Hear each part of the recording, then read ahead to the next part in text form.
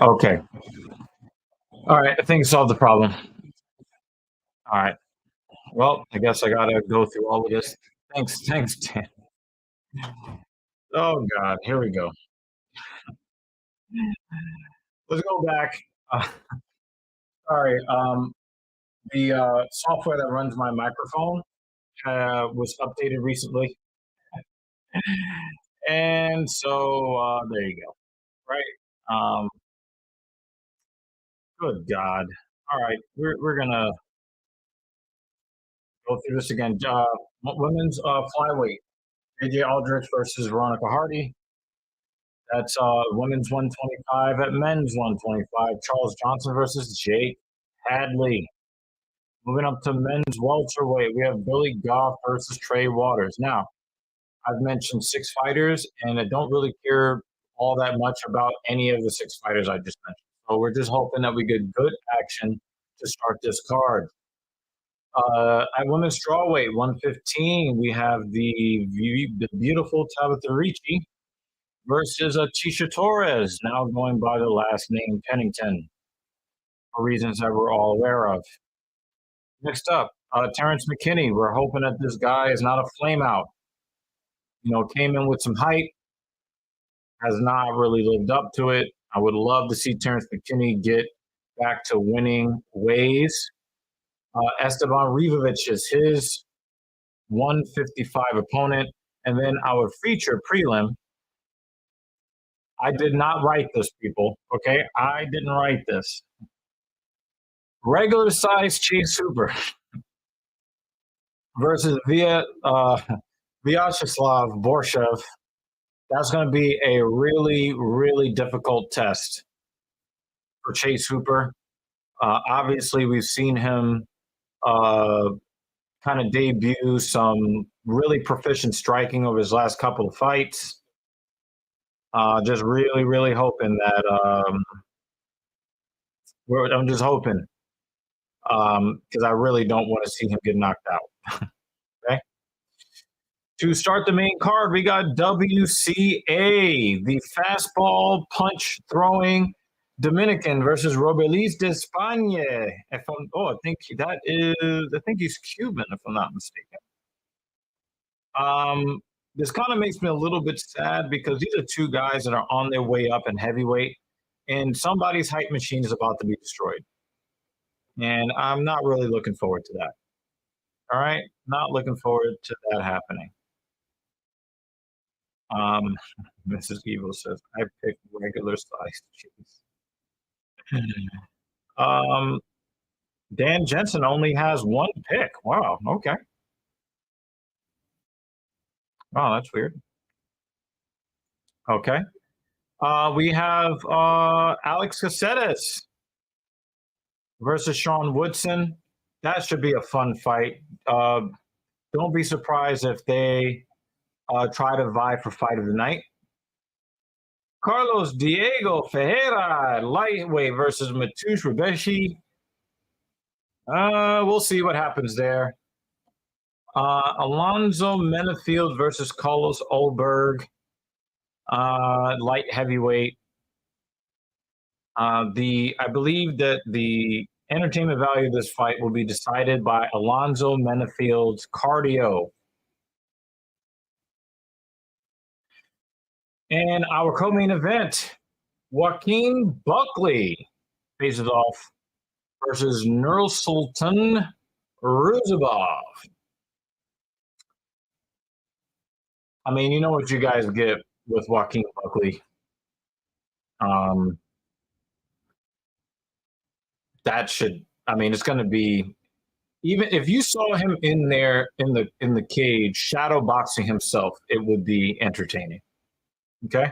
And then our main event, we have Derek Lewis versus Rodrigo Nascimento. And there's a reason why Dan Jensen would pick Mr. Lewis under these circumstances. All right. Nascimento is not like a skilled grappler or anything like that. There's going to be it's going to probably be more of a stand-up battle. Derek Lewis did. Derek Lewis did reveal that he had torn rotator cuffs in both shoulders. That's crazy. So obviously he didn't really perform that well, but we're gonna see. We're gonna see. A lot of these fights, I got to tell you guys, a lot of these fights, they don't really grab me. But I'm happy that I'm here with you guys today.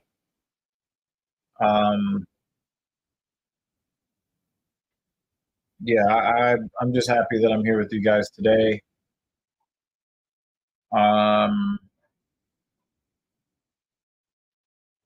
Yeah.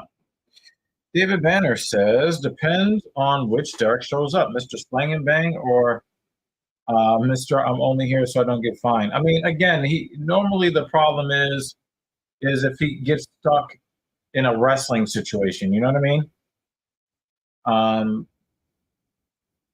If his wrestling defense stands up against Nascimento, he should be just fine. He should be just fine.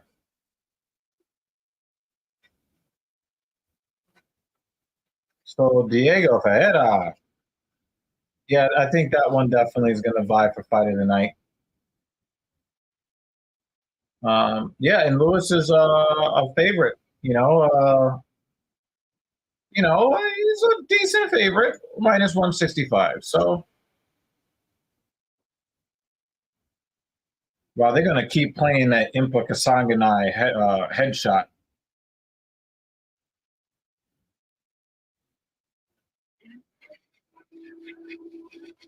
They're going to keep playing that headshot. So, guys, we're only on YouTube because we are in the middle of a migration away from StreamYard and towards another platform that we hope will be, better looking for you guys. So just bear with us today. It's a little bit of a bare bones type of situation. Obviously, you guys can still deliver super chats and the whole bit. I think our PayPal, link is in the description somewhere. So yeah, whatever you guys feel like doing today to support the platform as we kind of work through our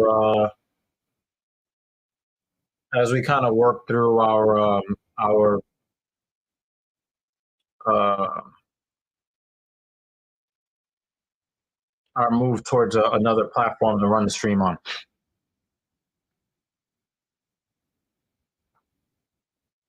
So I see that JJ Aldrich is trying to. You can put that on, or in the other light too. You could see that JJ Aldrich is trying to cover that Fabergé egg of a forehead that she has with baby hairs, and I just think it's funny as shit. That is really funny. There you go.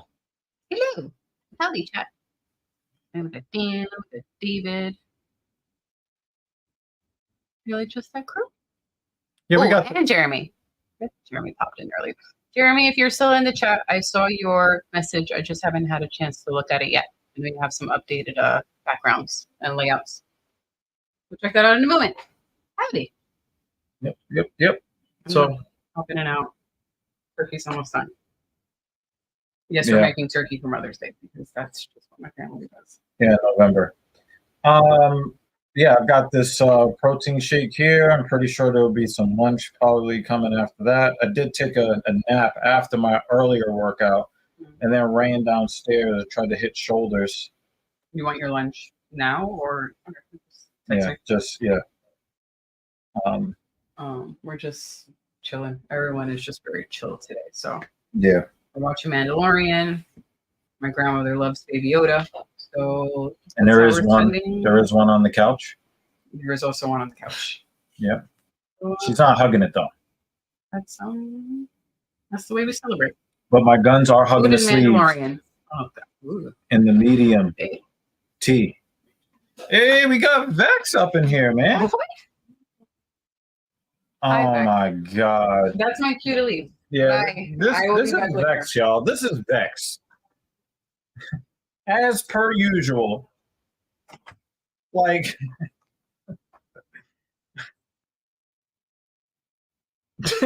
yo, I think this is the comment of the stream, yo. Yo, I don't know if we're gonna get a better comment than this for the rest of the stream, yo. Dude. Oh my god. Oh my god.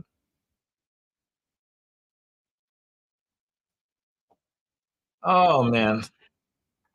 Let me drink my ice cream protein shake.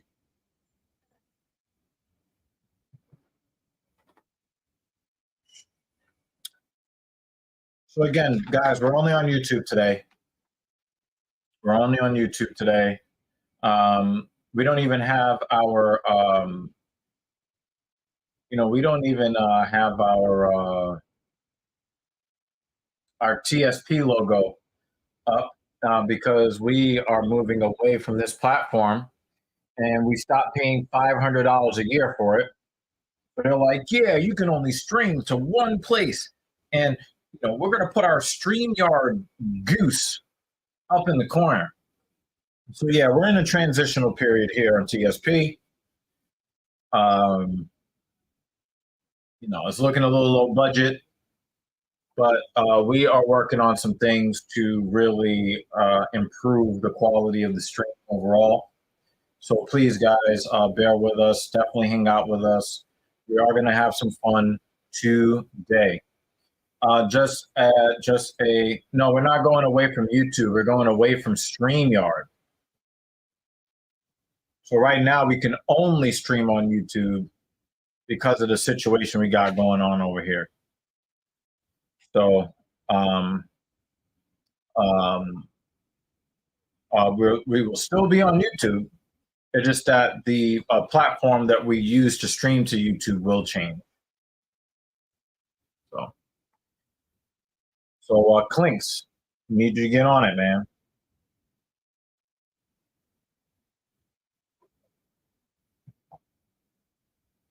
So again, guys, super chats are open and all of that. We're gonna have as much fun as we can today. There are gonna be some times where I'm gonna need to just kind of get up and maybe step away. I've been having I made a mistake or two in training 2 days ago, and it lit up my lower back. And I've had to work really hard to unlight up my back. But it might make it a little bit uncomfortable for me to sit here for 6 hours straight. So, might be able to get Mrs. Evil to spell me a little bit. That's obviously the hope. But we'll be having fun today. Trust that. We will be having fun today. They're setting up for our first fight of the night. I really do wish that I cared about some of these fights today. Some of these fights, I just don't care. But I do think it's really, really funny that JJ Aldrich is trying to cover her massive, massive forehead with baby hairs. That is hilarious to me.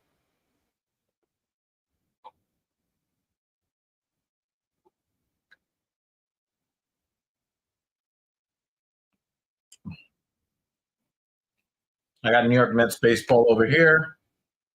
And I do believe that there is New York Rangers hockey happening after that. Wow, I sounded like the Clear Eyes guy for a second there. Let me check ESPN real quick. Oklahoma City is leading Dallas by 3 points in the second quarter. Yes, so right after the Met game, we're going to see if the New York Rangers can close out the Carolina Hurricane.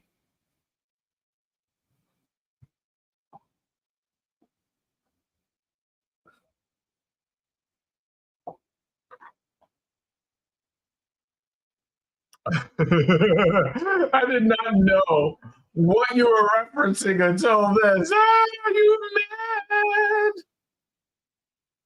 Hey, man. I mean, there's really not any reason to talk about any Toronto teams, David. So,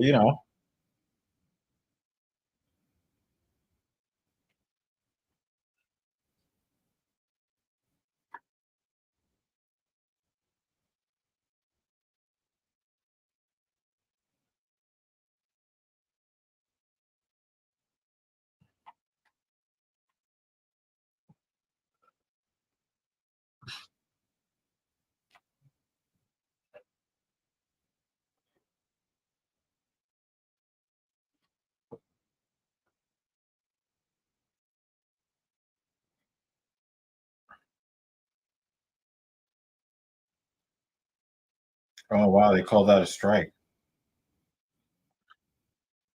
That's that lefty righty matchup.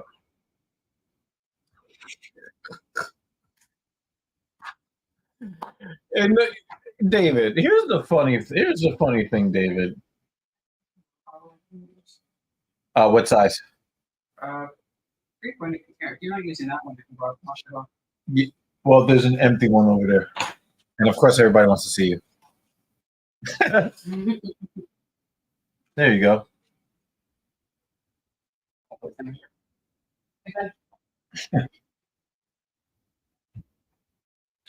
Captain Paul swore up and down Toronto was winning Game 7. Okay?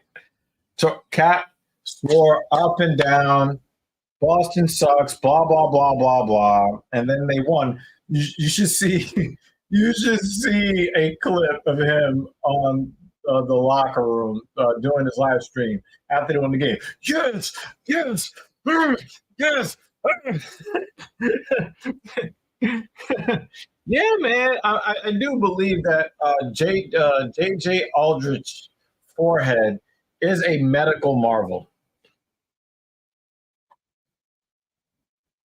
And here's the funny thing about this, David. He's back to shitting on his Bruins. They're down 2-1. Granted, they did not play it well the last 2 games. Granted. Actually, David, you should have flashbacks to every year going back to 2013. You're a Toronto Maple Leafs fan. Okay?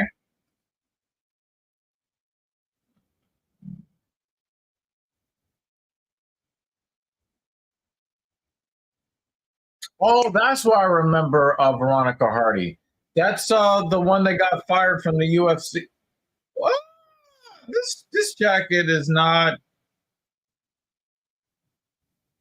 This jacket is. I give this jacket a 6.75 out of 10. And it's not because it's a bad looking jacket. It's just not up to. It's just not up to the gold standard of Bruce Buffer. Not a bad looking jacket. It would definitely elevate the other announcers' cachet if he wore it.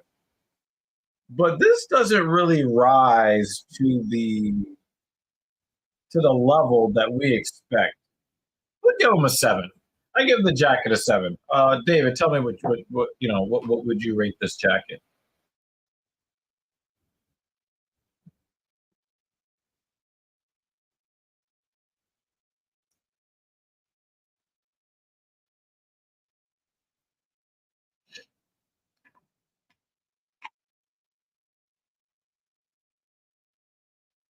Look at this guy's mustache. Who's this Josh Stewart? And what have you done with my Herb Din? That forehead. Good God. It's a 5 head. Oh, come on, David. That's foul. And you're in Canada. You can't be taking a fucking dookie On the people of St. Louis, you're Canadian. Goodness, the savagery. Give me a rating for the jacket, though, David. Come on. And I'm not saying that the jacket is not fly. It's just not Bruce Buffer level.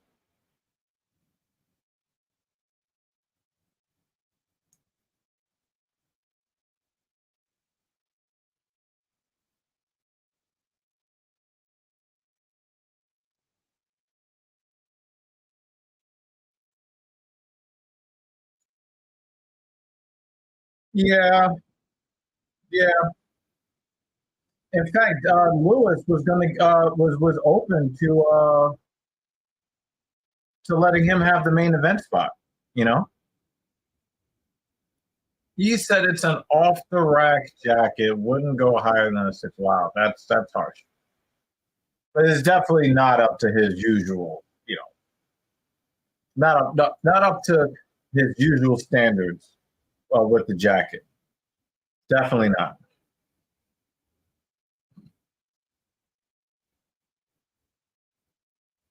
But I wouldn't say it's an off the rack jacket. I think that's a little harsh, Dave.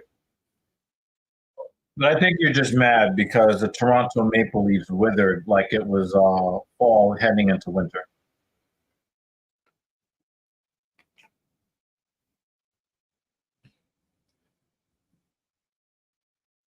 Mason Di Maio. I hope you're doing okay, buddy. I hope you're doing all right, man. I know that you were having some struggles last week, but we have a lot of love for you over here, brother.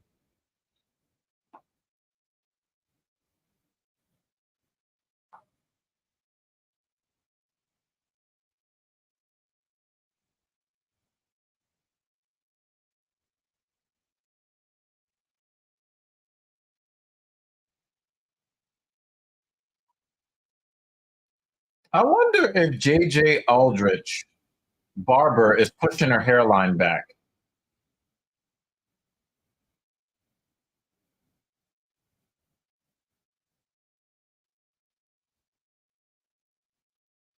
Oh, look at Hardy throwing hands.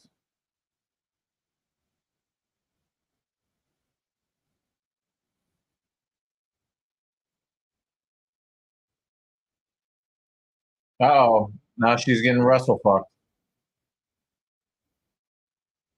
Oh, nice knee by Aldrich. She wants Veronica to have as large of a forehead as she does.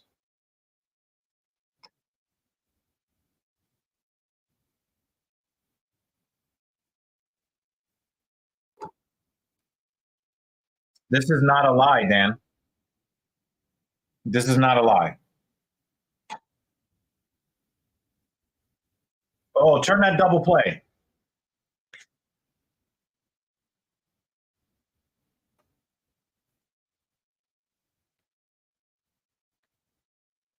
Exactly. And she hasn't even gotten punched yet. That forehead is a medical marvel here. And obviously, there's a magnetic effect to the forehead because there's a whole fight going on, and our eyes are just drawn to that space between her eyebrows and her hairline.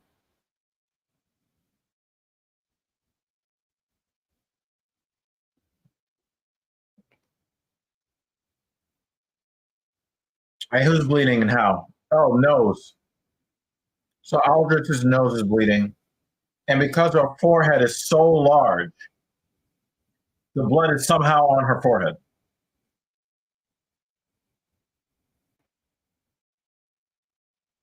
It's like her forehead is a Call of Duty riot shield. Oh, look at Veronica throwing hands. Oh, nice elbow. Woo!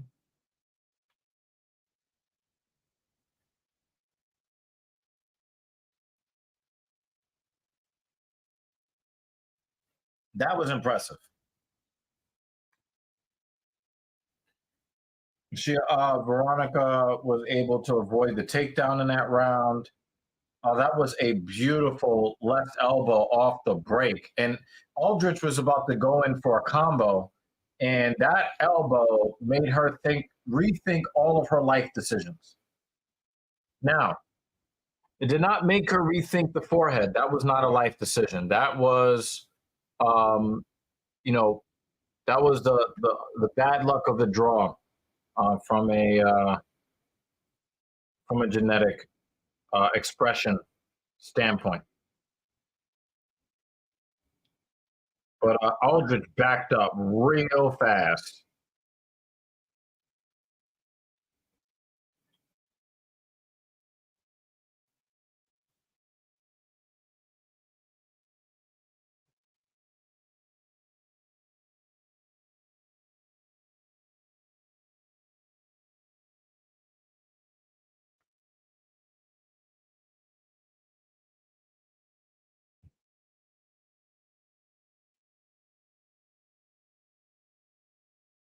All right, here round two. I got Hardy winning round one. If anybody has a different opinion, please let me know.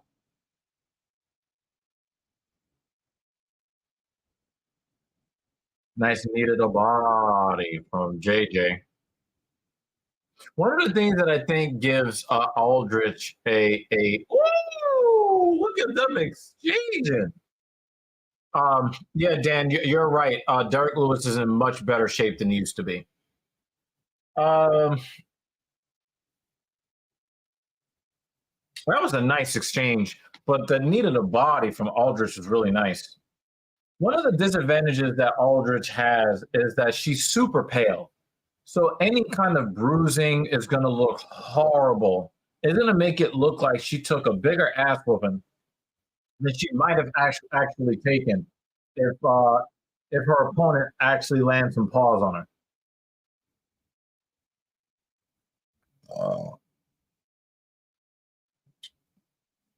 Yeah, but one of the things you can't say, David, is that he's been gassing out. Derek Lewis has not been gassing out. He will get laid on. Fighters will lay on him if they have better wrestling than him. But he hasn't really been gassing out like that lately. Oh, wow. She is throwing hands. Veronica Hardy is throwing hands like her husband is still mad at Dana White. Popped up.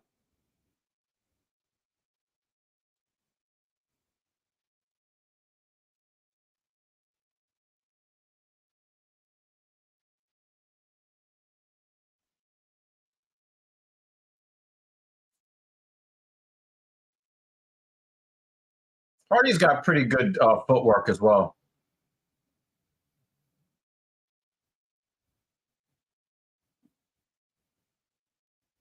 It looks like Aldrich is getting a little frustrated.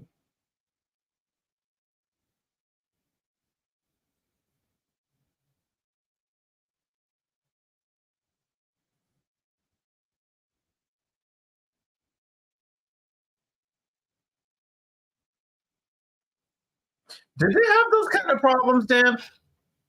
Did they really have those kinds of problems? I hope not, man. I don't like to hear stuff like that.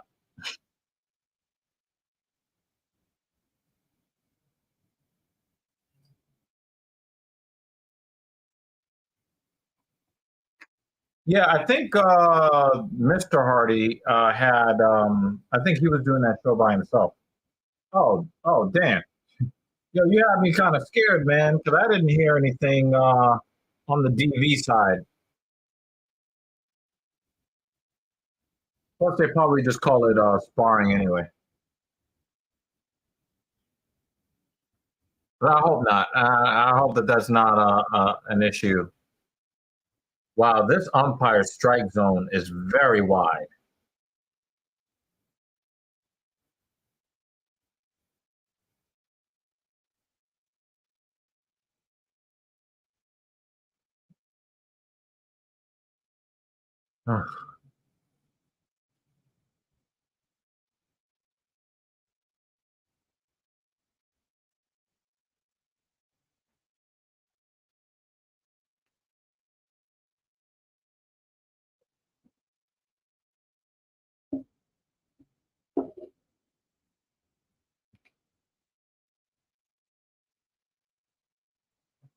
Looking at Hardy versus Aldrich from a physical composition, it seems like Aldrich is doing a little bit of that weight bullying thing. She's very flabby. She looks like she's in the next weight class up from Hardy.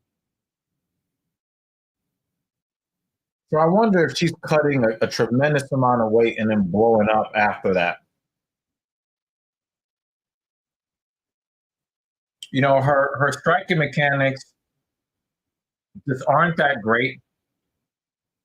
You know, she has the best success when she is able to wrestle effectively, which is why I think that Hardy's footwork is such a focus, because I don't think that Veronica wants to present square hips. And the one time that Aldrich did get her up against the side of the cage, she was able to use that wide stance to prevent the takedown. So JJ Aldrich is really not that good of a fighter if she can't get her wrestling game going, because her striking is just not there.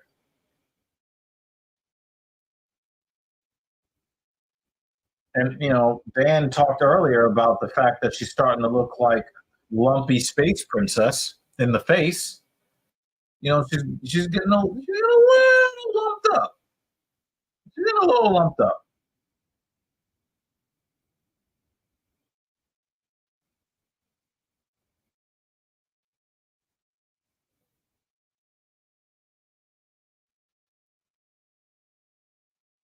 Yeah, man. It definitely it's an attraction, man. Again, I think that there is a magnetic field in that forehead area. Your eyes are just drawn to it, you know. I cannot blame you.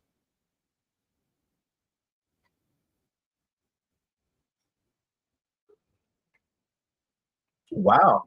Aldrich landed two punches and Veronica came back looking for it.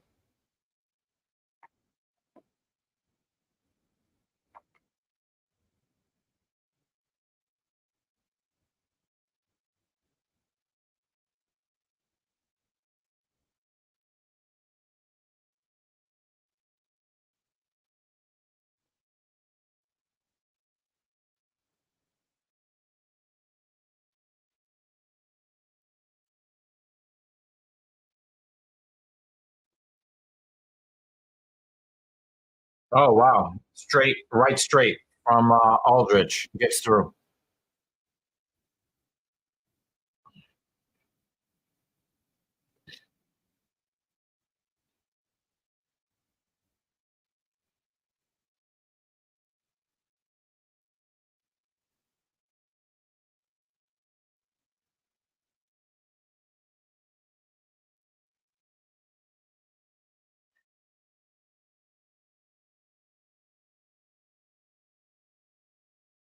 Nice spinning kick, back kick to the body for Aldrich.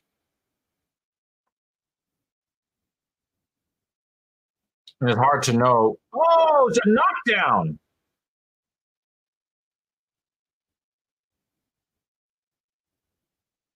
This is a crazy looking triangle attempt here.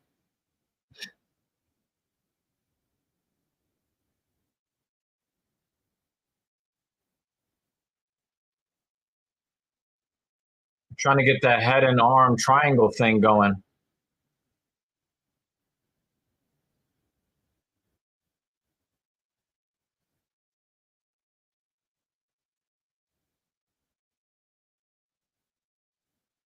So there's really no danger. There's no danger here for Aldrich, it seems.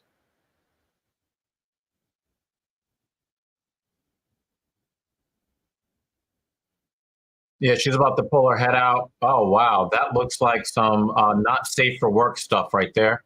Thank you for changing that camera. Children are watching the violence.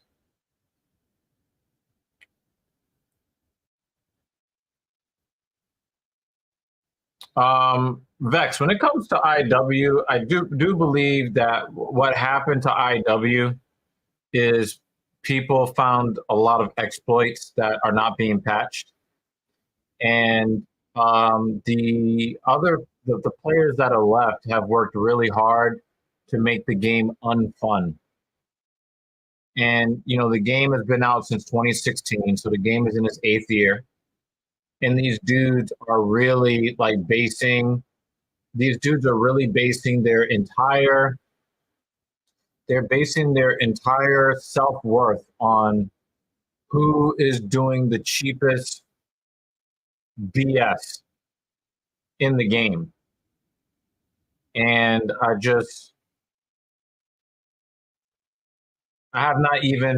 have no desire to play the game at all. No, wow, he gave up that homer.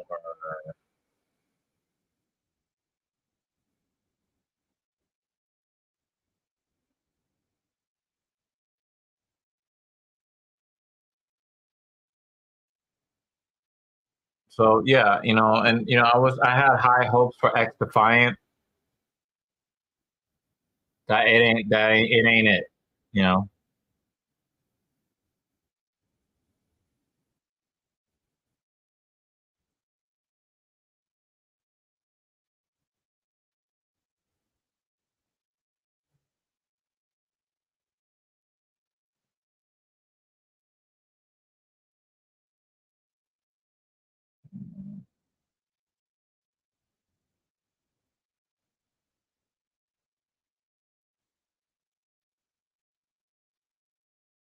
Yeah, this fight's gonna end right here in this spot. Maybe 2-1.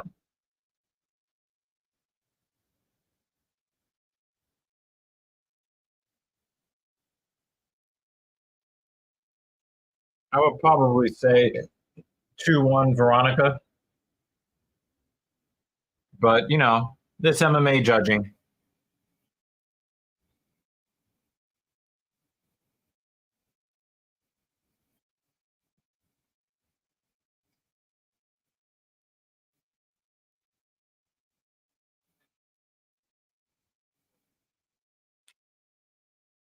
Okay, Dan agrees with me.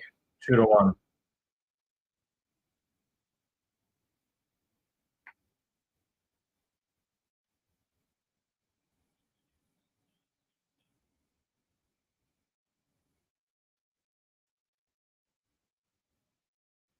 Oh wow, David Banner thinks that it's going to be a split decision for old Georgia Dome forehead. Okay.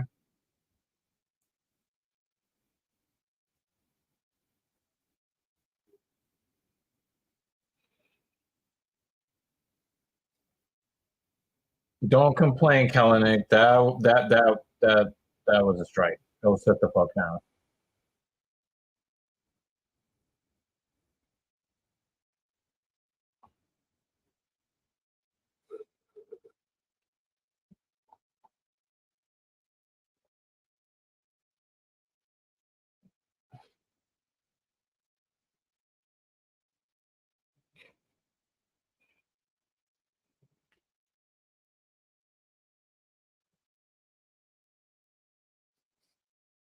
No split.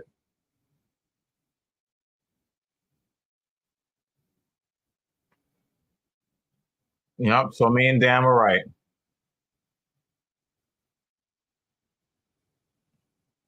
Me and Dan were right.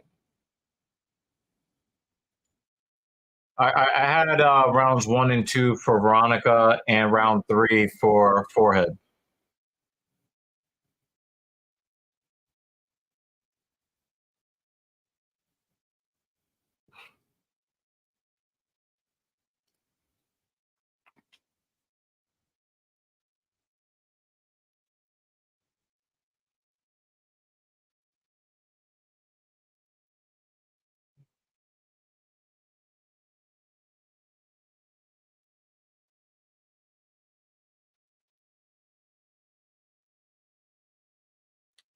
I don't hate Bisping's fit.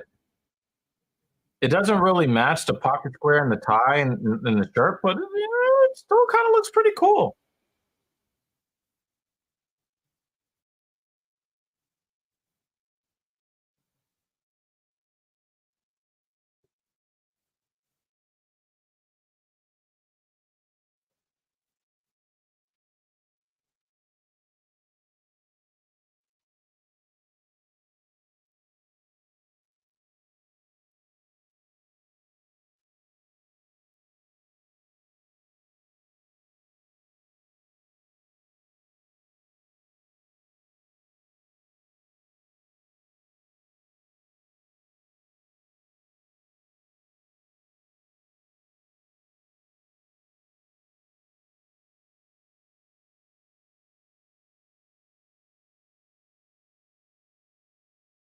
It looks like Dan Hardy's getting a little fat.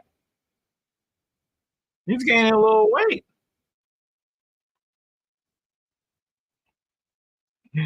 Yo, you're a funny man.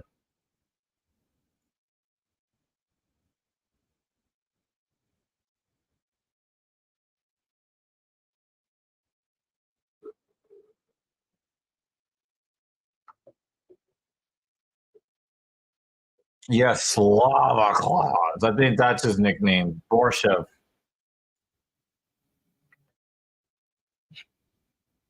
Knocked up.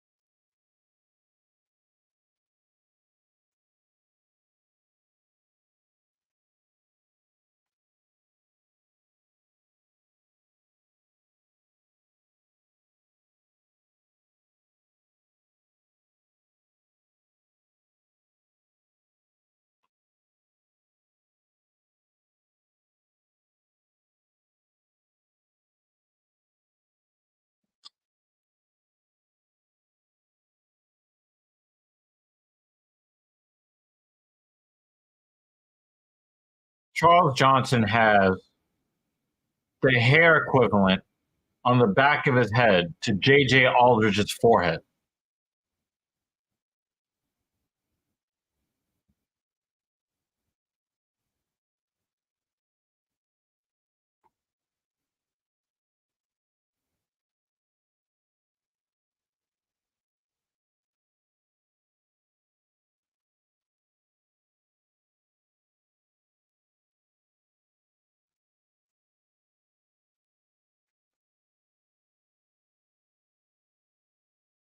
Hadley decided not to shave his chest for this fight. It's just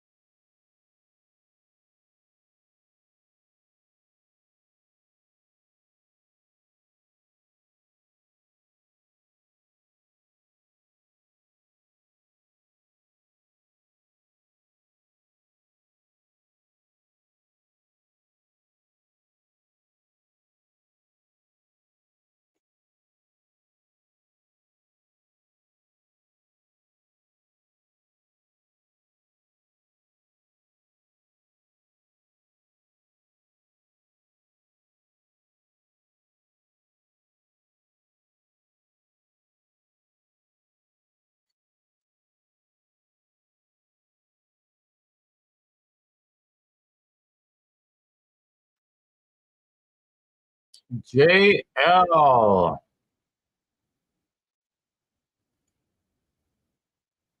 I did not see that, but sadly, I'm not surprised.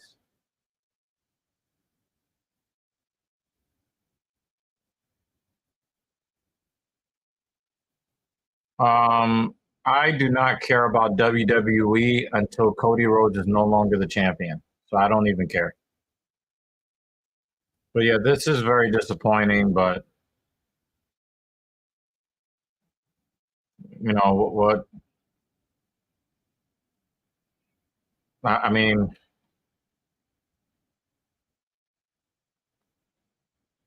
I.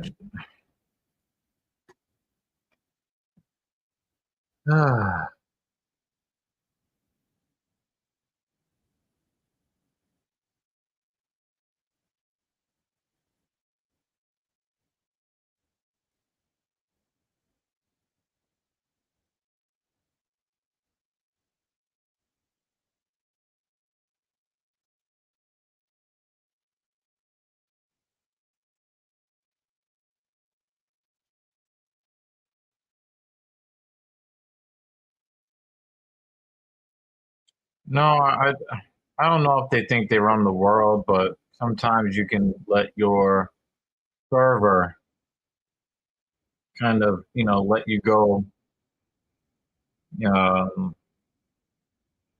a bit too far. And I think that that's what they did. But I mean, when people act like that, they're representing themselves and their family and their country. And if that's the way that they want to represent themselves to the world as racist, no. Again, it's an indictment of their own character, not not an indictment of the person that they are denigrating.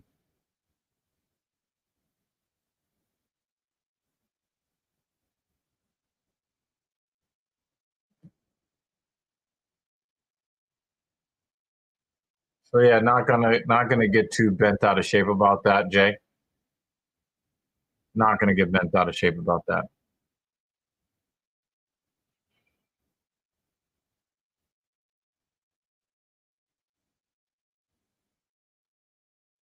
No, I'm good. I don't need to see it, Jay.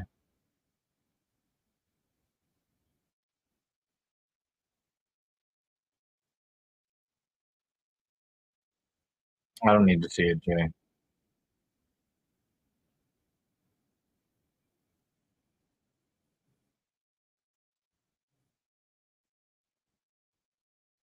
Welcome, viewers. Today we're only on YouTube because we're still trying to effect a migration away from StreamYard over to another platform, and it's taken some time to get everything together. So we're only on YouTube today. All right.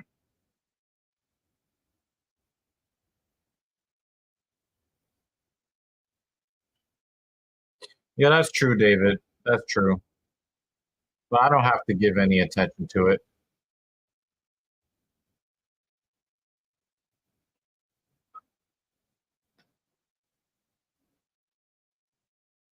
Um, I talked about this in the beginning. I really don't care about the first three fights. I think that the matchups become a little bit more compelling. The action was not bad in the first fight. I wasn't like, oh my god, this is so boring. You know,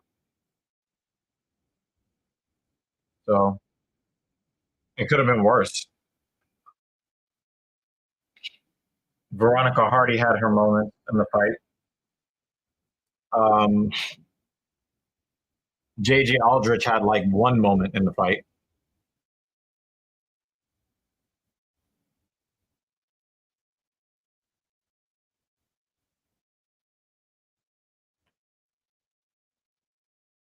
Well, Charles Johnson disappoints because of that stupid patch in the back of his head. See, the camera's trying to go away from it. The camera guy don't want to see that shit. Yeah, we have regular size Chase Hooper tonight. That is true.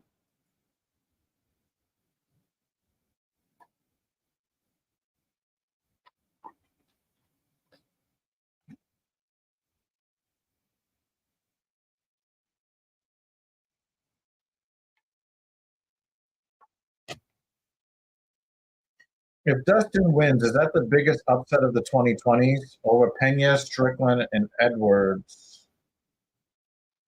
It would be up there. That Edwards one was probably the biggest upset I've ever seen. Israel Adesanya just did not look like Israel Adesanya. So to me, I don't count that as, oh my God, big upset. Adesanya didn't show up. Pena, nope. I don't really look at that as a major upset. In the women's game, anything can happen at any time. But that Edwards fight, I was like, wow, I can't believe that just happened. If Dustin Poirier wins the title over Islam Makhachev, that would be the craziest thing, title win-wise, that I'll ever see. And that's just my opinion. I'm pretty sure there's probably some other shit that I could probably think of that I thought was just like really wild. But yeah, I would probably, you know,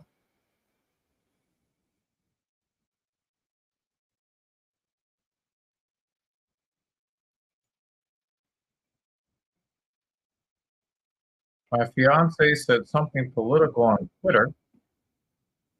A corn bot responded. I replied for us, nobody cares. Okay, Kratos. That was random as hell. The Jacked Pat Sajak. Where's Vanna White?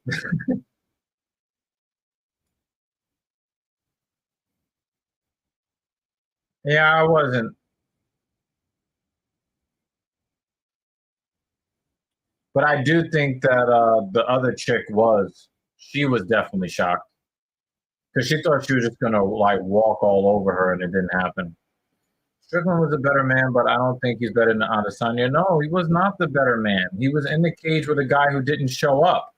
You don't really learn anything about the winner when the loser didn't show up. It's just like that last fight that Aljamain Sterling won against Calvin Kattar.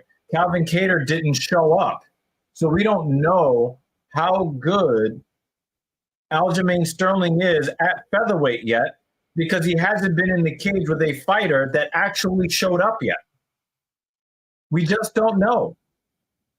So no, I'm not going to say Strickland was the better man. No, absolutely not.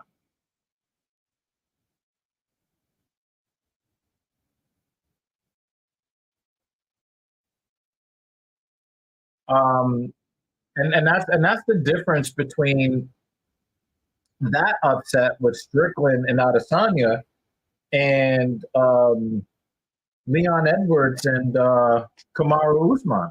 Kamaru Usman showed up and he was abusing him and then just took a head kick right off the noggin. Nobody saw that coming. Do you know who else didn't see that coming? Leon Edwards.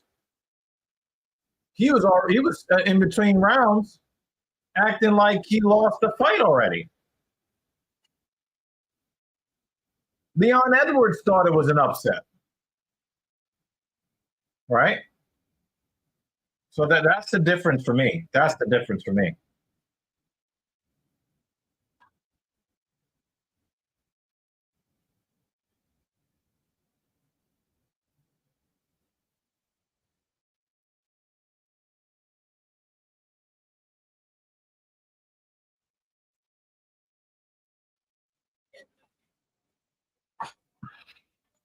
I don't know what to take from Adesanya versus Strickland, since that could have been the new Izzy. Izzy is on the older side. But we won't know that until we see Adesanya come back. Carbon is here. How are you doing, Carbon? Good to see you. But we don't know that yet. But the thing is, we do know that we never saw Adesanya ever look that lackluster. It was almost like he was like in a vat of molasses, just stuck. He couldn't move. He had no real game plan. You know, he didn't really look like he was into the fight before the fight. And the dude couldn't even really talk after the fight. He was so, like, you could tell that he had a lot going on outside the cage. You know? And again, I don't think that this is accurate, Jake. Right? Tony Ferguson was sharp until he started getting hit by Gaethje. There was nothing special that Strickland did in the fight against Izzy. Izzy looked messed up before he got in the cage. You know? Yeah, like the dude wasn't there. We did not see a legitimate Adesanya. That's why I can't wait to see him get back in the cage.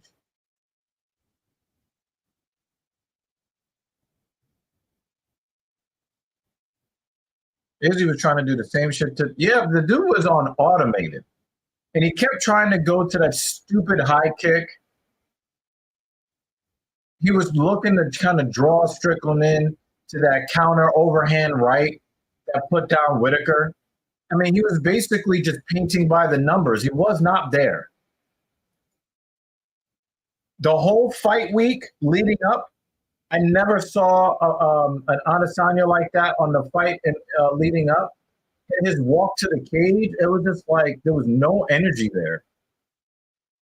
And that's not the same thing as Tony. Tony Ferguson went into the fight with Justin Gaethje, sharp, and he got his face beat in until the CTE set in. And he was a tough guy in that fight. And he was in the fight after that. It was gone. He was gone.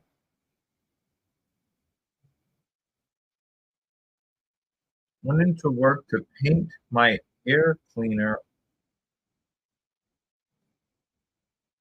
on my old floor. I don't even know what you're talking about. How do you paint an air cleaner?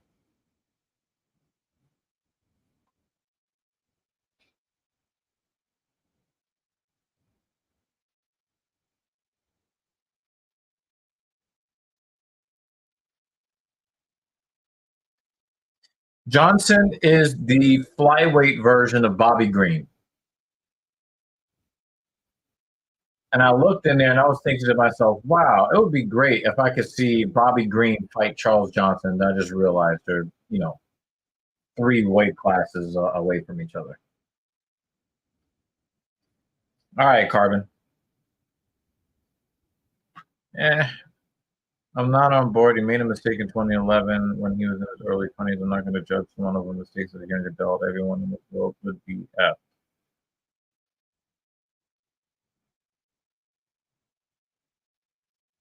Oh, well, Jake Miller, I mean, you have a bias against him. And so you're always going to see it through that lens. And I can't tell you to think otherwise. I can't tell you to have a different opinion. I can just tell you that your opinion does not cloud my analysis of him as a fighter. And in order for us to say that he had or will have a Ferguson versus Gaethje moment, we would need to see him really get lumped up bad, and then come back messed up. Hey, Carbon, there's nothing off topic here on this stream. You can talk about anything you want on this stream.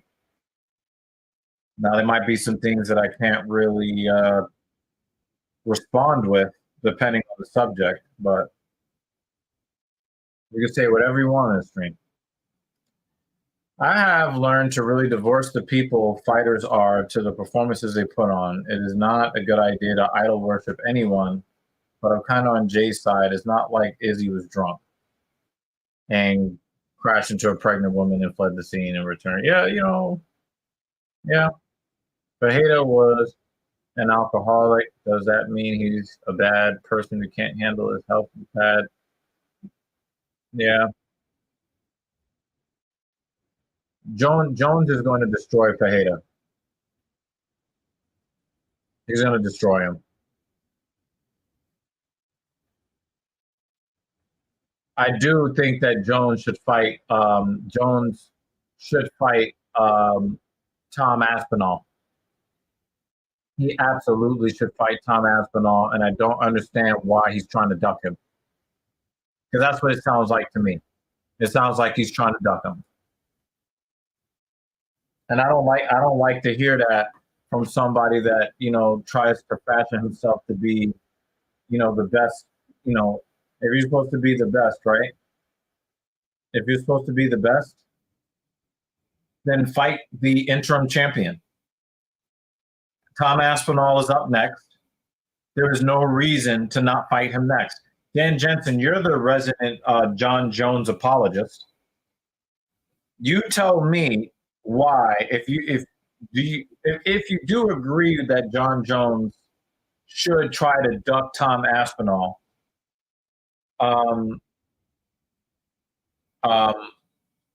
who do you think Jones should fight? Who do you think, Dan, who Jones should fight? My money is on Aspinall because Aspinall is the interim champion. He is next in line for a title shot, straight up, right? I don't really care what Stipe has to say because Stipe is washed. Stipe is not a championship level fighter in the UFC anymore. He's done. He's done. That is not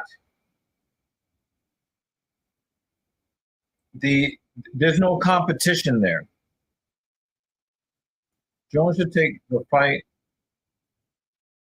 Stipe, if he continues to take. I disagree, Dan. Stipe is washed. He is not.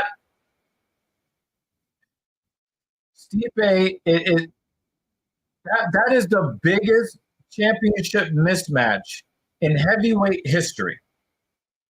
It's not competitive. Jones has already won the fight, and the fight hasn't happened yet. It's not a competitive matchup, Dan. A cousin of mine rightfully went behind bars 24 months for giving his dog beer and doing something similar to what Izzy did in those videos. Our family has disowned him since. I mean, I get that's your view, you know. No, I'm just asking you your opinion. I know that they have a fight, but I'm asking you your opinion because I'm asking you your opinion. And I just get the feeling that if we were talking about any other fighter, if we were talking literally about any other fighter doing what Jones is doing, trying to fight an old, washed up old man, right? We would be giving them hell for trying to duck the guys that are the real contenders. Stipe is not a contender.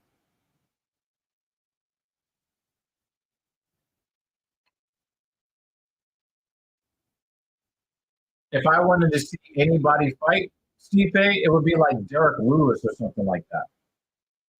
Because that's a competitive fight.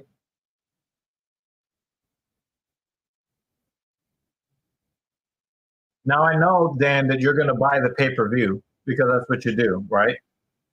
But if there was anybody's name on the marquee, Dan, and Dan, be honest. Be honest, okay? Be honest.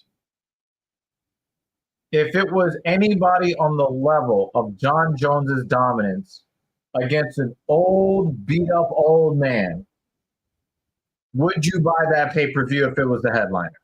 If I'm talking about somebody who is as dominant as John Jones, but not nearly as famous.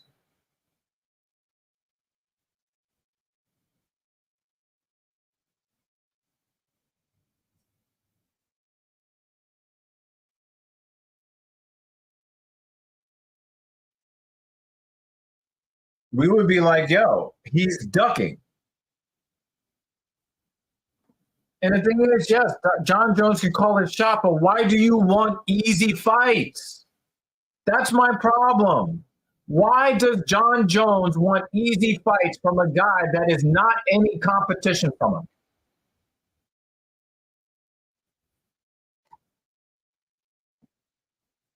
Well, that's all I wanted to know, Dan. That's all I wanted from you. That's all I wanted from you was your opinion. Stipe don't deserve shit. Stipe is washed. He is not a contender. He's done. Yeah. And guess who's his peer? Tom is the interim heavyweight champion. That makes him John Jones's peer. Fight the interim champion. Get the undisputed title integrated properly, but he wants to fight a guy that is not competition for him. I don't understand why anybody would really want to buy that fight when we already know the outcome. Well, Jones fans are Jones fans, Jay. I'm not. I don't care about that. I don't care about their opinions.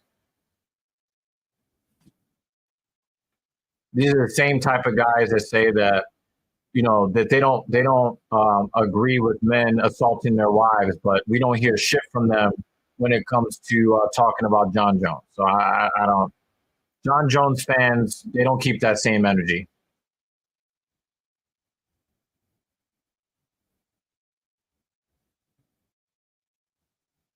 Charles Johnson's doing a good job keeping his balance.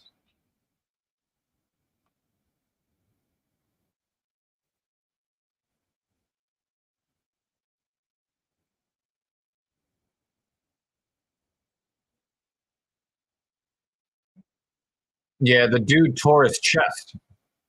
You make the interim belt. It's not a big deal. He tore his pec.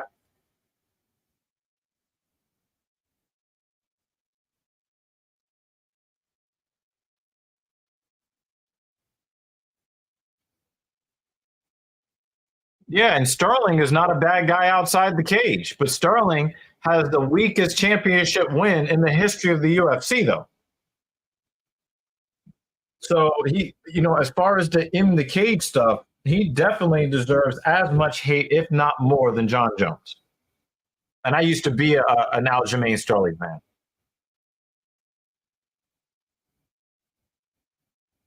Yeah, Sugar's coach. I mean, they do the podcast together. He runs his mouth, but he's coaching the bantamweight champion of the world. Whatever. No, no, no, no, no. You don't win the belt by pretending that a moderate knee to the head in the year. Oh, oh, wait. Do I win the belt if I can't continue? Oh wait, I win the belt if I can't continue. Oh yeah. Oh my head. Oh, I can't do it. I win the belt though, right? If I give up right now, I win the belt, right? Right? I get the belt. All right, yeah. Oh, my head. Oh, I can't continue. Oh my God. Oh, I'm gonna squint really hard so it looks to everybody it really hurts. Oh. No, by far the weakest championship win of all time. By far, it's not even close.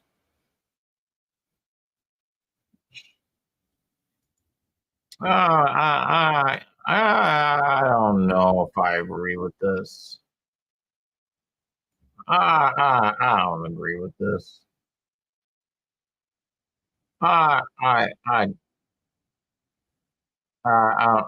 agree with this take. Yeah, I don't, the decision, I wasn't really paying that close attention. Like I said, I really don't care.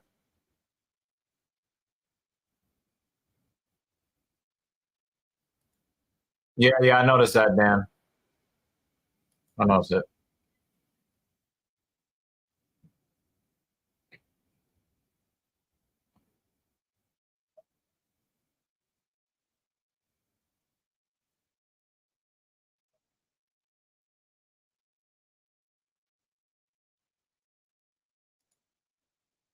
I just think that Sean is just a laid back guy, and he tries to let his outward appearance kind of move his brand for him. I don't. Yeah, dude. Cap is not doing well, Jay. He's not doing well. Cap is doing about as well as David Banner right now as the Toronto Maple Leafs.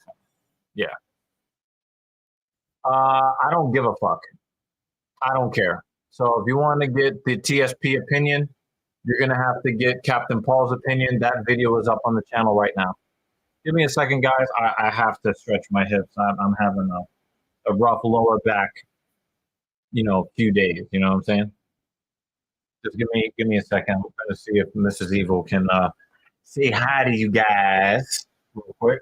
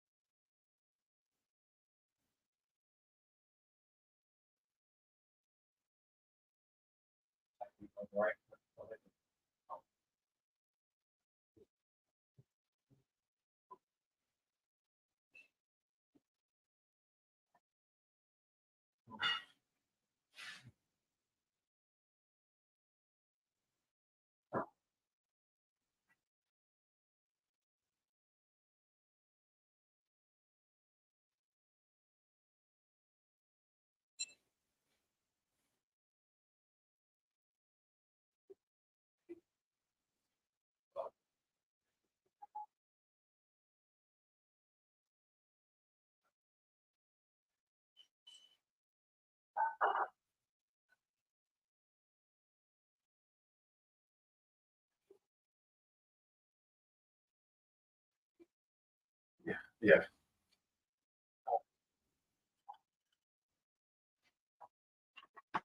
Howdy. I don't like saying howdy. Yeah. Weird. Yeah. Well, nobody ever accused you of not being weird. Yeah. Yeah, that fight's over, by the way. Oh. Did I get into? Oh, what is going on with these eyebrows? Scared. They have a mind of their own. It's like when you haven't looked at yourself in the mirror all day and you finally do. Oh, yeah. What the fuck is happening right now? Hi guys. Oh, Buffer was tonight? I thought it was He Who Will Not Be Named. I thought he was on tonight. Okay. I saw you had a rating of 6, but it seemed like a rating for someone else. Is that 6 a rating for Buffer? I didn't think Buffer was going to be on tonight. Not that I'm disappointed. I'm always glad to have Buffer instead. Mr. Bruce. Let me take this away. What are we up to next? How many fights have there been so far? Wow, there's still a lot left to go. Anyway, hi guys. The jacket was a 6. All right. Well, if there's a day that I'm going to miss the majority of the fights, I guess today isn't so bad. Sorry, I'm not here to chat with you. Only the third. It feels like it's been 5 hours by now. It's only been an hour and a half. Wow. Well, while you guys are watching violence, the family and I are making a turkey, which is almost at. Oh, okay, 1 second. Can you look at the turkey real quick? I didn't see the little popper thingy. Like I don't see it at all on the turkey. Okay. Yeah, sorry. So we're making a turkey because why not? I don't know. Weird like that. All right, Billy's next. And what else are we having? Roasting a turkey. We're gonna be having chicken thighs. My mom got them on sale. And the food's not gonna go to waste. Everyone's going home with a doggy bag.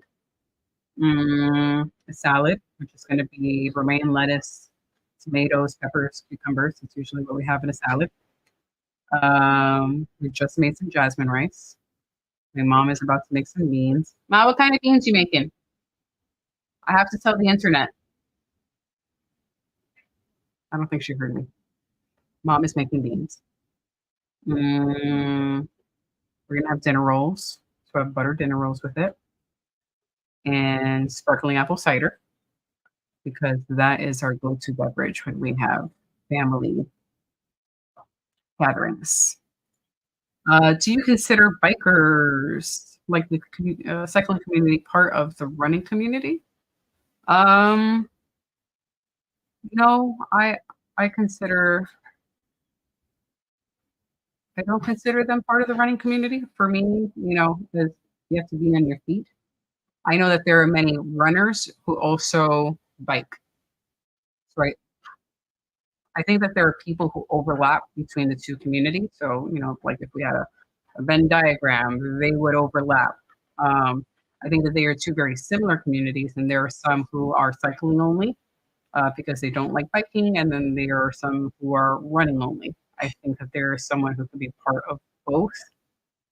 I personally see them as separate, but it's not separate in a way where I would gatekeep and say, "Oh no, you're not part of the running community because you ride a bicycle." But categorically, like they're two separate forms of cardio. That's how I see it.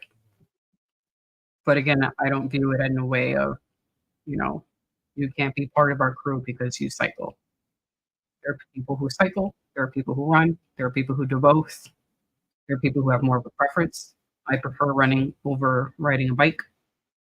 If I lived in a city that was a little more bike friendly, I would probably be riding my bike a little more often. Um, but yeah, if you ask someone else that question, they might tell you, yeah, I think, someone who rides a bike is part of the running community. And I wouldn't say that they're wrong like that. I don't think that there is an exact, yes or no or right or wrong. Like I said, I don't want to gatekeep that. I mean, like people who do CrossFit and bodybuild both work out at the gym but very differently. Yeah, but when we're using the term running, I think there are two different modes um, of cardio. And like I said, there are people who run, who also cycle, who also ride a bike. But I think that sometimes there's also two separate communities where you might have people who ride a bike, but they may not necessarily run. So if I'm going to join a running group, I don't know if I'm going to join a a bike riding group. They are different forms of cardio workout. We can say that they're the same community, but I personally view them differently, separately. But I'm still welcoming to both. I won't go, no, you're on a bike.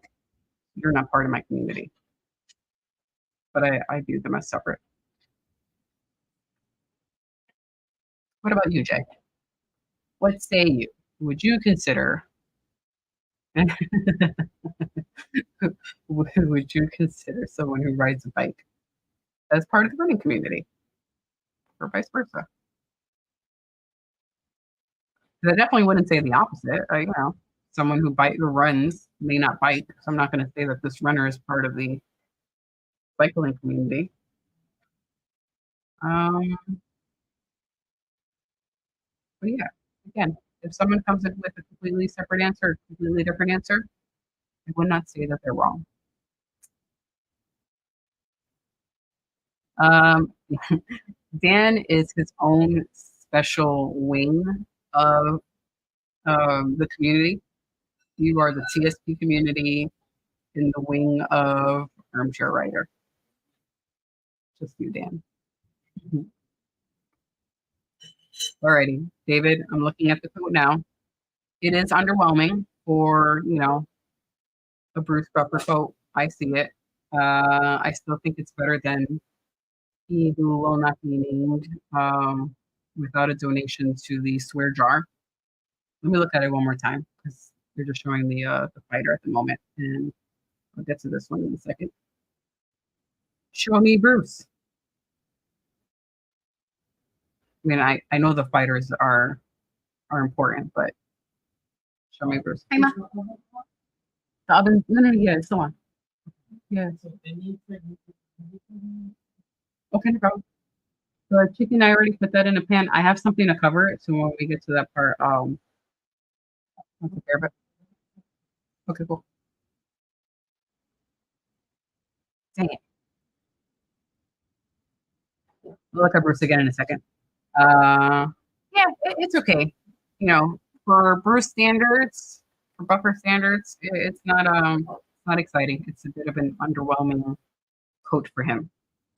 Jay says, I mean, I ran for a couple of years and cycling is more fun, but dangerous. and much more expensive. Yeah, which is why I said that if I were in a more cycling friendly um place, I would ride my bike more often.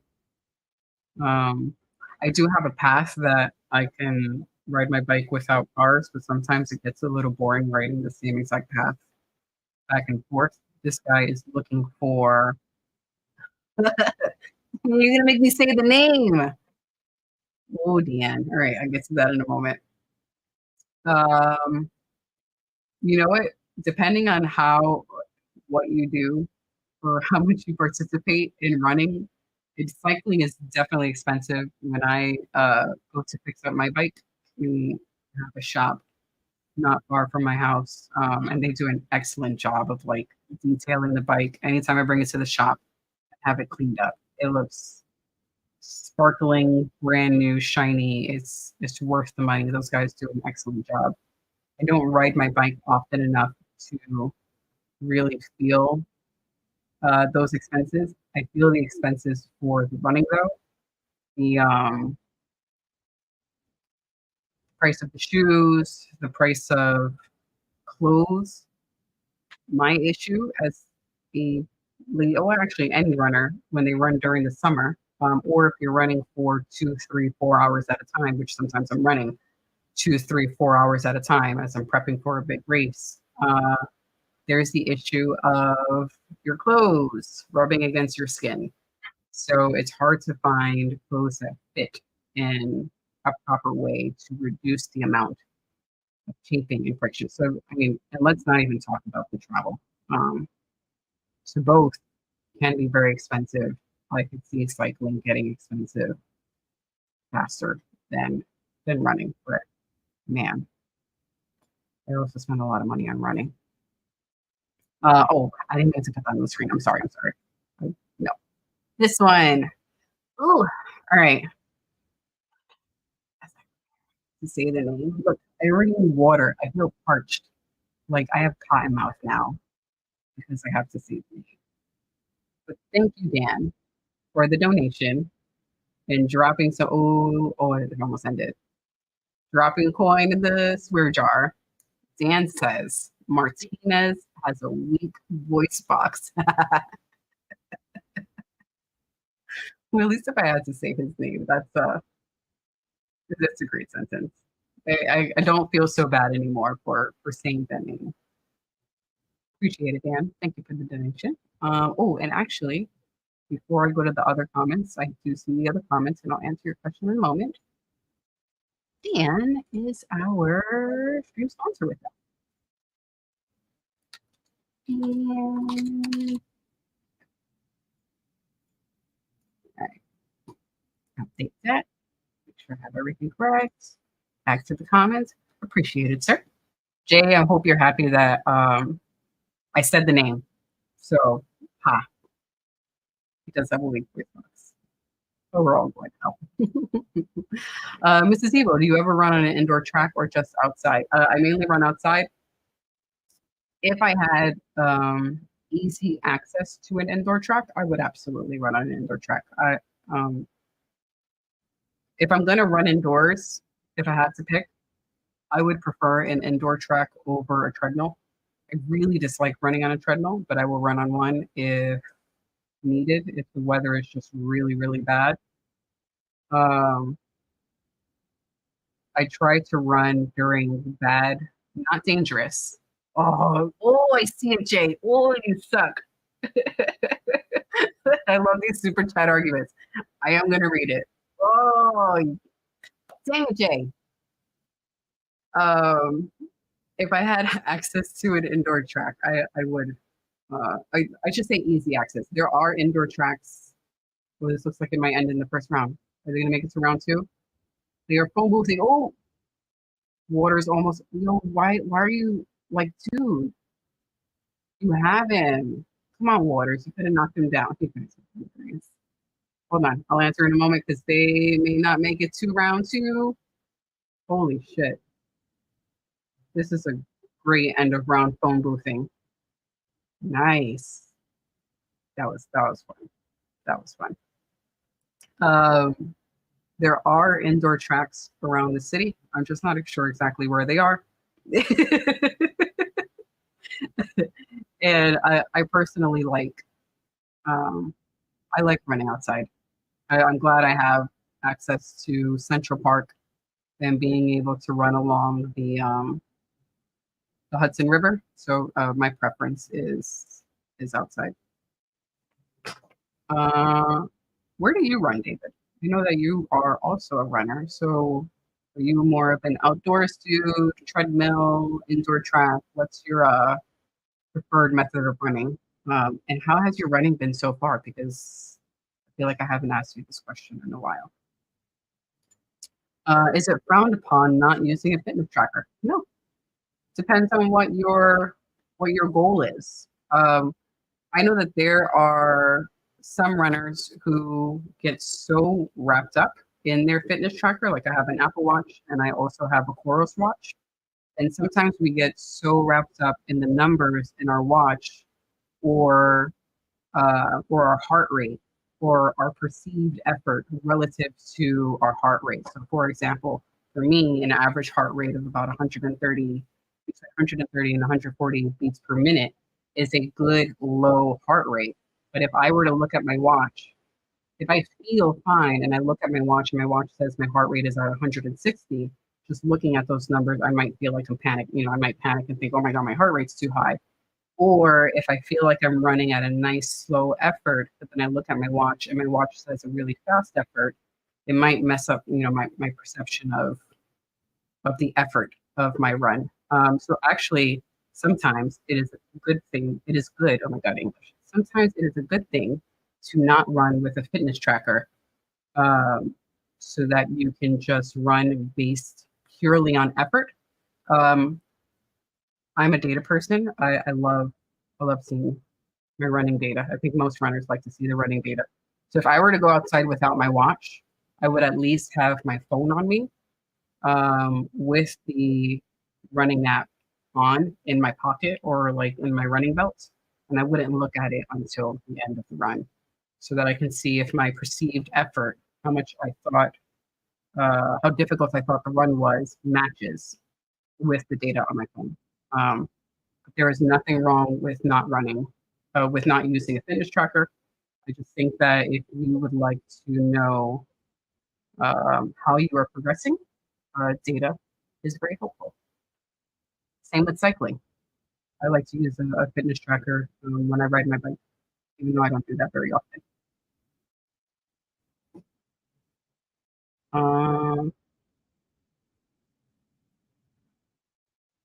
If it says for food, Jay, or like progress and lifts and stuff. Yeah, that's a good question. Well, more for lifts.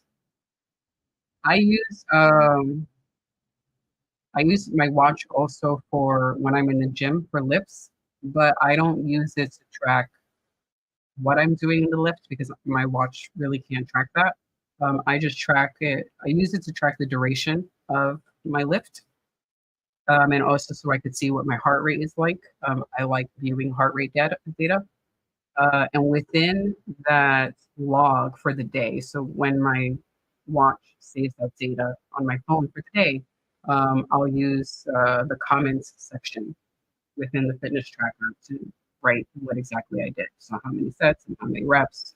I use that to see what it was like, an overall picture of what happened that day. Okay.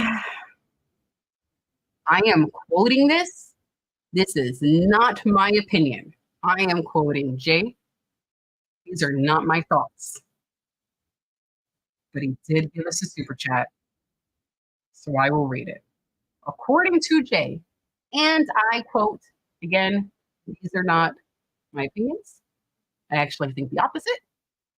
Jay says, Martinez has a phenomenal voice box. I will go directly to Dan. Thank you for the donation, sir. Appreciate it. However, no, we don't.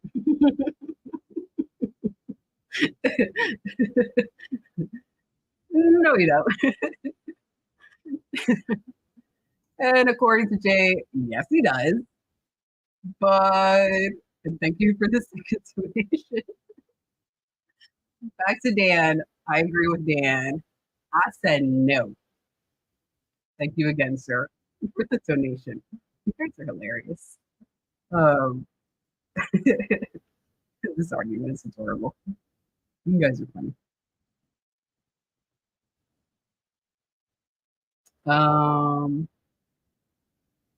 Yeah, I've been peeking at it as I was talking at the same time. This fight really could have ended in the first round if Waters didn't attempt for a choke towards the end when the guy was wobbling, when Goff was, his name, Goff was wobbling, not sleeping. Goff has like that zombie mode to him. I mean, not Korean zombie, he's not Korean, but like punch drunk. He cannot be stopped. Man. Oh, we'll get back to the comments in a moment. This is good. Shit. Dr. Evil decided to walk away at the wrong moment because this is a good fight. This is a good fight. Yeah. I I haven't even seen the other fights, but just based on the comments when I first sat in the chair and the lack of yelling from Dr. Evil. I could hear him very clearly in the other room. The other fights were not that exciting. So I'd have to agree. This might be fight of the night. Jay's comment. So the bike said I burned calories. Bike says you burned 400 calories, but the watch says 650.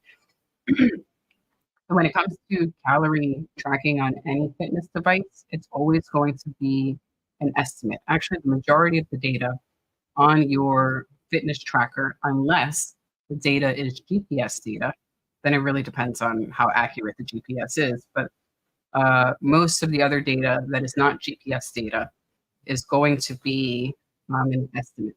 Your heart rate is going to be kind of an estimate. It's not going to be exact. Your calories are going to be an estimate. So I wouldn't get tied up too much in what the exact number is, but it gives you an idea of about how much you have burned or how much effort you have put in.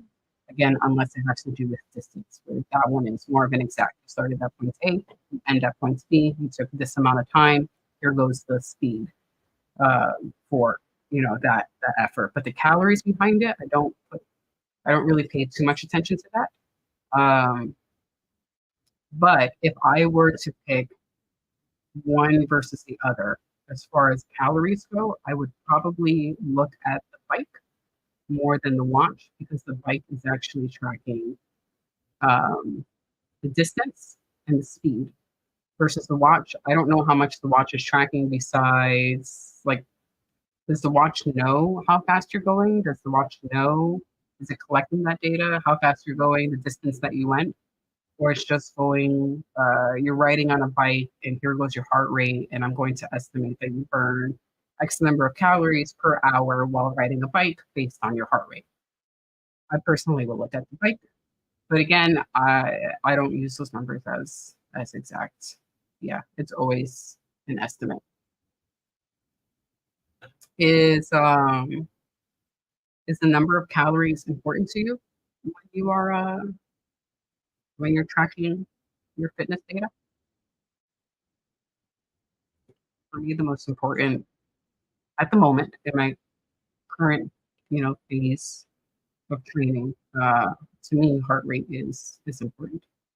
Heart rate and pace, my speed. I can't believe these guys made it to a round 3.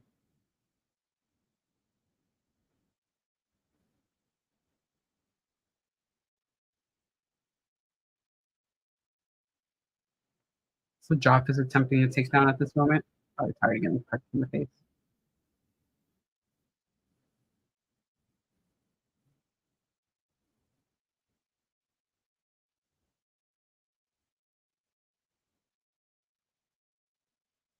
Yeah, you're not gonna get this. You're exhausted. You're not gonna get this takedown, man. Yeah. David says, I think for most people, they see the calories as a barometer on how successful their workout went. Yeah, I think that this is a good point, especially with the cardio stuff. Um, I could see that with some people, especially if they're going for weight loss. Wait. Oh, yeah, they split them up. Especially if you're focusing on weight loss, that stuff. Um, I I don't like looking at it too much because then, since I know that calories burned on my fitness tracker is more of an estimate, I don't want to look at it and think, oh, I burned 900 calories, and that's actually incorrect. And I think that I can eat X number of calories post workout. And really, maybe I only burned 500 calories or 400 calories, and now I'm overeating. It's for me personally, it's not a data point that I turn to. But yeah, I think it depends on people's goals. Speaking of facts.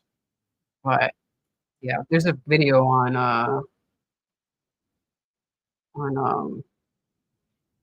weight loss, and is it contributed more to from food or how much food is a contribution, food plus workout alone, and all of those things. There's studies being done on it. And its impact on your DNA. So basically, like the end of your DNA strand, it's a little piece or rod at the end of your DNA, which sort of looks like a shoestring, the end of a shoestring.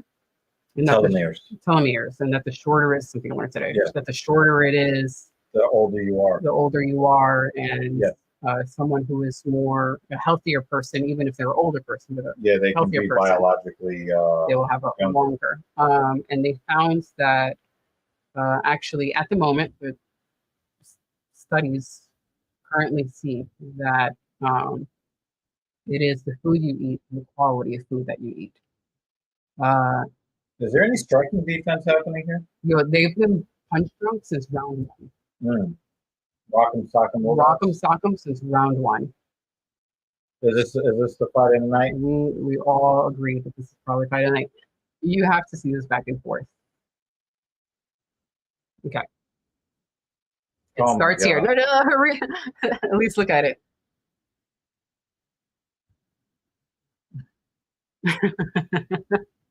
I think this is the best chain of chats we've ever had.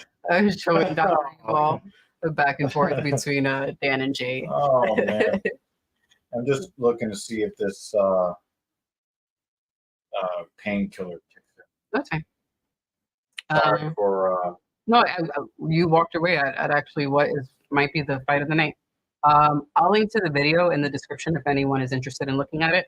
Again, more science is being, more research is being done on it. So, it's not,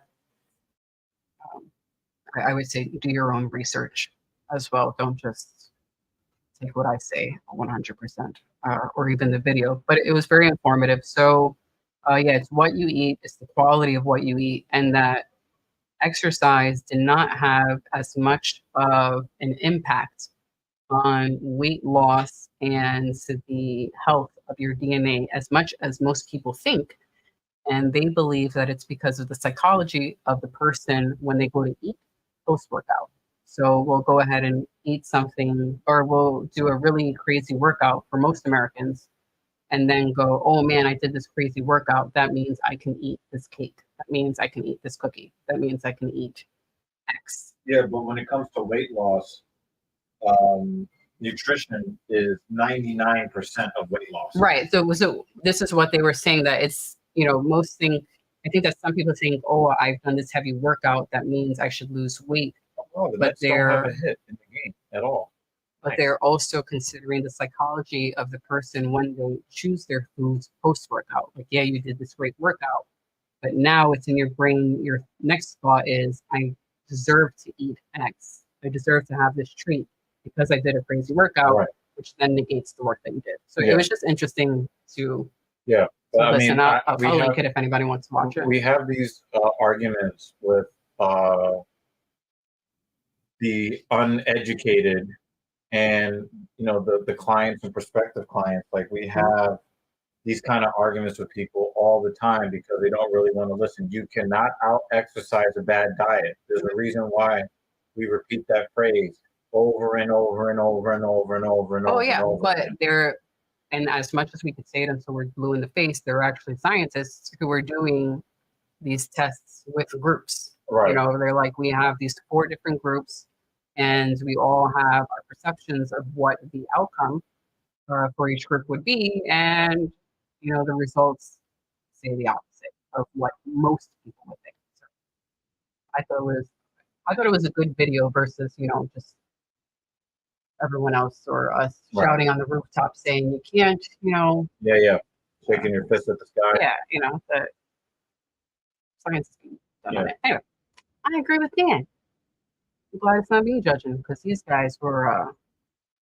I mean, I'm not upset that this dude won. Man, that was a good fight, even with me talking over it. I did see some of it.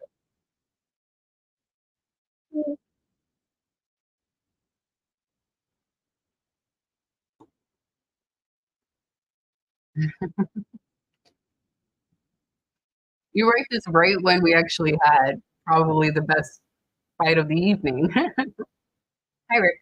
You excited for your trip?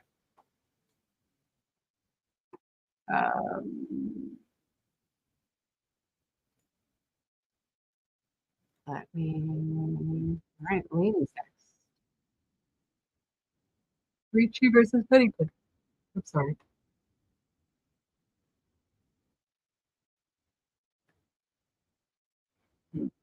Excuse me. I don't have my phone on me. When I grab my phone, I will, like I said, I'll link that video if anyone is interested in checking it out.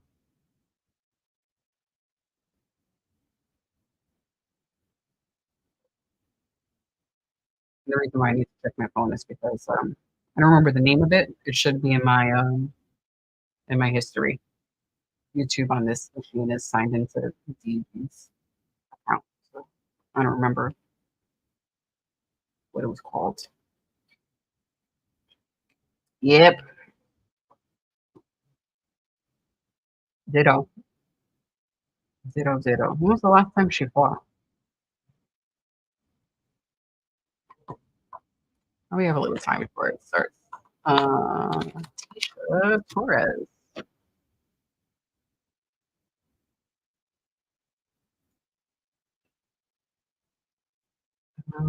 Her. Jeremy! Howdy, sir. Hello.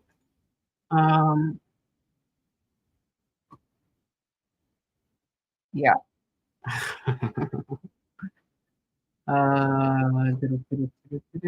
Her last fight, Tisha Torres, was in 2002, April 9th, 2002, where she lost against Mackenzie Dern. It was a split decision.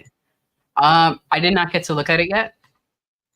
I think you weren't in the chat. I think you left the chat already when I popped in. I didn't get to look at it yet. I have Mama and Grandmother here. We're doing Mother's Day a day early because most of the family is busy on Sunday. So we'll do it today instead. Once Dr. Evil comes back, I have to finish making dinner. So that you can I didn't just get to look at it yet. But I shall. Oh, and happy Mother's Day to your lady. Let her know I said happy Mother's Day, please. I forgot about that. Who did she with again? Raquel Pennington, yes. So in ring, she's Tisha Torres, but she does go by the last name Pennington. Tisha Pennington. Yes, so she had that loss again. And I could actually just show it while we're waiting for it. While we're waiting for the fights to start, let's just peek at her records. This is what I was talking about. Back in 2002, UFC 273. Man, we're already at 301. 3 wins here. Good for her. 4 losses there, but these were a while ago. So let's see how she does.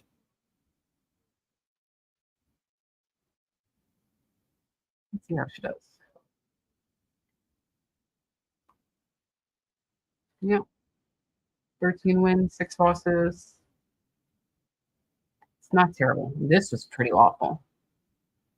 Well, good for her for getting 3 after that. And let's see if she could get a win now. Post baby.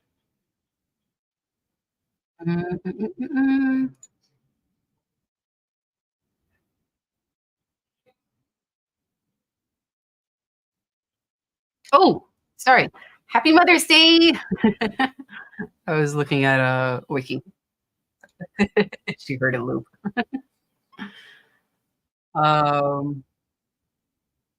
Yeah. You guys doing any of these tomorrow? Or are you not allowed to say because okay, I don't want to go over your spot. Let me just stop. But I hope you guys enjoy your weekend.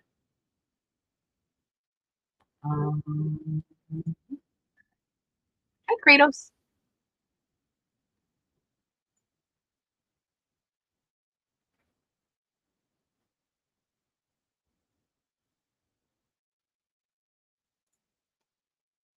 But yeah, her last win was against Angela Hill. 2021.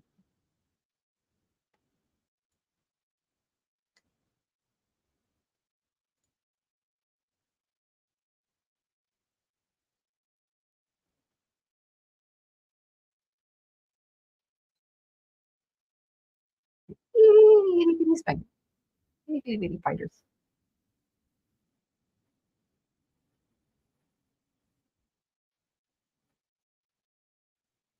Yeah, the coat is okay. It seems like there is some texture to the coat, but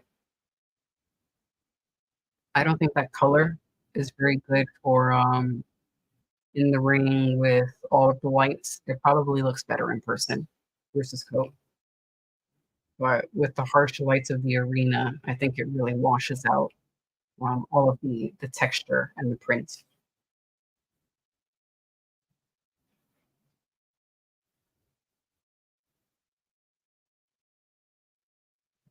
Oh, look at her little girl.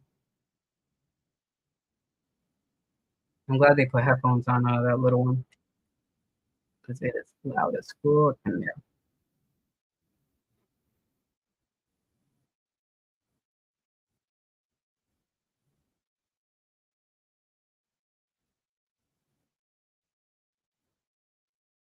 Mm. That one for me, Jeremy?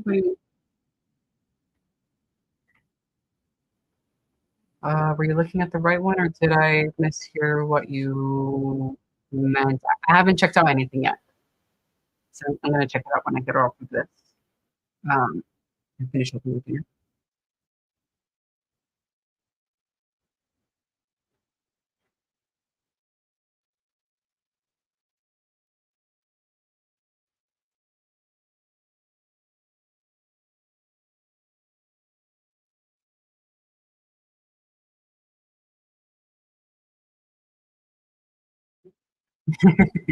That's okay. Don't worry about it, dude.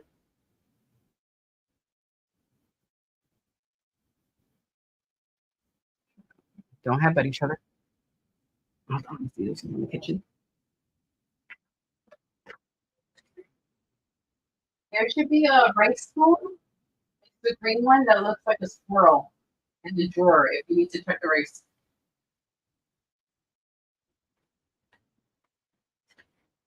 I have this really cool rice spoon that looks like a squirrel. And the handle is like the squirrel's body and legs so that you can lay the rice spoon on the counter. I don't know why I'm saying this, but I'm setting them off. And then the tail is the squirrel's tail, and it's the scooper. That's your random information. I have a squirrel rice spoon. How is streaming going, Jeremy? Please update the group. I have some catching up to do on your videos.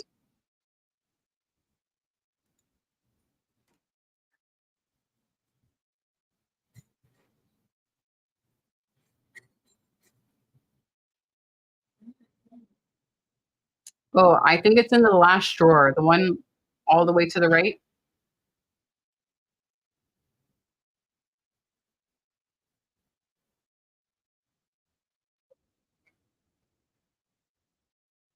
There's already slight bruising in um, Pennington's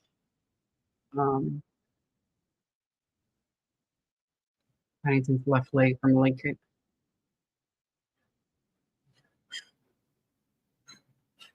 I think she should do a little more of that because that it's not too dark yet, but it is noticeable.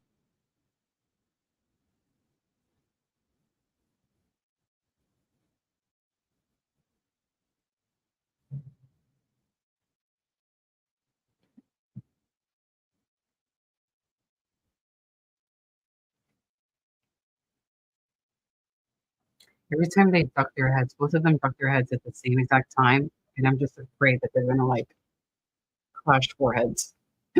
Excuse me, sorry.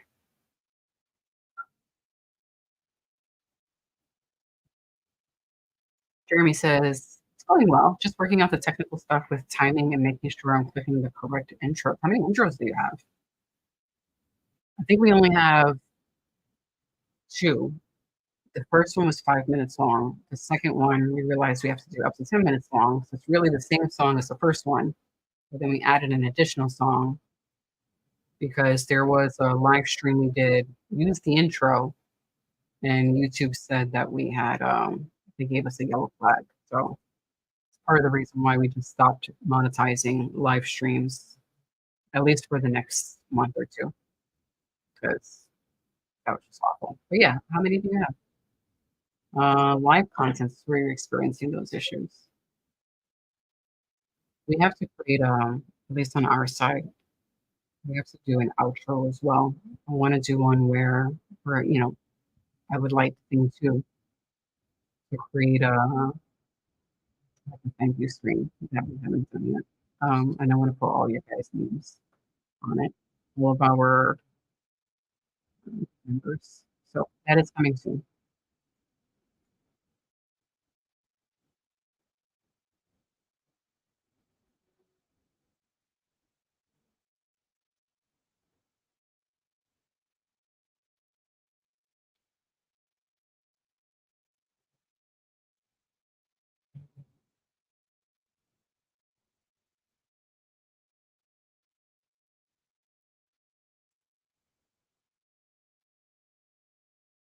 Wow.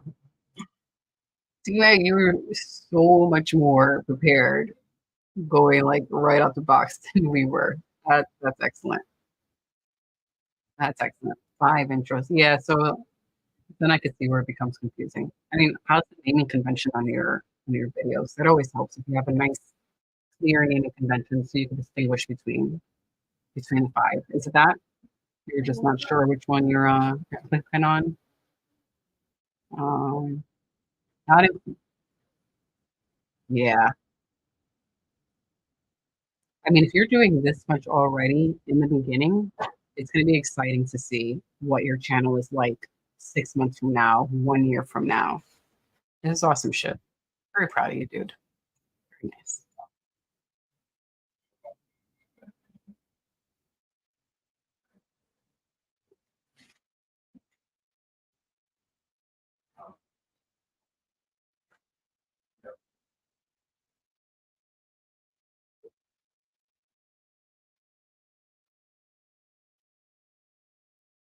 Feeling better? I had to Little let bit? the pain meds kind of kick in. Okay. All right. I try to avoid using pain meds because they do block some muscle protein synthesis. Mm-hmm. So Definitely. it's usually not a good thing to take it, but I just cannot sit here. Yeah, sometimes you just need to Yeah, for class in hours case and of hours, emergency. On end. Mm-hmm. Yeah, I was telling Jeremy, the amount of stuff that how he has his channel put together already. Imagine what it's going to look like 6 and 12 months from now. Right. She's going to be Yeah, that's why you fire. can't really get too mad about where you are right now. Well, I'll help you in a second, Mom. All right. Yeah. you have to think of it like, where am I going to be 2 months from now, 4 months from now, a half a year? Mhm. You know, Yeah, he's doing excellent work so far. yeah. And the thing is, you're going to come up with more ideas. Mhm. You're going to tweak a little thing here or there. I mean, we're in the midst of a transition period right here. Uh, Yeah, right here on TSP. We're always trying to make always things a looking little for bit better for you guys. constant improvements. Thing too when she does the video edits and the in every thumbnail. She's always doing research herself Yeah, on how can we what's get it the to be better? latest technology, Or the latest design language that draws more. Mhm. But obviously, we haven't been able to take advantage of a lot of her gifts since we're shadow banned, and we already explained it. Mhm. We have to stop monetizing the stream until we can get out from underneath the shadow ban. Yeah. But the point is, at 500 viewers or followers, 1 million followers, 5 million followers, you're always looking to improve. That Yeah. part never stops. Yeah. Never. But let me help my mom in the kitchen. I will be back for regular sized Chase Hooper because I really want to see him fight. Yeah. So let me help mom. And I'll probably take that one off so that I can recover a little bit. Mhm. All right, people, I'm back. I know this is not what you paid to see, but I am here.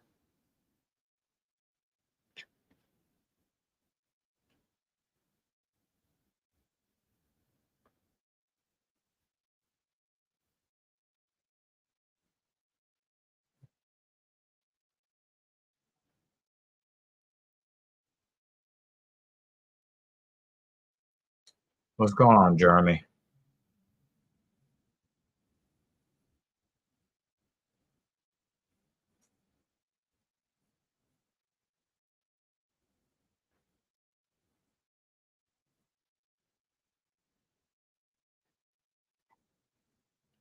Oh, I had to take 400 milligrams of ibuprofen.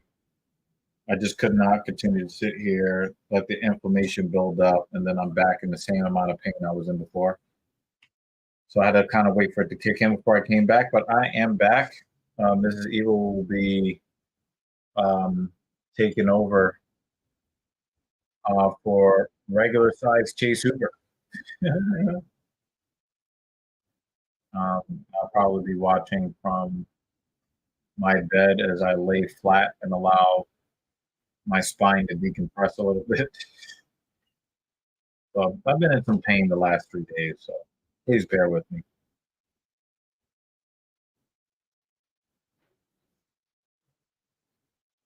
Man, I'm not putting that on the screen, Vex. Not gonna be able to do it.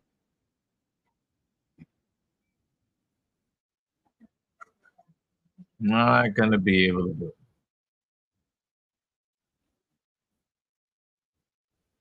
Right now, these two ladies are hugging each other up against the side of the cage.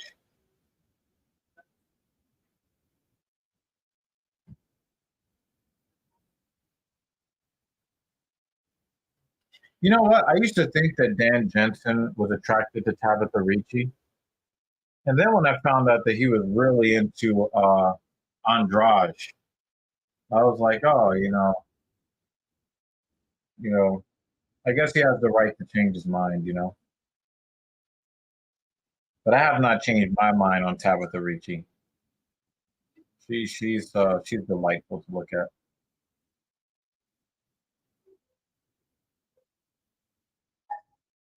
Would like to see her win this fight. Wow, you took a 3-1 fastball down the middle. Good God.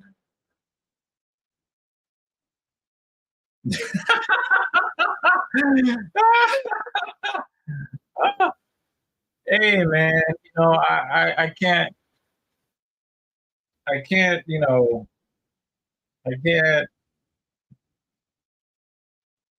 I have to show the respect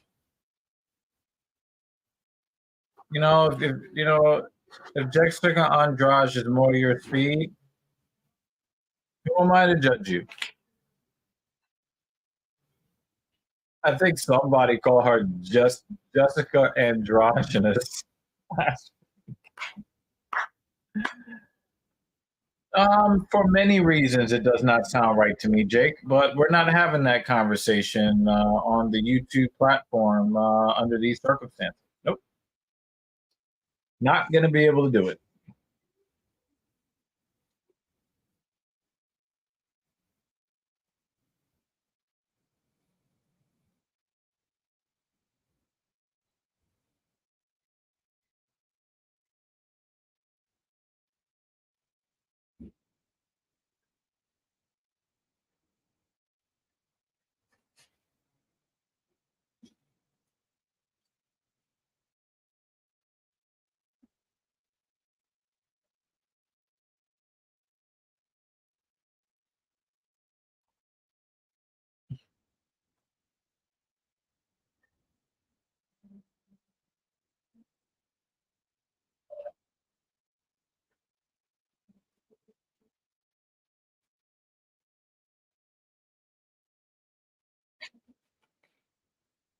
No, that was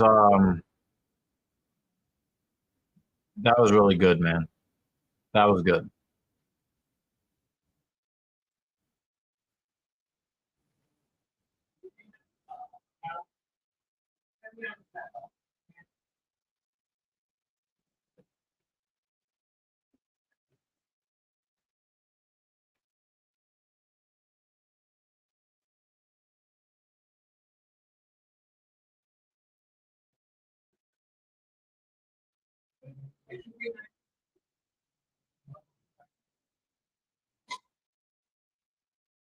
I don't like how Ricci is fighting in this fight. I don't like it.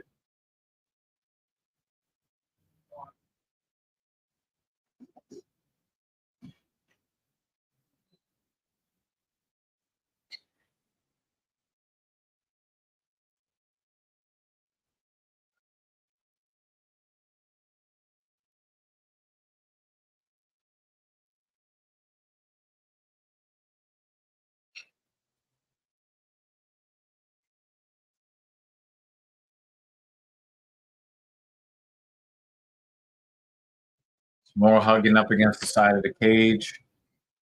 Really would rather see Ricci throw her hands.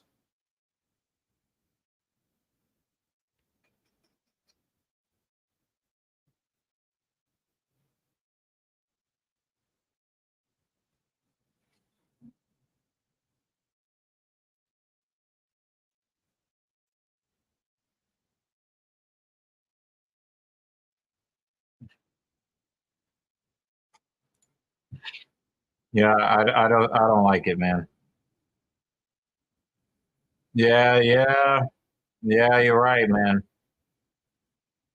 I mean, it's not like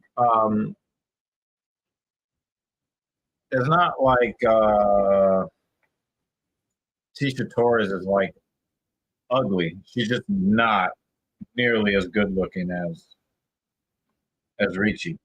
But then not too many women in the UFC are. So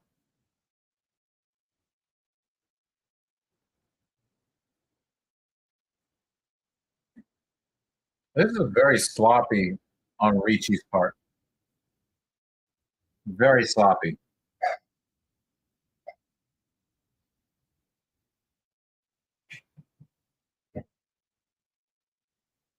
More robbing. More robbing.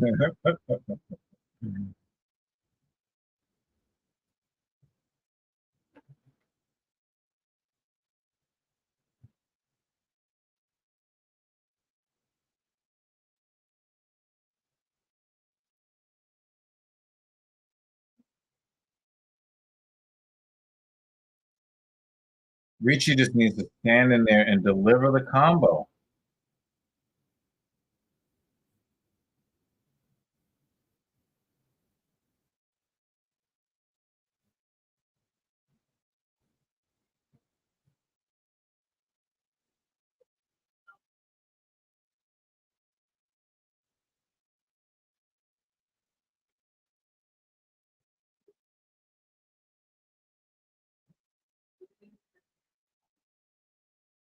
She keeps trying to initiate wrestling. Stop. Throw your hands. Another shadow box kick. Oh, come on, Tabitha, man.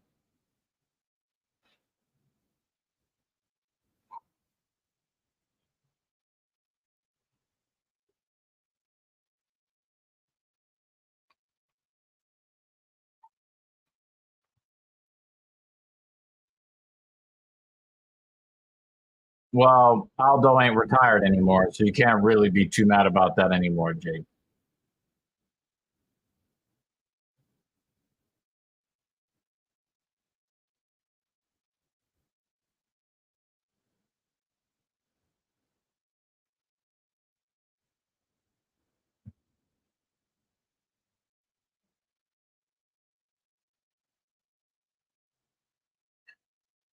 There's a lot of action, but it wasn't really entertaining.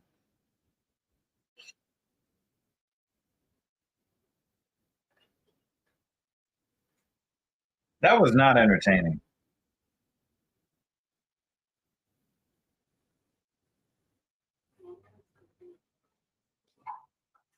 I was not impressed by either fighter.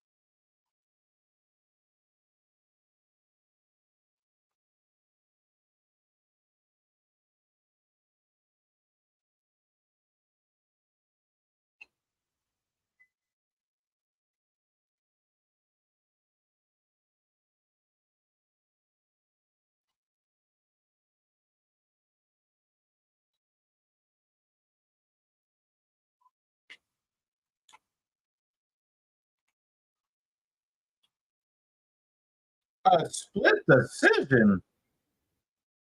I mean, he did have similar striking stats.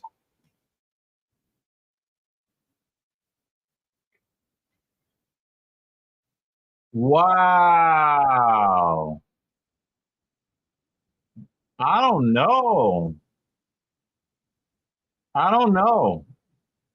I don't know about that. Yeah, I thought the what Dan said, I thought that too, but they gave it to Ricci. I don't I I'm surprised. I don't know. I thought she was very sloppy.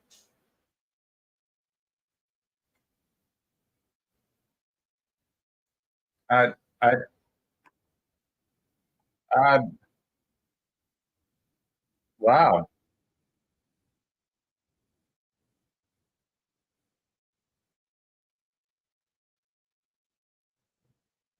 I mean, she wins in my heart because them cheeks be cheeking. But I don't I don't I don't know.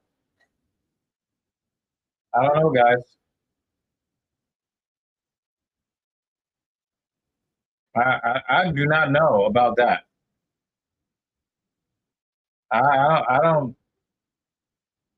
I don't know about that decision, y'all. Uh,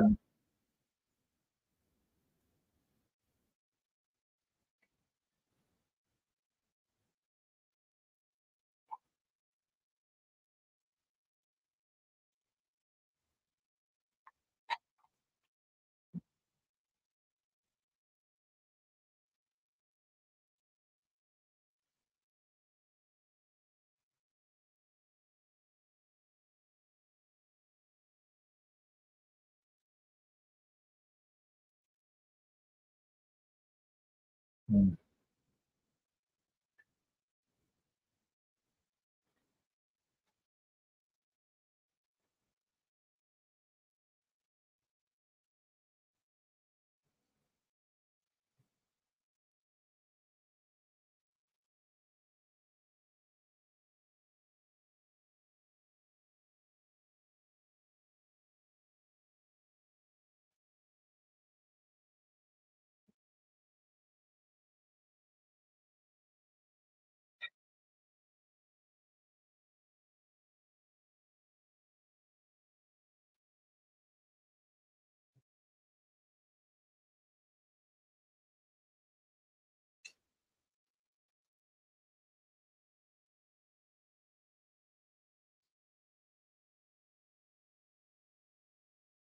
You say like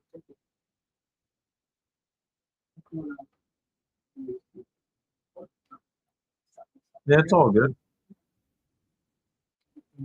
Yeah, Tabitha Ricci didn't look like she was very enthusiastic about her win either.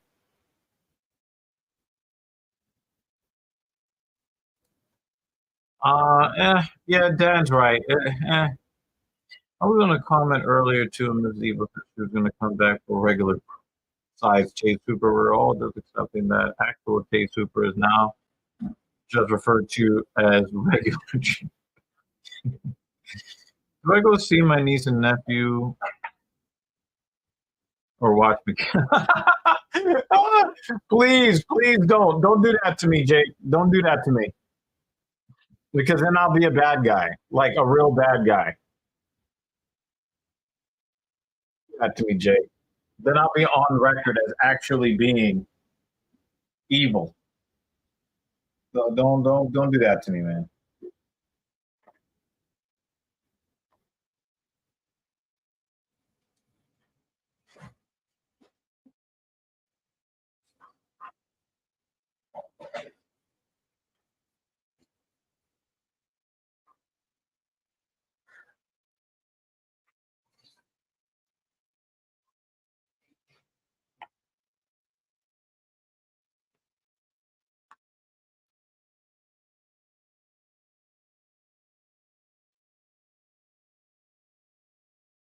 Yo, Dan.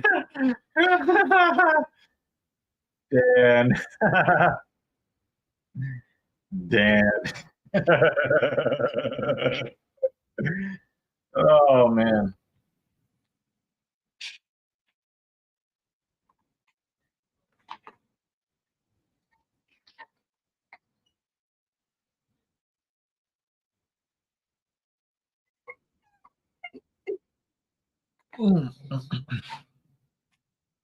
Yeah, I definitely need some lunch and or dinner. I need some calories, people. Oh.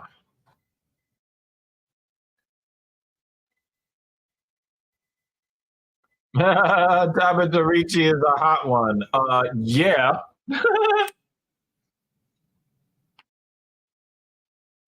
Yeah, again, with Terrence McKinney, man, like I really, really, really wish that he could be a legitimate contender.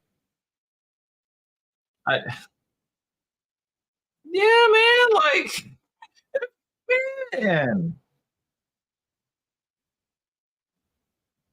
dude, you're right. You're right.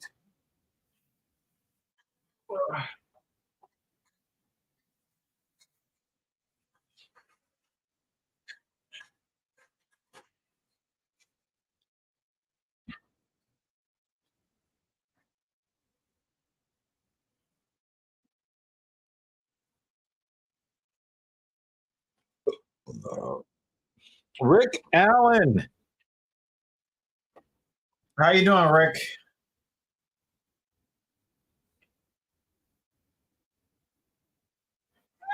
Pretty much the same here. It's the same here, Dan.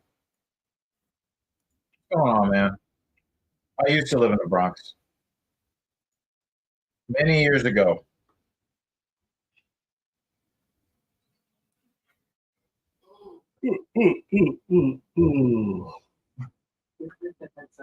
plans on visiting Colombia, it cannot be a tourist attraction. But is Columbia? I thought you meant like Columbia, the country. No, I know that was one of the spots he wanted to hit up and tour. Yeah, Rick. I would stay away from certain liberal hotspots in New York City. I would stay away from certain liberal hotspots.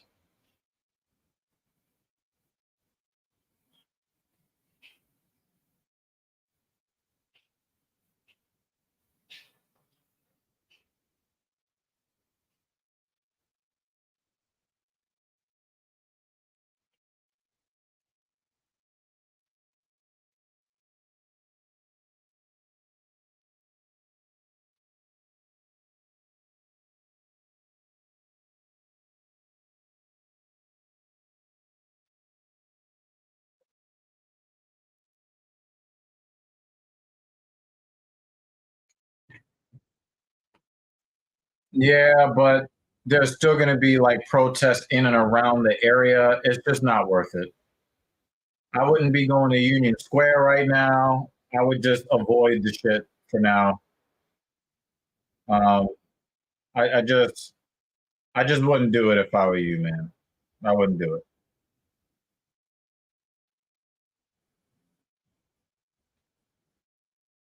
Come on, Terrence, show up. We're rooting for you.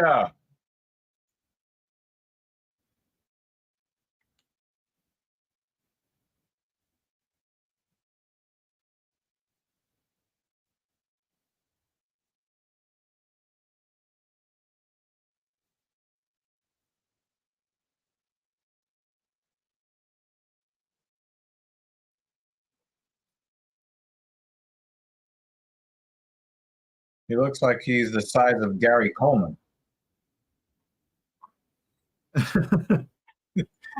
No, it's just certain parts of New York City are just not worth it right now, man. That's all I'm saying, man. Just certain parts of New York City.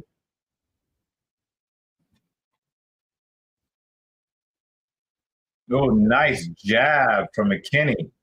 Oh, he caught a knee on the way in.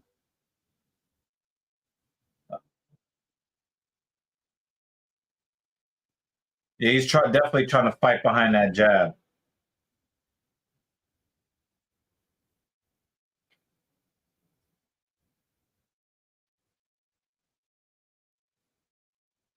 Oh, he's dead.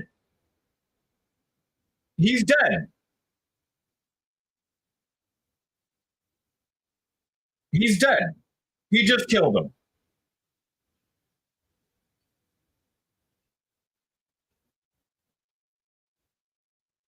I mean, he's dead.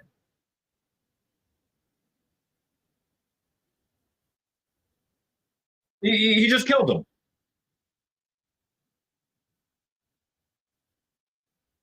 Boom.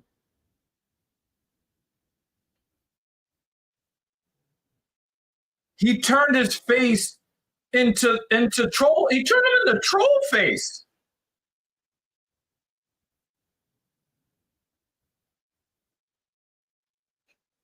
That might be one of the knockouts of the year.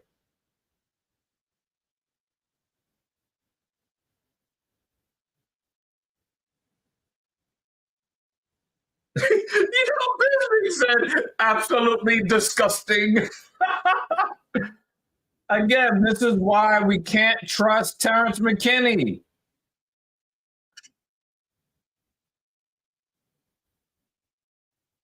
Every time we try to root for this guy.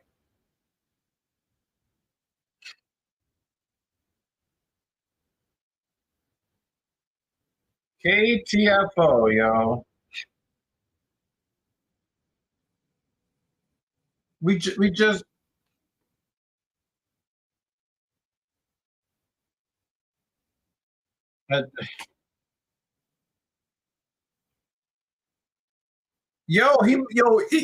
he made him look like troll face. yo, David, he got knocked into his happy place. What the hell was that? And you guys called it too. Who called the within 7 minutes? Jake Miller.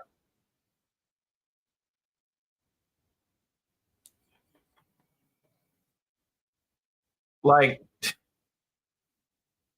yo, he turned him into troll face. I'm sorry, that's savage.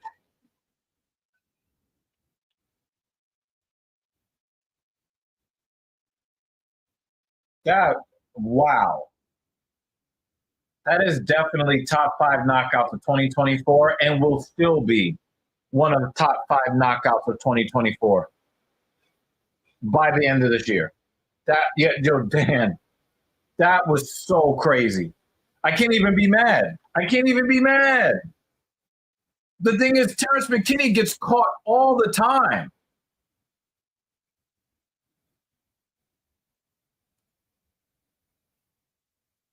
Absolutely.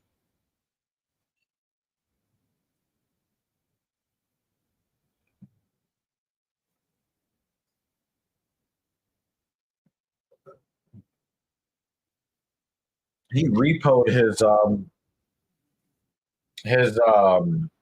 consciousness.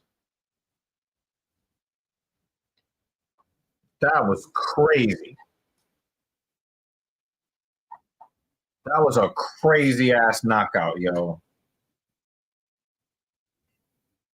How did he end up with blood on his shirt? I have no clue. Yeah, man. Again, Terrence McKinney is one of the fighters that I'm most disappointed in. That I wish he could have become a star. He's a journeyman now. He's officially a journeyman. He's officially a journeyman.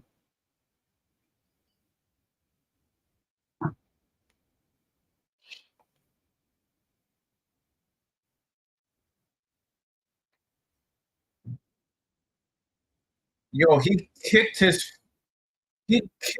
into his kick transformed him into troll face. Boom. Sack of taters. Boom. He needs to change his nickname to T-Rect. Boom. Look, he just sat down and turned into troll face.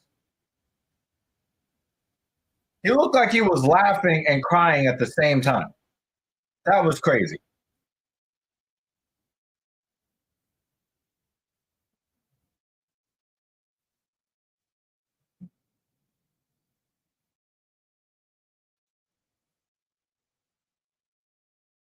Boom, right in. Oh, man.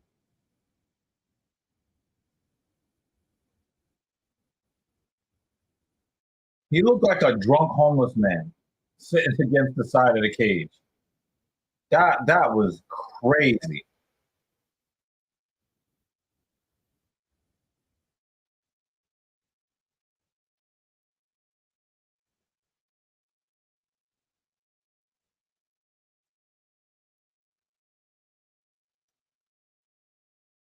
Yeah, Terrence McKinney will never sniff the belt. Like that was his like last chance to really. That dude got.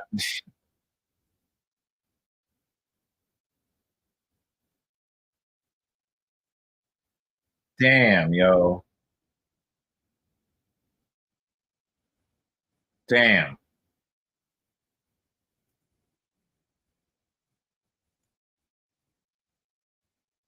And we've got regular size Chase Hooper.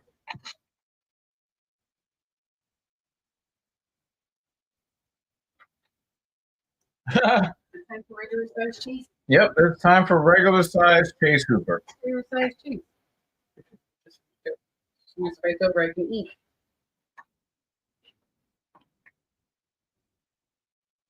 You can do it. You can do it. Oh, nice. Wow. I thought that was a growing pain at first.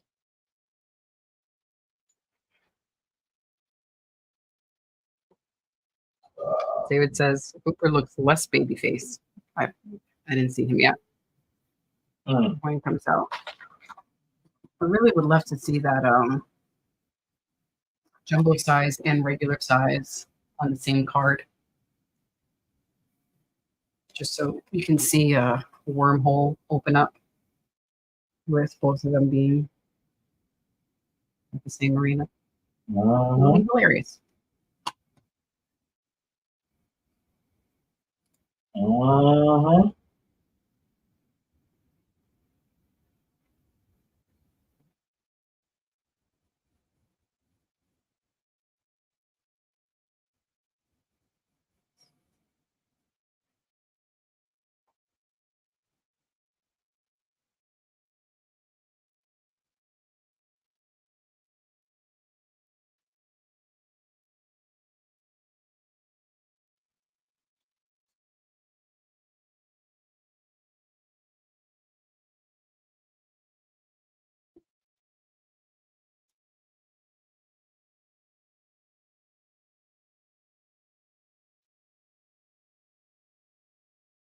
I arrived a little too early. They haven't even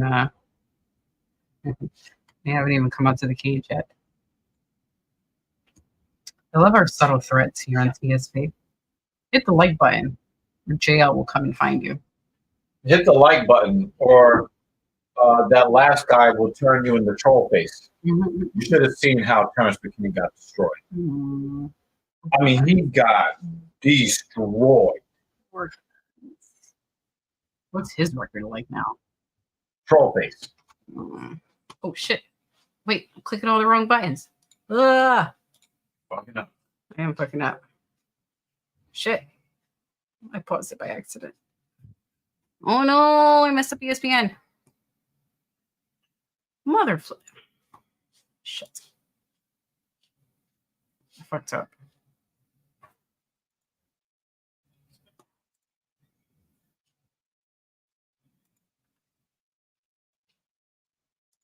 I gotta hit play.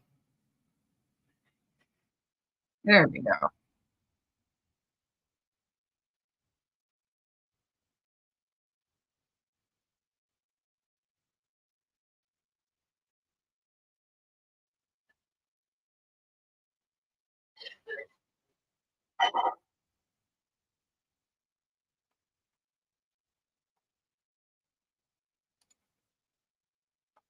I hope this doesn't happen.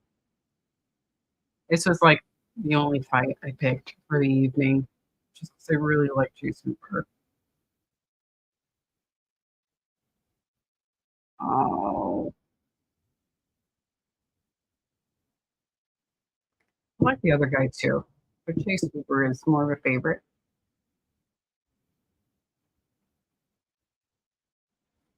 Nah, Chase still looks very much baby faced. Oh, Chase versus Lava Claw. I hope you're wrong, Dan. I hope you're wrong. Oh, there was another. I wanted to see what was McKinney's record so far because things are not going well for him.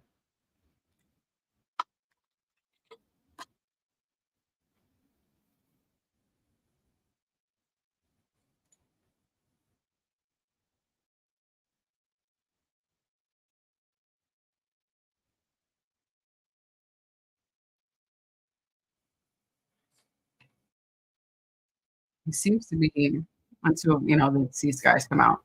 I was just curious what McKinney's record was recently, since I heard that he got super knocked out and he is yo-yoing in his win-loss. This was wonderful. 1, 2, 3, 4, 5 wins in a row. Great. And then lost, win, loss, win. If the pattern continues after this second loss, he should now win twice. That's disappointing. And I can't even say that this win chunk gives me much hope because that was back in early 2022 and most of 2021. He had a great year in 2021. Oh, look at that. These were in LFA. So once he got to the UFC, it's not going so well. It's not going so well. 2, 3, 4, 5. Damn. Within the UFC, he's now at 5-5. 1, 2, 3, 4.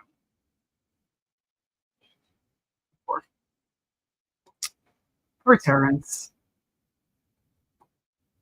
As the pattern states, he should win the next 2.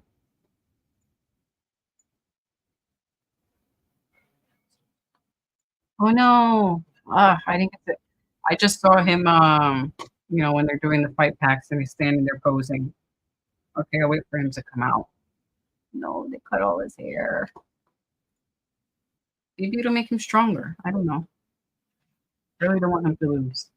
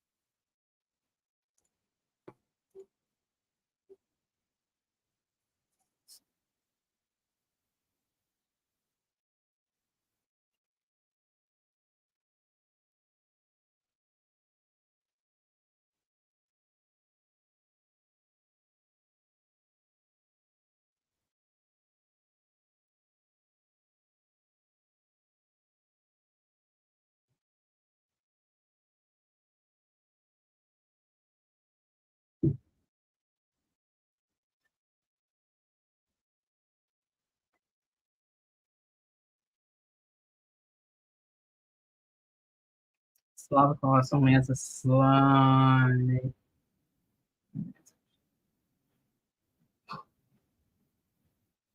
Yeah, I really do think it's the lighting when it comes to Bruce's coat. I think it would look fire if we saw it in person.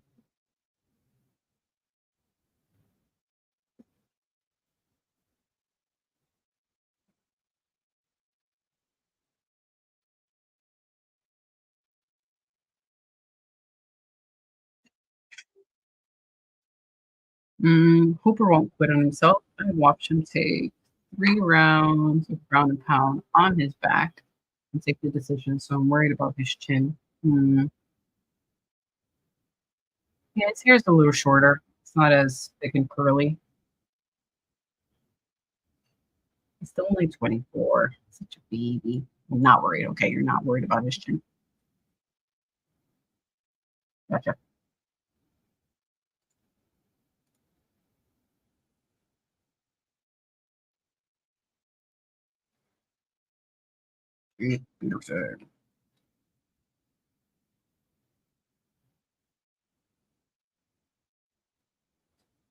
Keith looks older.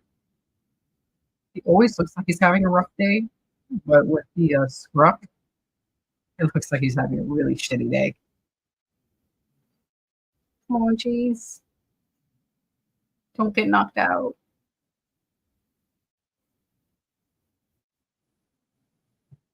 Very nice. Oh, go Chase. Go Chase. Go Chase. No, no, no.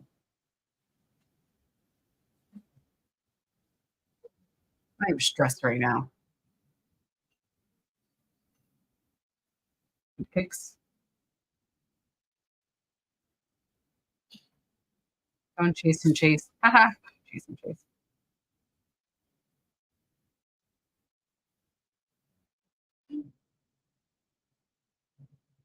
I think you're ahead of me. I think you're ahead of me. Don't type it, David. Don't type it, David. You're ahead of me. Don't type anything, David.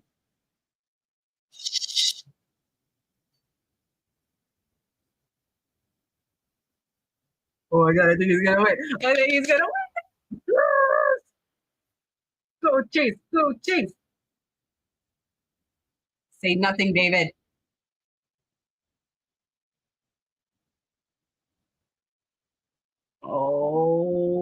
I'm so glad.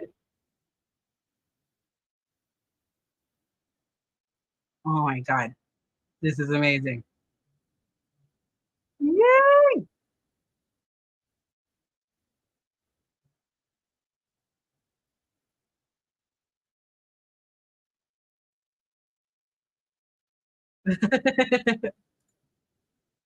I was really concerned he might not win because I wanted to win so badly, but the match isn't over yet.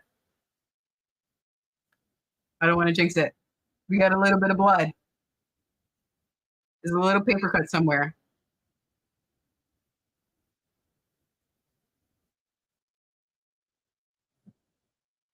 Yes. Yes. Elbows, elbows, forearms. Fuck him up. Fuck him up.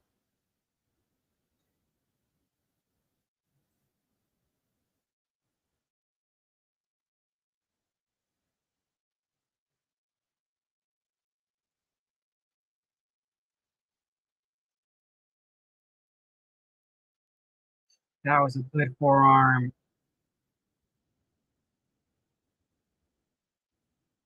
Oh, no, no, no.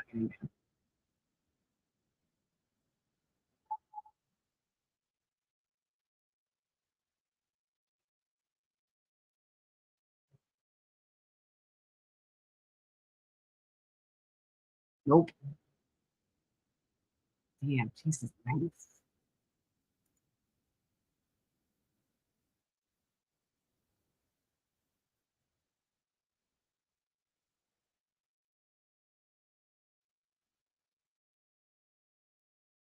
What about the way he?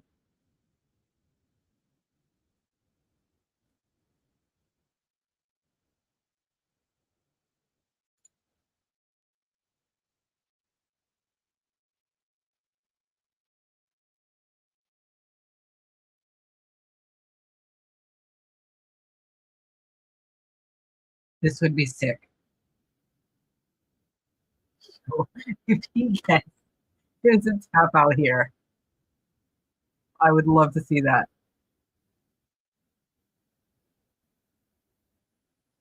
This is a crazy position. Careful, you might kick him in the face. This is insane.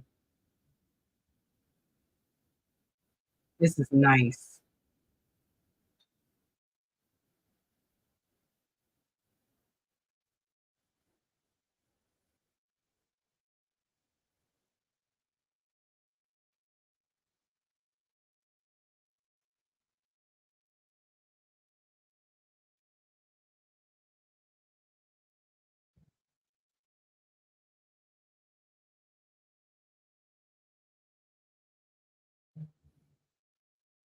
Oh my God. He flips him over while he still has his legs around him.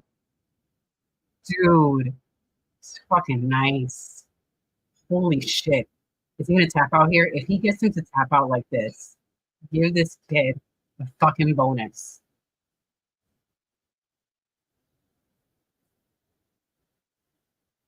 Oh, those elbows to the ribs. How the fuck did he last that full round? Slava Claus looks like he just aged 10 years in 5 minutes.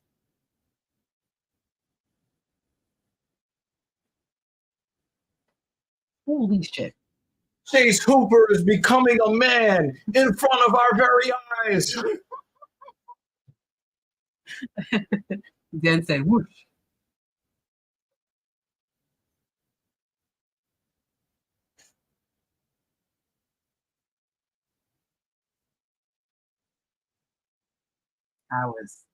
I'm stressed. I'm stressed. That was a great first round, but we have one more. I don't know if Slava Claus is still dangerous.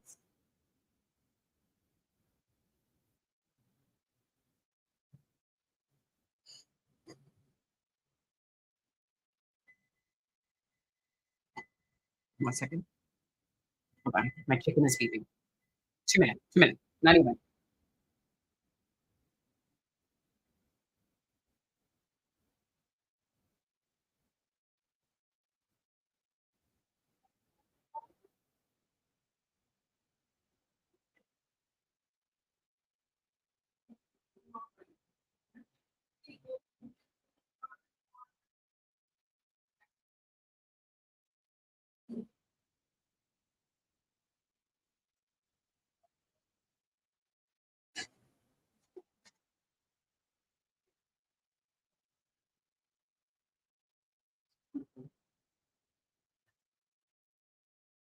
Okay, sorry. I'm back. I had chicken in the oven. I didn't want it to burn. Yo, we're not even a full minute into the second round, and Chase is already dominating again. I didn't see how they got down.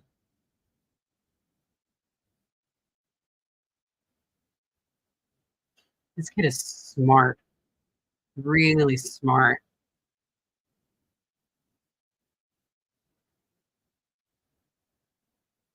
And imagine if he were another fighter who's a little more muscular with a little more power. We would have knocked that dude out already from that full mount.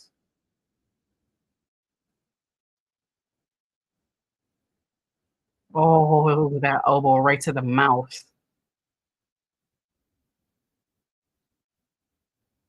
Do we think that first round was a 10-8? Because Slava Claus was just doing a lot of twisting and turning and trying to get out, and I don't think he really got in any shots of his own. And it looks like another possible 10-8 if it doesn't get stopped. Because Keith Peterson looks like he's ready to stop it.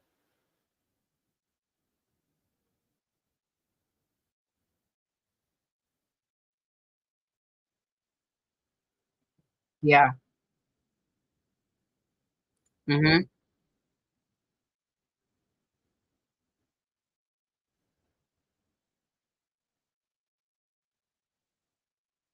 I think they're going to stop it.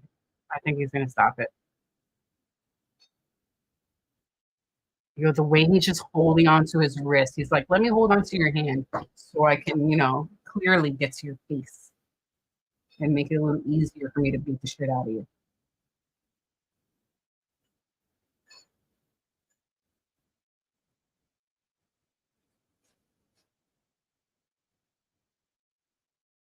Yeah, it keeps looking like he inches to stop. Oh, look at the knot.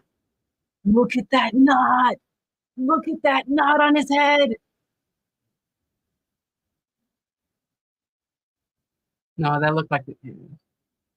Look at that knot on his head.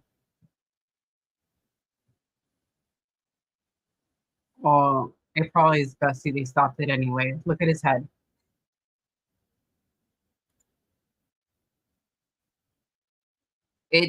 I could see how that looked like a tap. As they were rolling around, it did look like he tapped Chase. When you look at that knot on his head, Oh my God. I know it's not a bad thing that it got stopped anyway. I know. I know. He's lumpy. Like as they were rolling, Now I could that see is how not Chase, that is not a legitimate submission. But that fight should have been stopped long before then. right. Oh, Oh, he already had a lump and he hit him there again. he gave him a lovely lady lump. Oh my God. Yeah, as they were rolling, and I could see why he stopped it. Oh, that it looked like a tap. Yeah, that looked. And That Keith looked has like a been tap. waiting to stop it. Yeah. That round looked one. like a tap. That looked like a tap. Yeah. Look at that knot. Oh man. For his health and safety. Yeah, that looked like a tap. Yeah, that looked like a tap. Yeah. And remember, you can't do anything that even looks like a tap. You can't.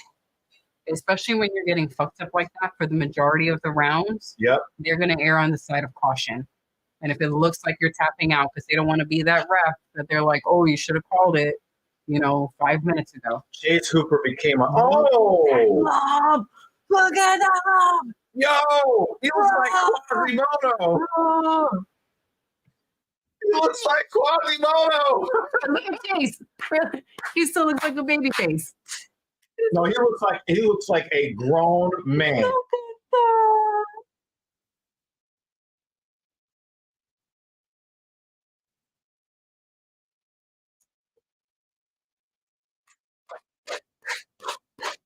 Man. This makes up for Terrence McKinney getting destroyed. Man. Oh man. True. Yes.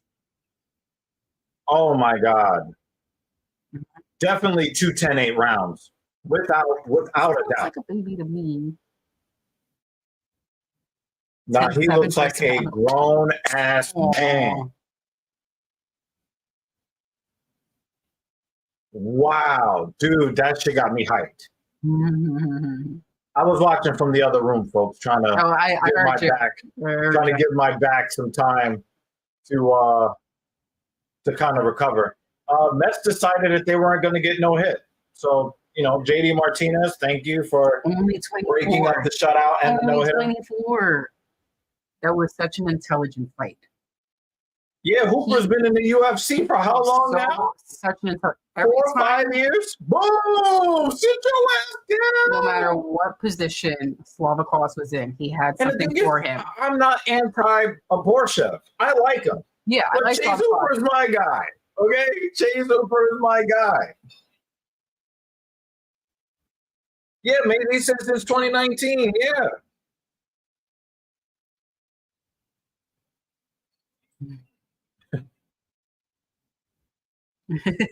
Parched from punching the guy in the Yo, head. that shit's got me hyped. Good man.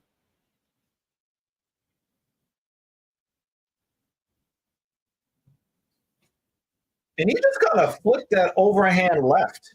Mhm. He just kind of flicked it out there, and he just sat the fuck down. That was very much a tall, skinny O'Malley type of shot where you don't expect a lot of power. Yeah, it but came from a crazy get angle you too. Yeah, and it just in the got exact him. spot. Yeah. Yeah, pretty much. I'm gonna leave the back and forth right there in the chat. Y'all can let me know who wins this argument. Wow, that was really good.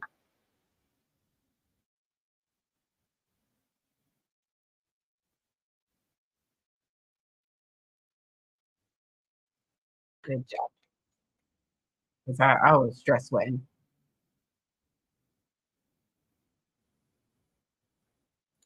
Oh man, he would destroy him. Oh man. I just wanted to see somebody just beat the crap out of Patty Pimblett. That's all I want. All right, I'm gonna go eat How do you like me now? with the fam. They already started eating. How do you like me now? Bye guys. Or beardy.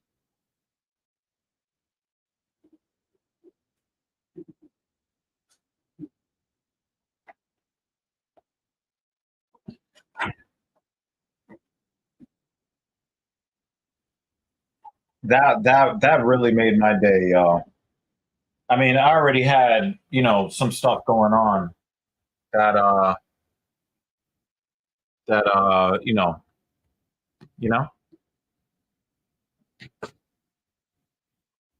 And it gets through. Oh, it doesn't.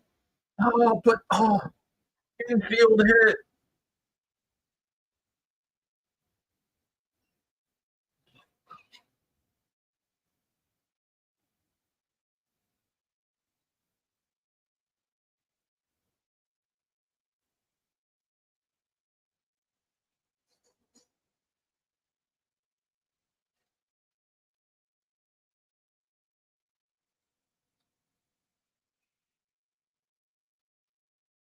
He said check predictions. So let's go and check the predictions.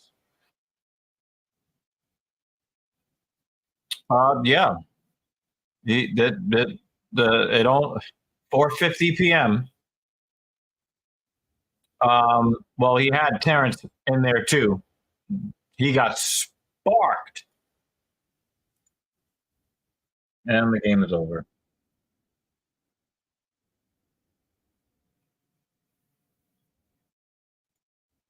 Well, that's because we have a dude that's larger than him that looks exactly like him.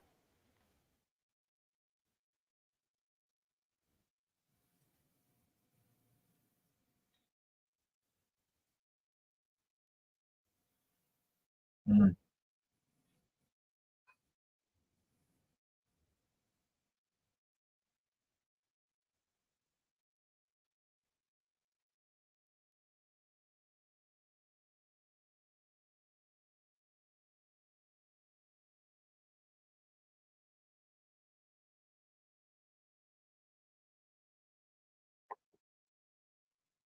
Yeah, we got Jumbo. Oh man.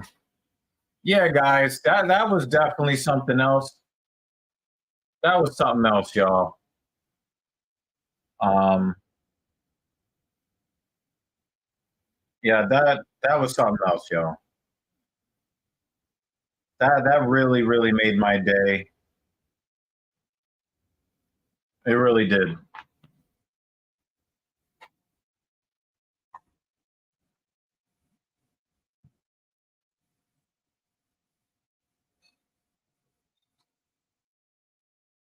That really made my day, y'all.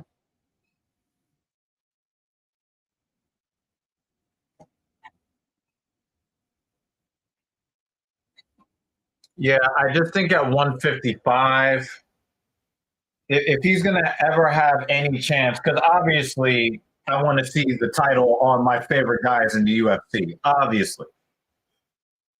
However,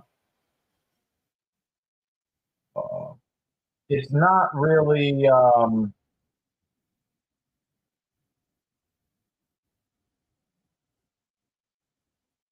It's not really.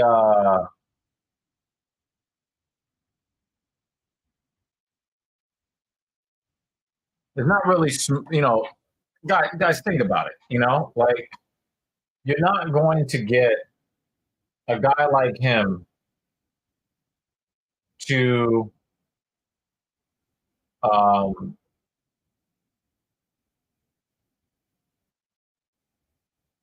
you're not going to get a guy like him with his striking the way it currently is.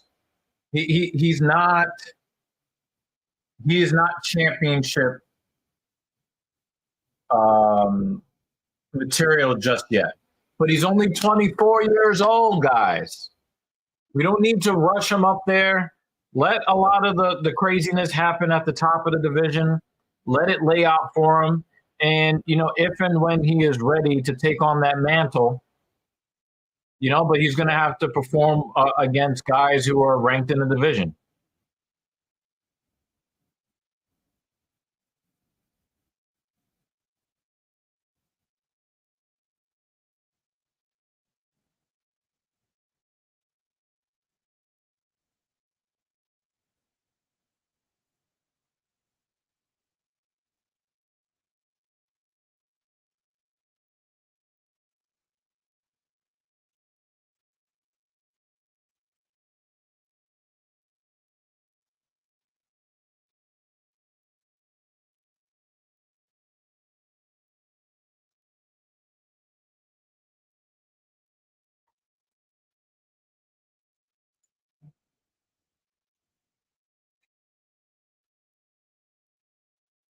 So happy for Chase Hooper, y'all. So happy for Chase Hooper.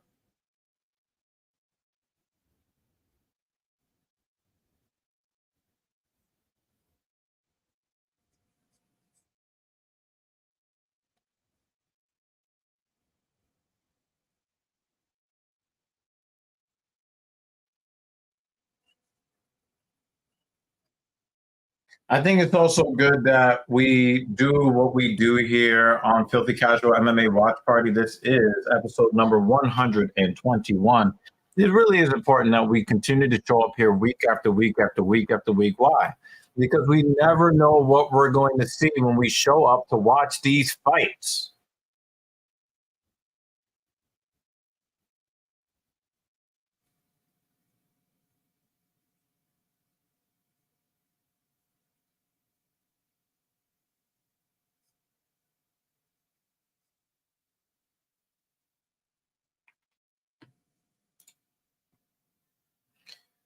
And the thing is, you've already seen him go from having no hands whatsoever to sitting Slava claws on his back, on his button back. Like the dude is getting better. He's just not there yet. And the thing is, we don't. Oh yeah, his ground game is serious, but we don't need to rush him towards the title. Let's get him somebody in the top 15. Then somebody in the top 12. Then somebody between 12 and 8. We don't need to rush him up to the belt. Okay? We don't need that.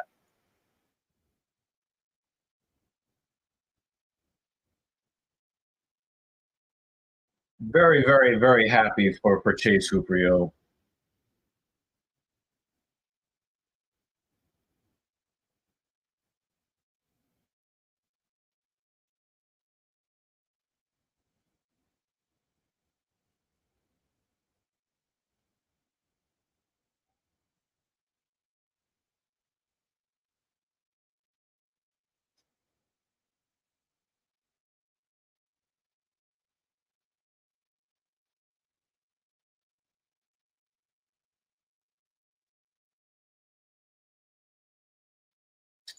Next fight, we have the main card, and we have WCA, the fastball throwing,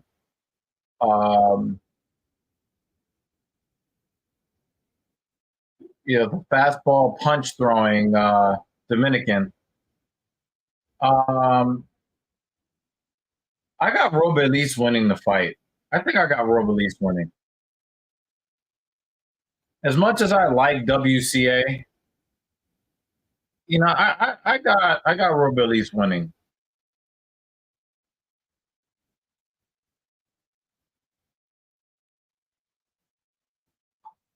It is good to see you again, someone.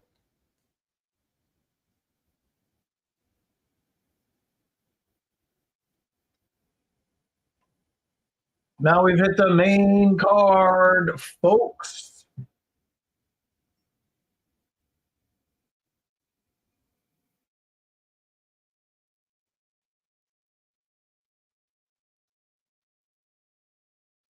I think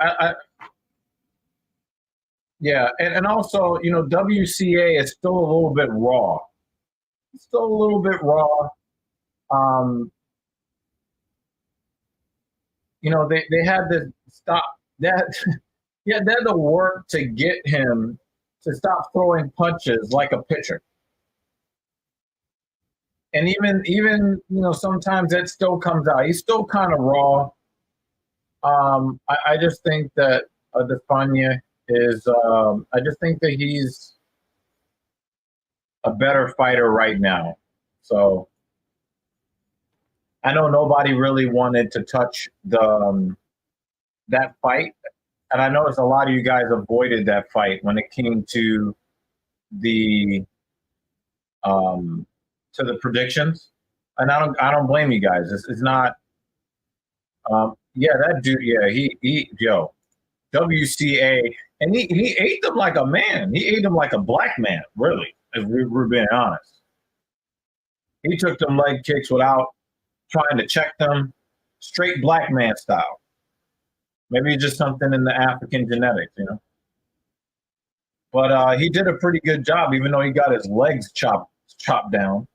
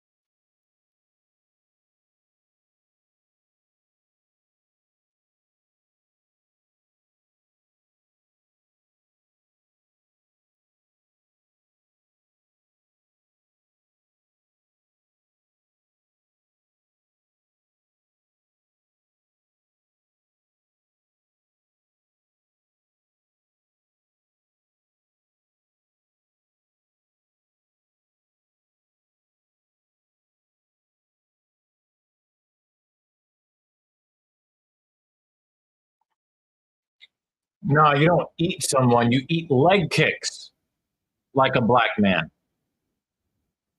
We've noticed a pattern with black male fighters that don't check leg kicks. They just eat them. They're like, yo, as long as I'm not getting punched in the face, I'm good. But then the damage racks up and they can't move anymore.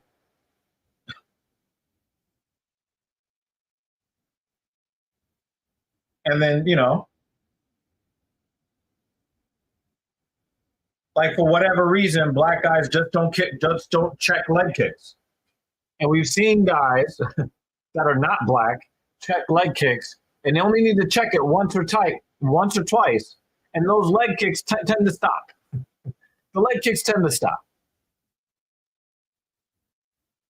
But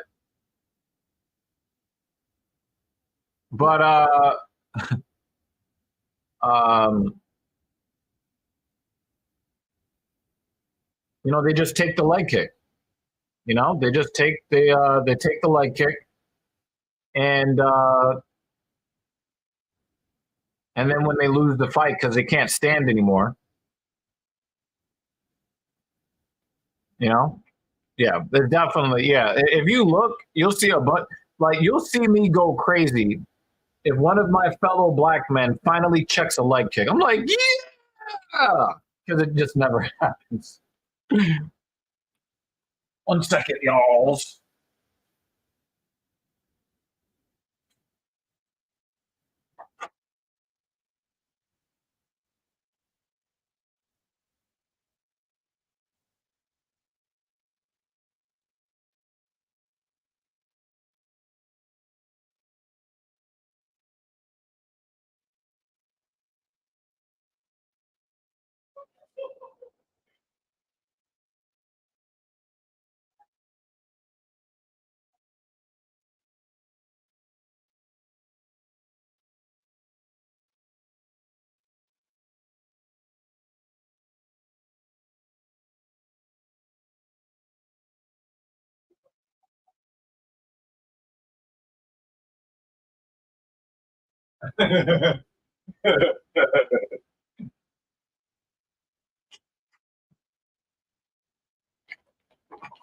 All right.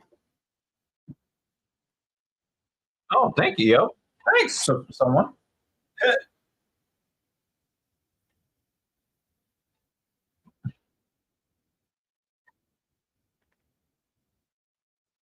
All right, yeah. So now we got WCA versus the Cuban Crusher. Really, that guy is scary. Until somebody beats Robles, I'm gonna pick Robles. And obviously, I don't want to see WCA lose, but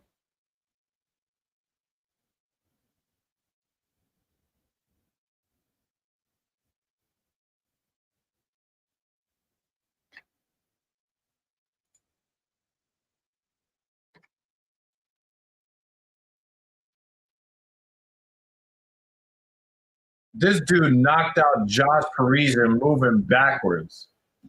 He hit him with a 4-hit combo moving backwards, yo.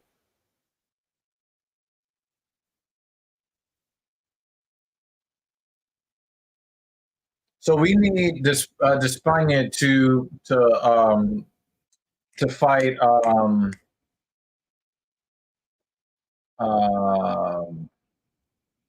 Rosenstrike. So it can be Biggie Boy versus the Big Boy. Yeah. Yeah, I just don't know if WCA can hang with him. I just don't think so. I just don't think so. But we're about to find out. This is definitely one of the more interesting fights for me. Looking at a lot of the fights on the card.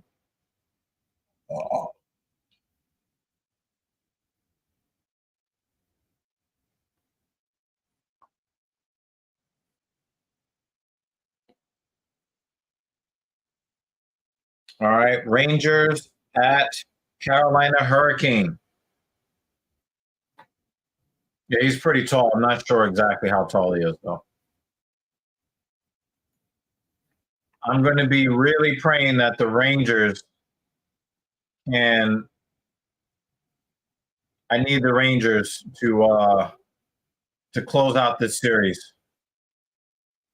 I would love a 5-2 win.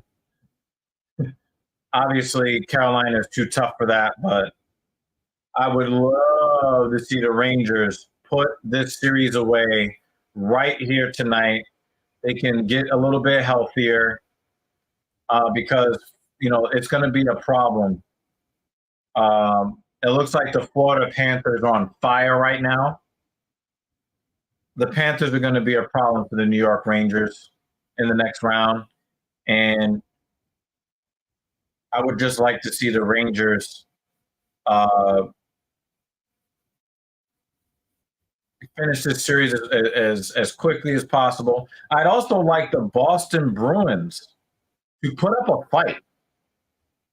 Can the Boston Bruins put up a fight, please?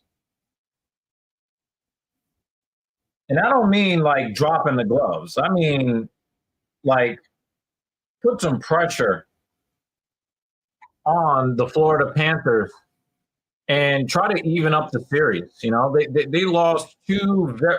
I mean, in game 3, Boston had 8 shots on goal midway through the third period. What the hell is that? Like, are you even trying?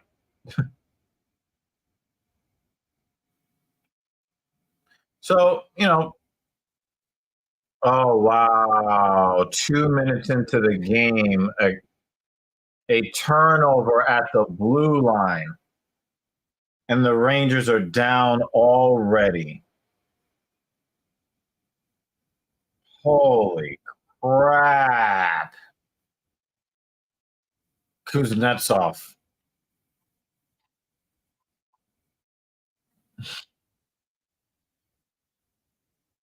Yeah, there's no offsides here.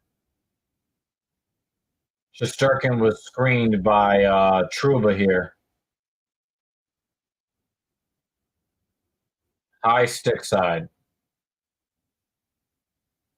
They can't get more perfect of a shot than that. Oh well. I just really wish the Rangers would just. All right, so he's 6'7". Good God. He's 6'7". Yeah, by an inch. And he's like 4 inches taller than me.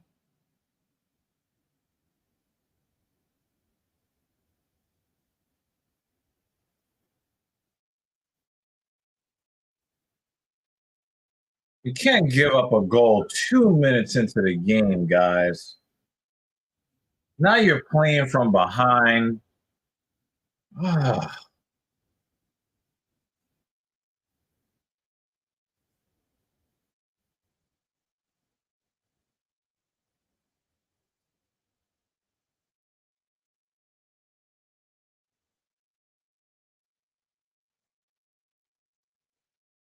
Yeah, I think WCA is I don't think it's going to end well for him. But you know, these guys are coming up, and they got to fight each other, and this is the fight game.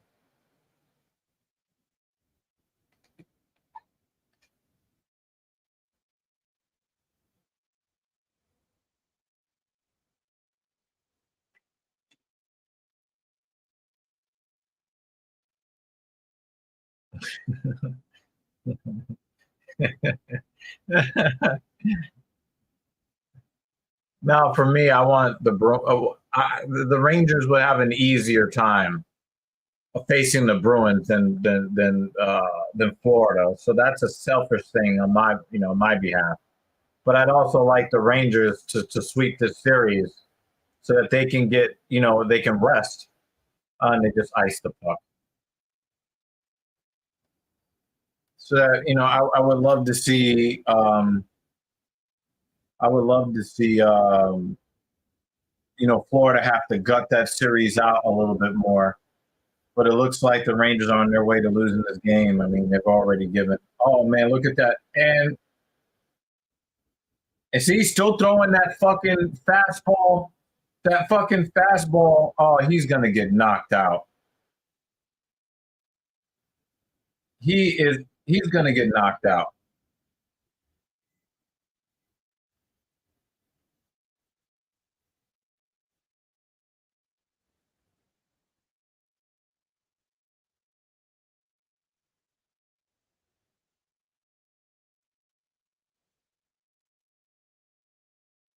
WCA is so lucky.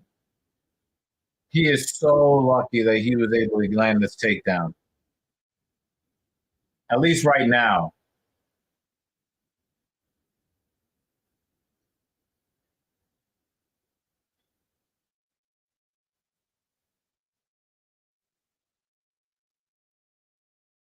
Oh, that's a big elbow in the ear from the bottom.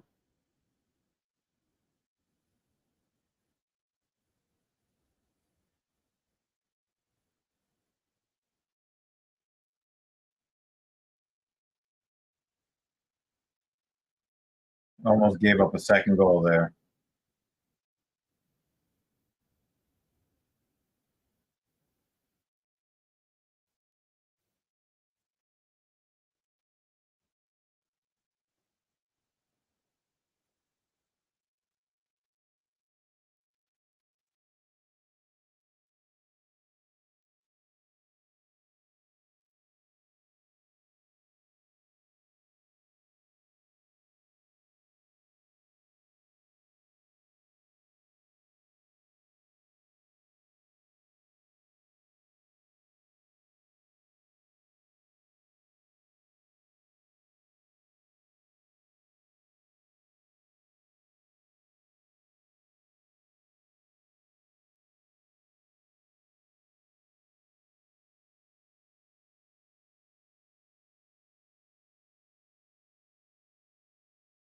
It doesn't really look like WCA knows a whole lot of what to do once he gets the takedown and gets position.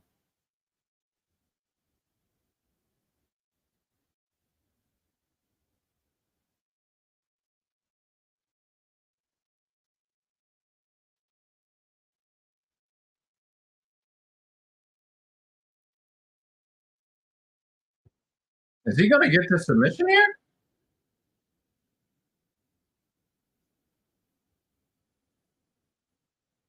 He might get the submission here, folks. Oh.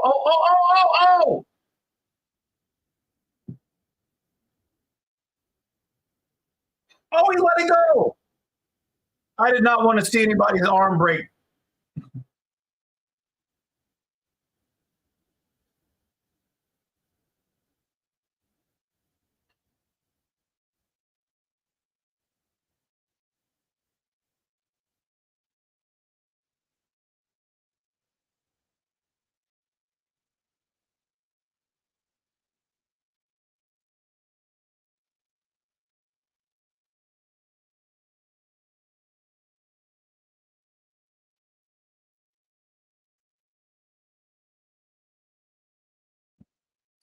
Come on, Dan, chill.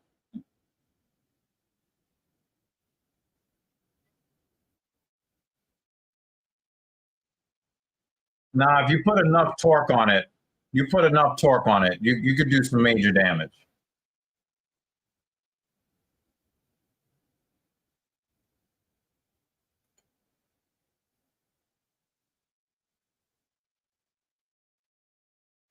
Rangers are just getting mauled in their own zone.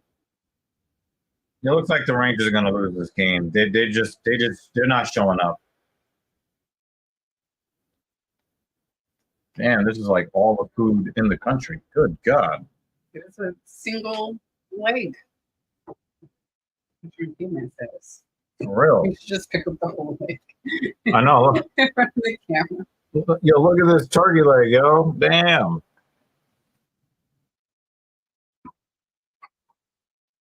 We need some sweet potatoes. Ah.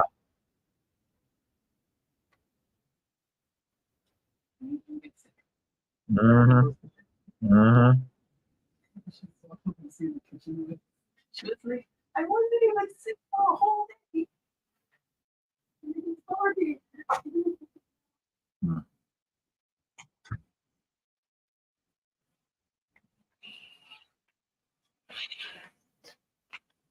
Oh, I absolutely can.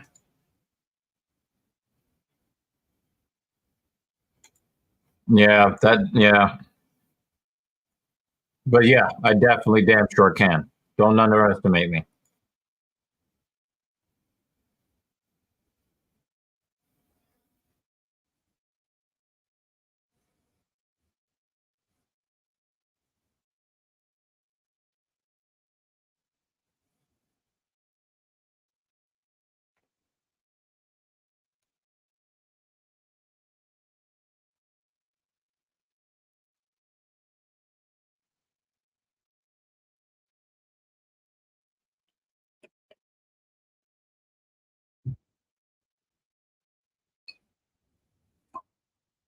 Yeah, don't underestimate me, Banner. I lift weights for a living. You think I can't pick up a turkey leg with a fork? You bugging.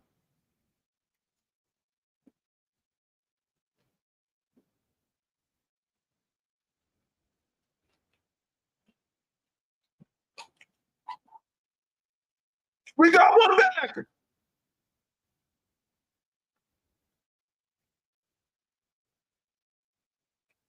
We got one back.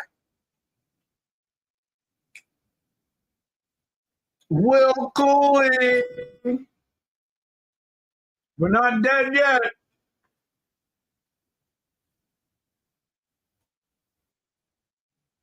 WCA taking leg kicks and body kicks. Oh, that was a nasty gorilla-like overhand right.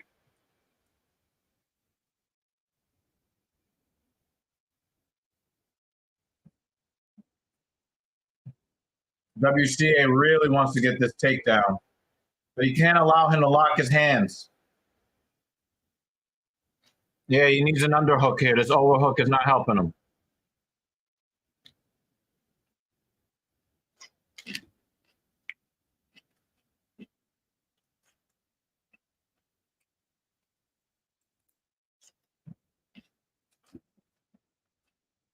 And this man just do a baseball punch too.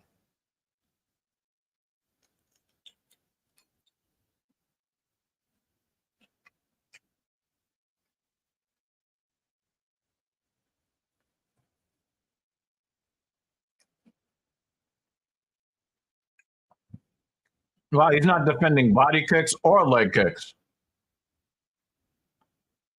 Oh, uppercut, left hand.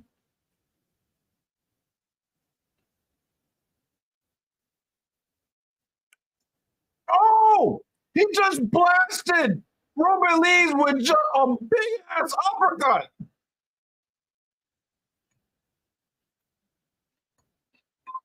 Oh, I just feel the. I was gonna pick it up.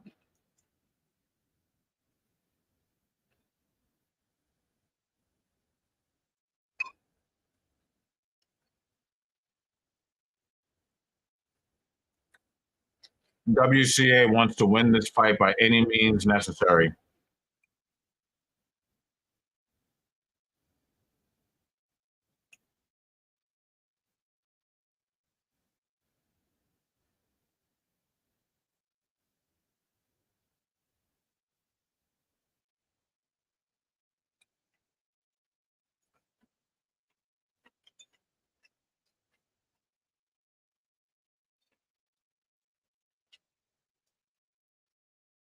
He's up in full mount now.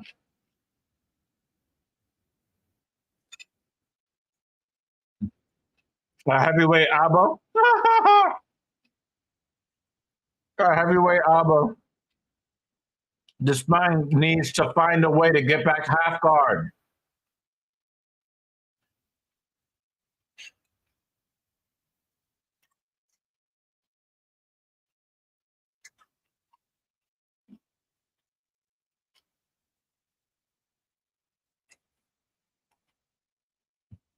He's got to get back half guard.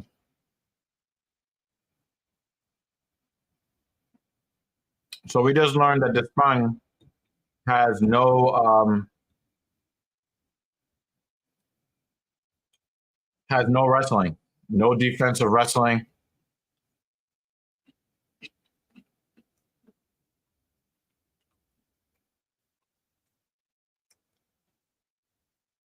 Because WCA doesn't really have wrestling, y'all.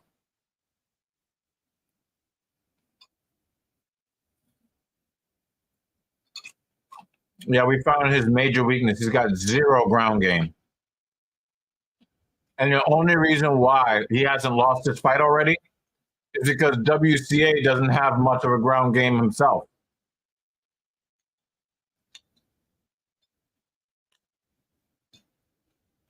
And this is not what the crowd came to see.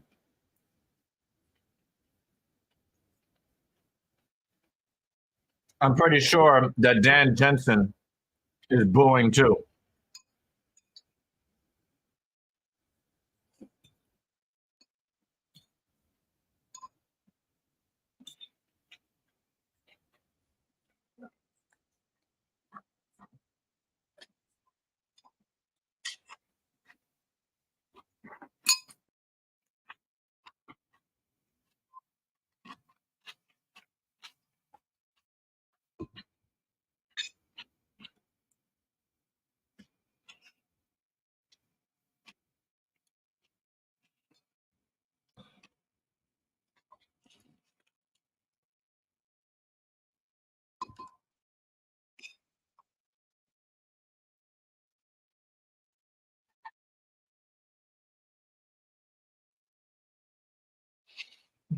It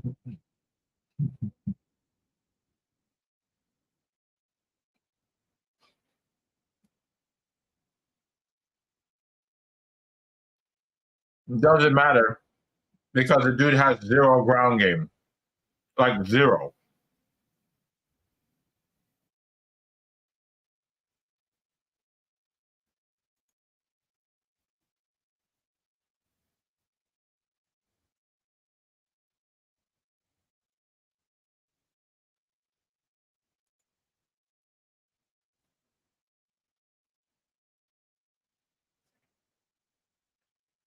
Bisping is only talking like that because he likes to say the word shrimping.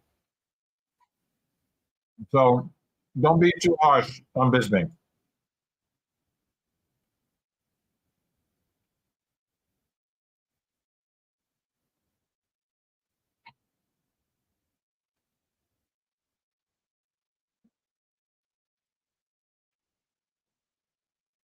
That was a nice left hand from WCA.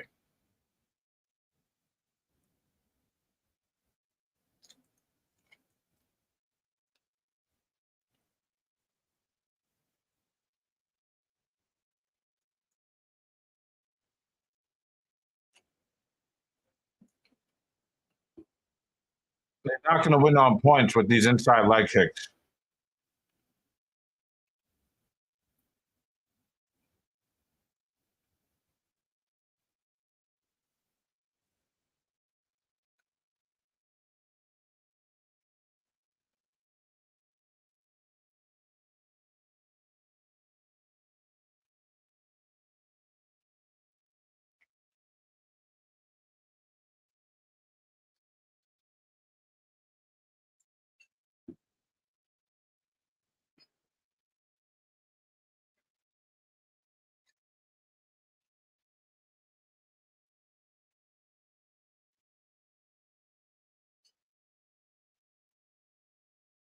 Oh, the front.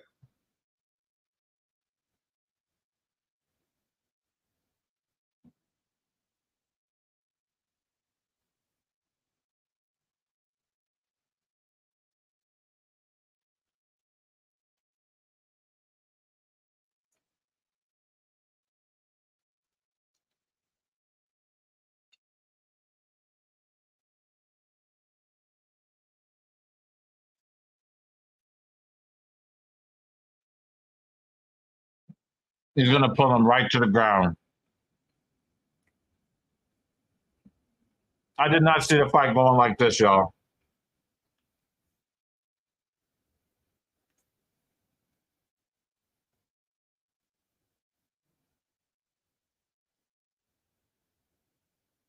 And that's the end.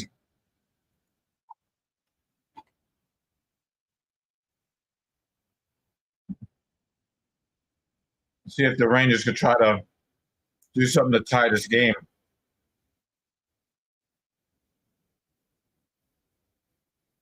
Oh, big rebound, too. Wow.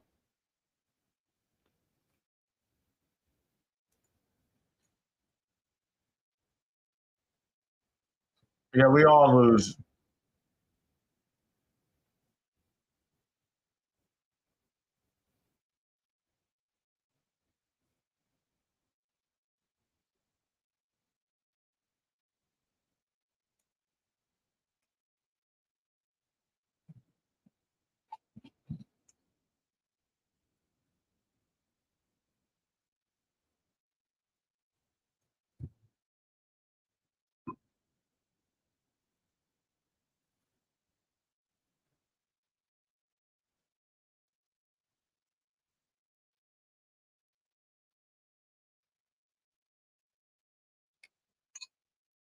The first thing people are going to say to Rob Elise is that he needs to go meet with Habib, learn some wrestling.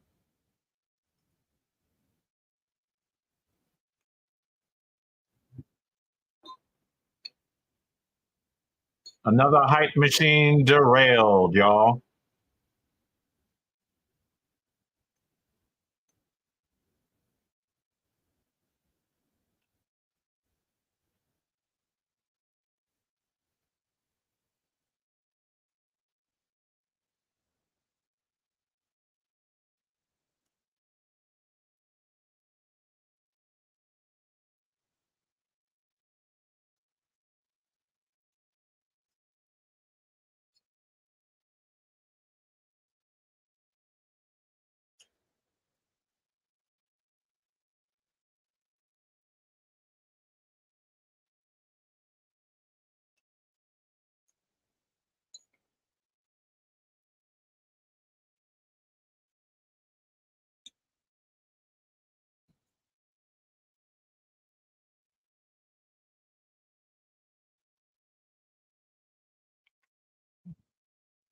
Looks like they're gonna have to pull Shesterkin, giving up 3 goals on 10 shots in the first period.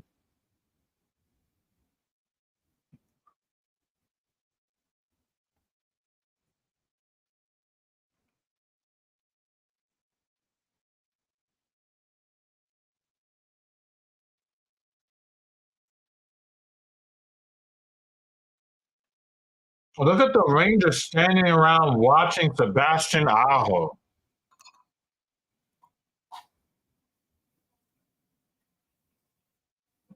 They just hung him out to dry. God damn.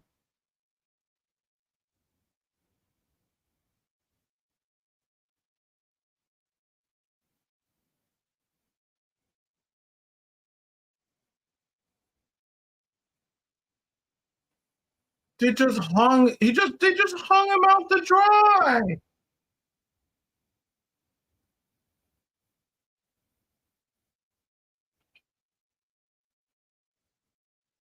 Well, that's because Waldo played it super safe, and people don't really like to see that. And the thing is, like, if the Spain had any kind of, if he had any kind of wrestling,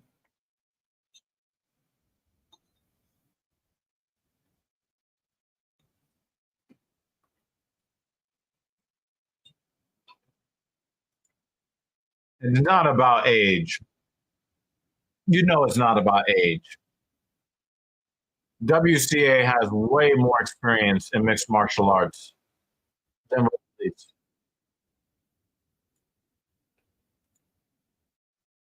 Yeah, that definitely didn't go the way I was hoping it was going to go. I thought it was going to be a stand-up battle and see who survived.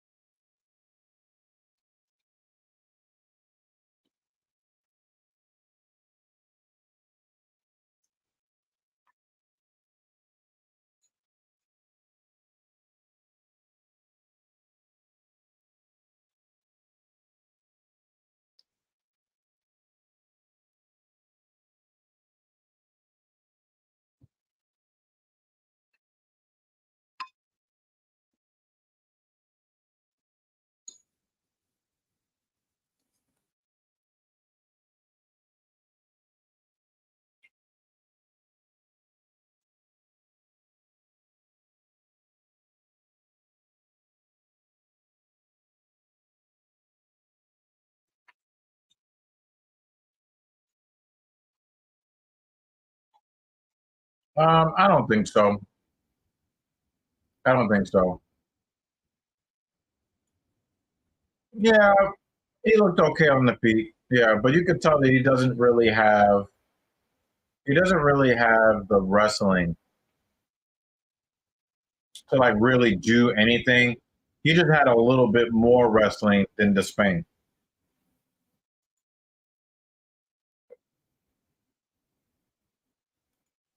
Yeah, David is right about this too. But the fight was super, super duper disappointing.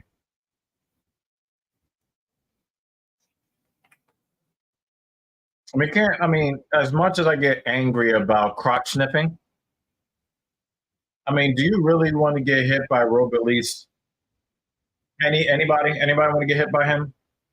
So we can't blame WCA for not wanting to get hit, and he avoided getting hit. It's just not, entertaining to watch.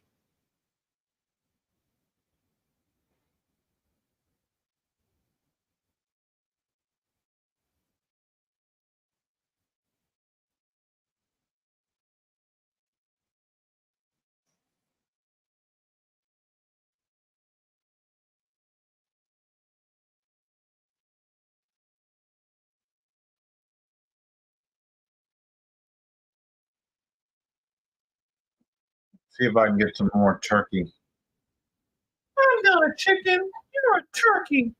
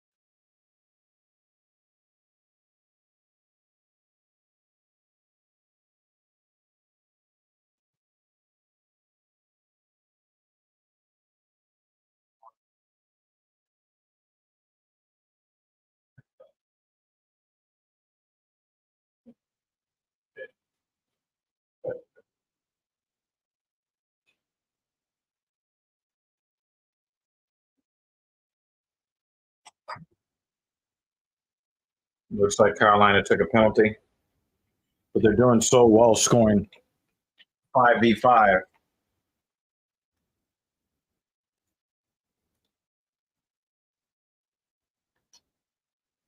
So now I got chicken and turkey.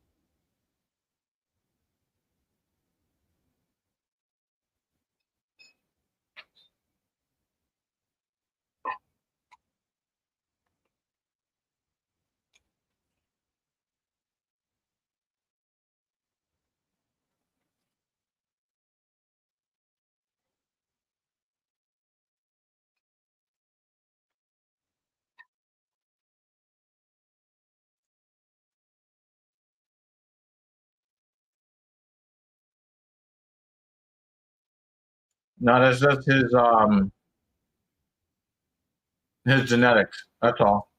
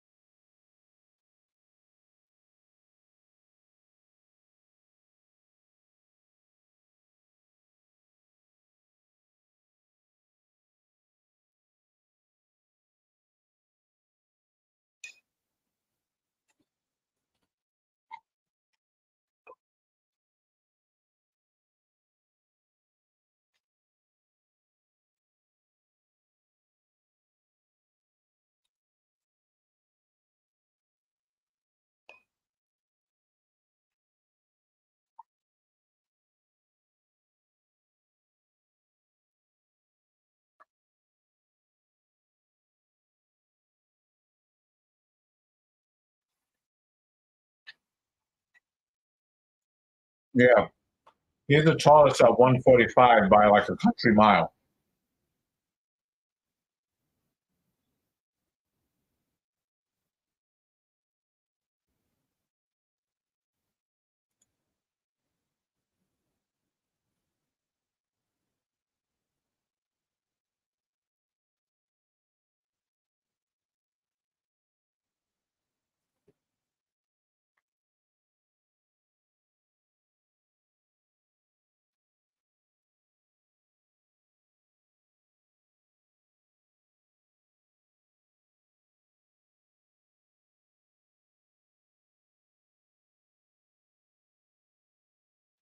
Ryan Fry is here.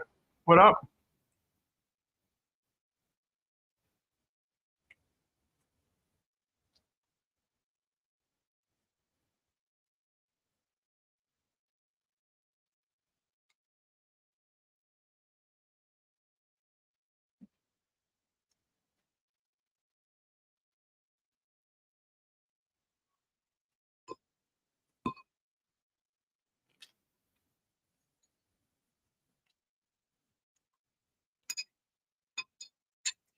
We all do.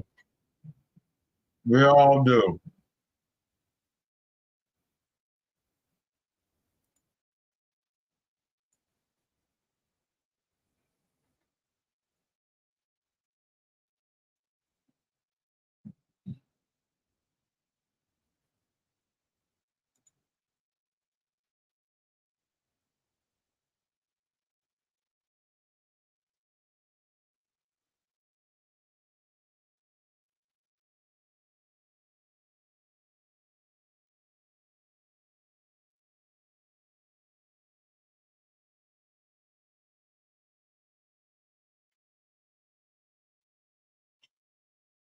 Alex Caceres looks like he took a bump in the back. That's what it looks like.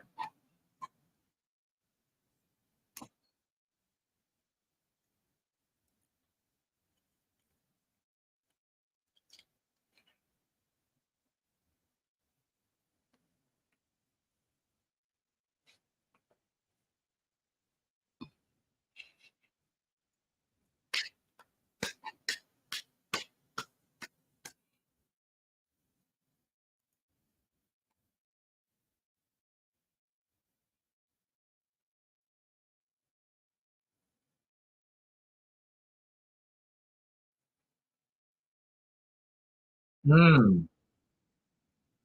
Straight right for Woodson.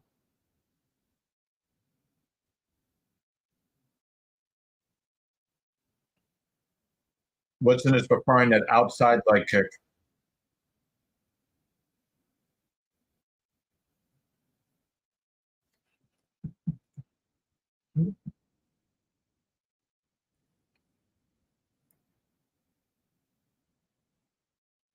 He's tagging that lead leg of Caceres. And when Caceres goes to get his payback, he's got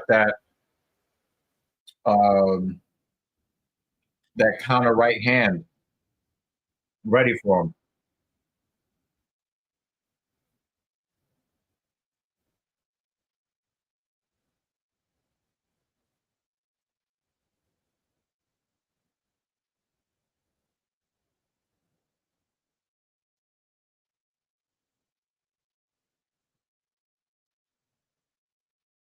These guys really want to go for fight of the night.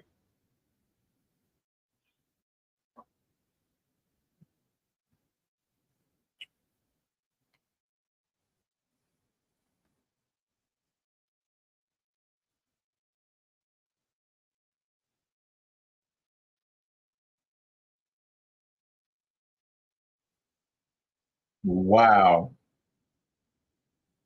That head kick attempt was crazy. From Caceres.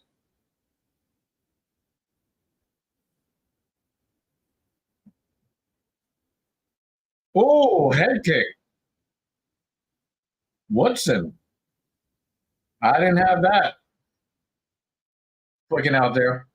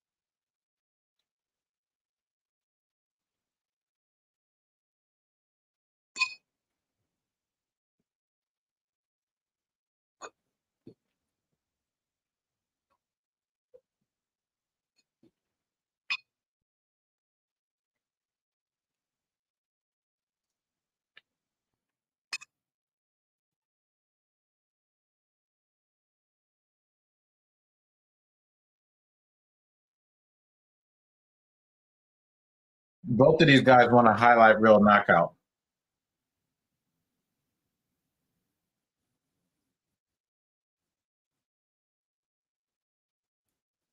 Nice body kick from Woodson.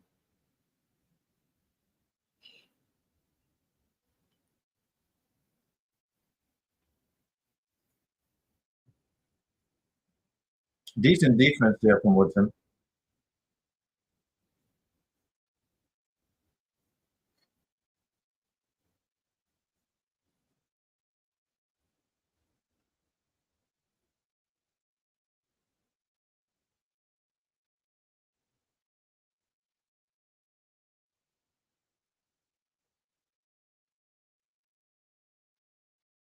It was all dick and balls, man. It was all dick and balls.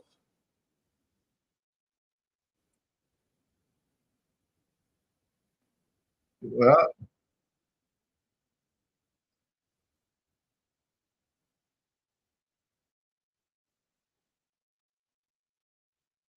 wait a minute. Did Bisping just say Yoga Flame?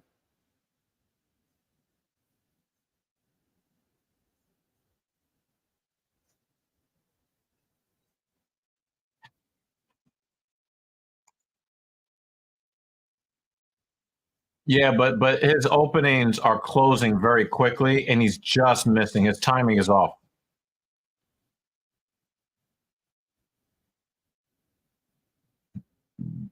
Oh, nice straight right from Woodson.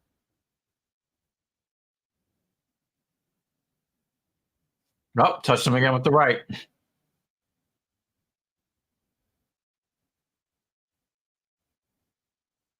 Oh, wow, another high kick. Oh, and then a knee. Oh,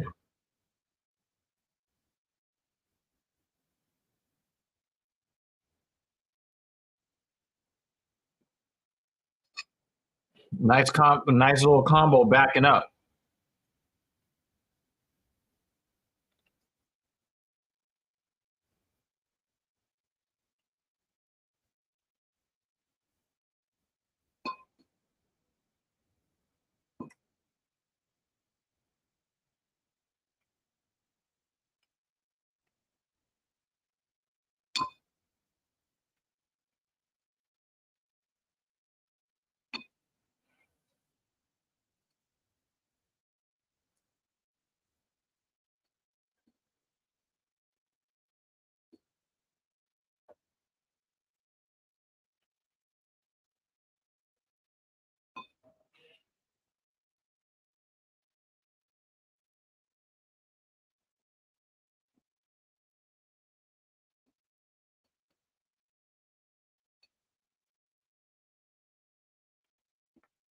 Turkey is so much more difficult to eat than I remember it.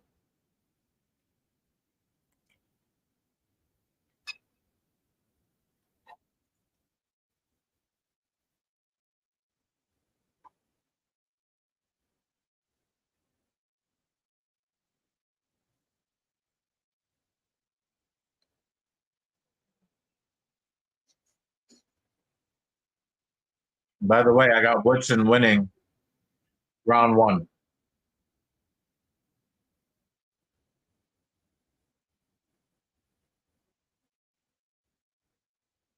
Nice body kick from Woodson.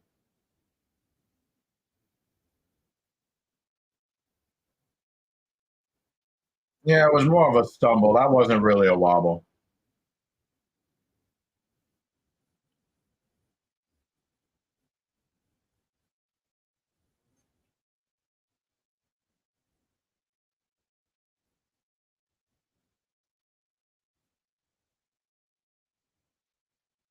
Caceres is getting really close with that left hand, but he's just not landing it. He's just off. Obviously, Woodson is a very difficult fighter to fight because of the length. And he's getting close. He's getting so close. Yeah, Woodson up against the side of the cage, and he's just missing huge opportunities.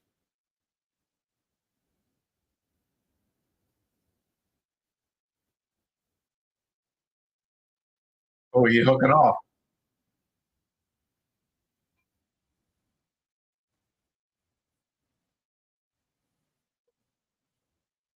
All of this pantomiming that Woodson is doing, he's going to end up putting himself in a position to get timed.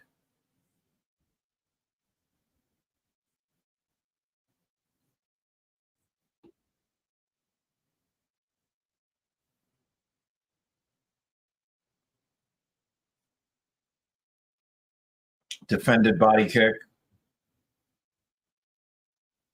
Caceres is trying to put that combination on him. Most of it missed. It's very difficult to tell if there's something that Woodson is doing with his head movement that's causing Caceres to miss, or is he just off?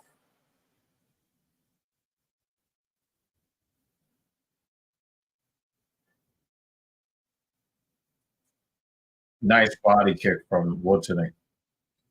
Wow, Caceres could have taken him down right there. He was way over the his center of gravity there. Caceres didn't even think about changing levels on him.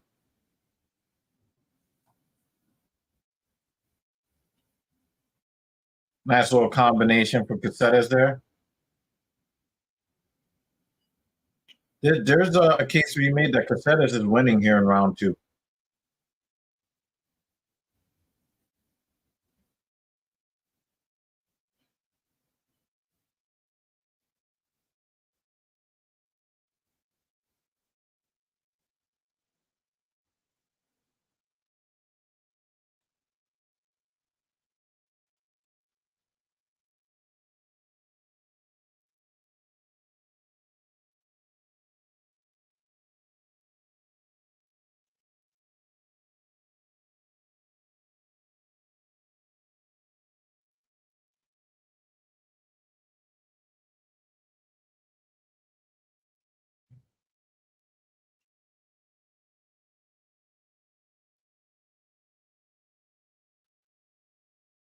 Nice little rip to the body for Caceres.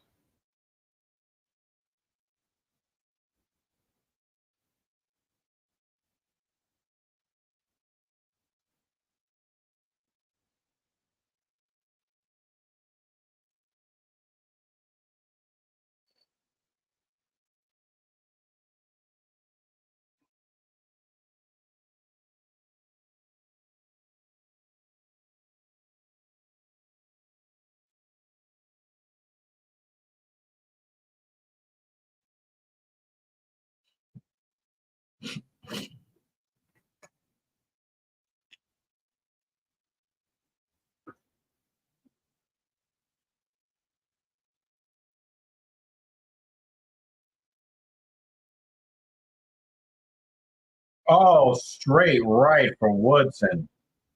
A little bit of like a right cross. That's a tough one. Woodson had a nice finish, but I thought Caceres was better for more of the round. What do you guys think?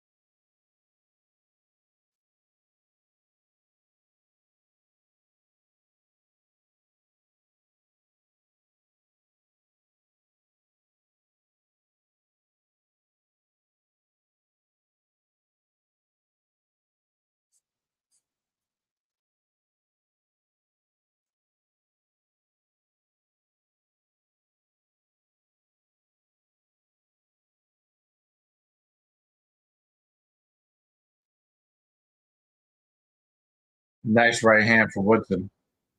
But Caceres is still ahead here in the third round.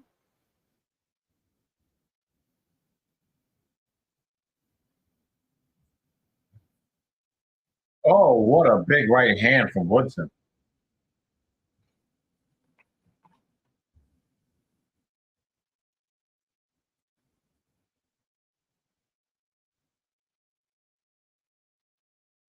Spinning back kick to the body for Caceres.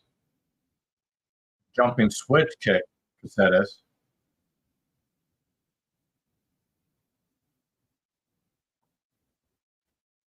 Woodson could lose this fight here at home, y'all.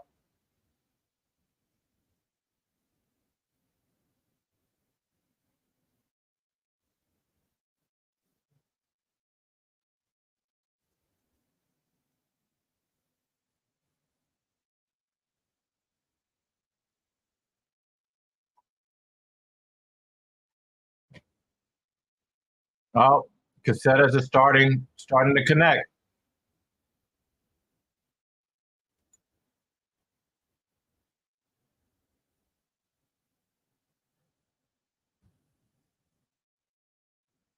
Woodson has definitely lost his sharpness.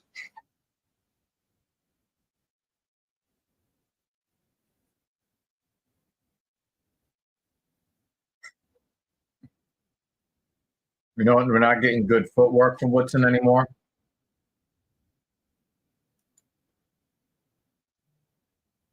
Another rip to the body for Caceres.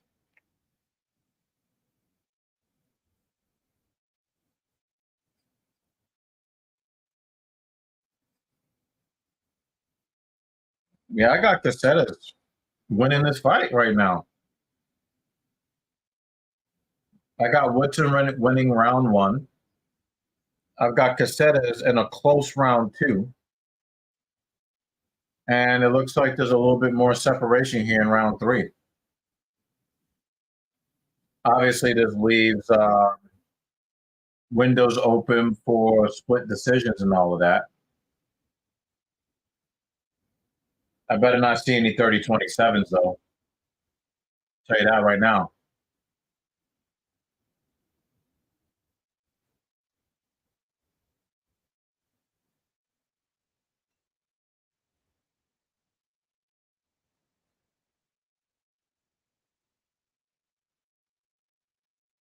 What an inside leg kick from Caceres.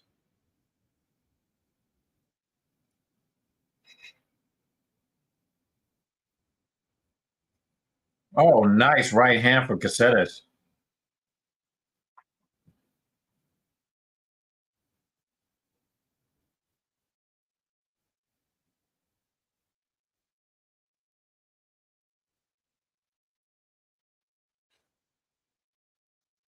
Woodson really did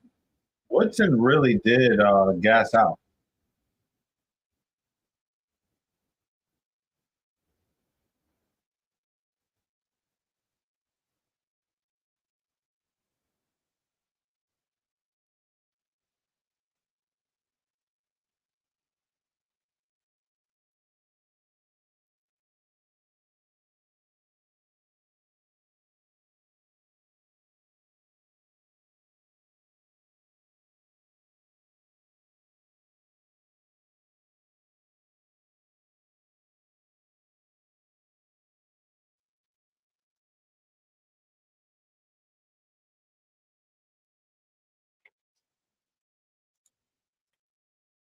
I think Woodson kind of could have stolen the round at the end of round two, not three. I thought that three was very firmly for Caceres, but Woodson could have stolen the round at the end of round two, from what I saw.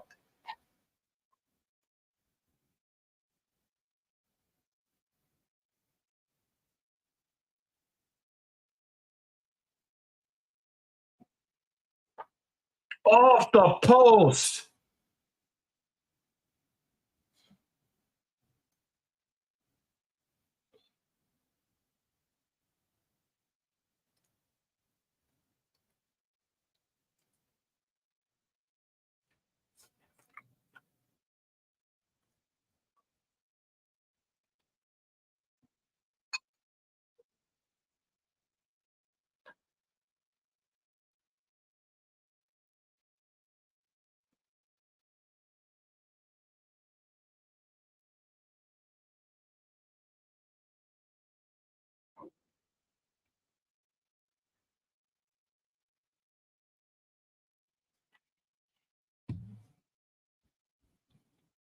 Listen, definitely,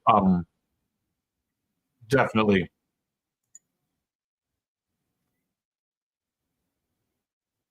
There should be no 30-27s.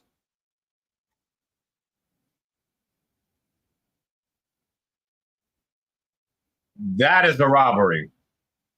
That's a robbery, y'all. That's a robbery. That was a robbery. You guys know, I told you no 30-27s.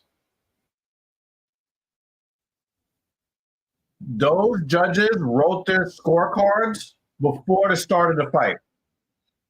They did not watch this fight.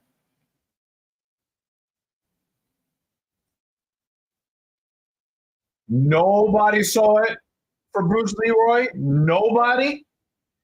30-20. Wow. Wow.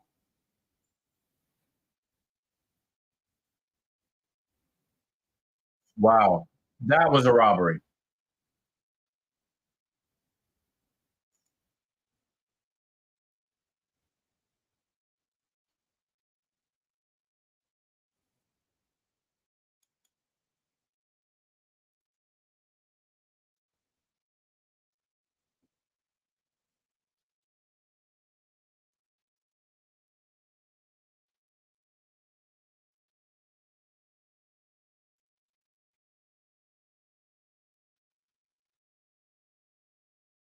Yo, it's really crazy how you just got a robbery.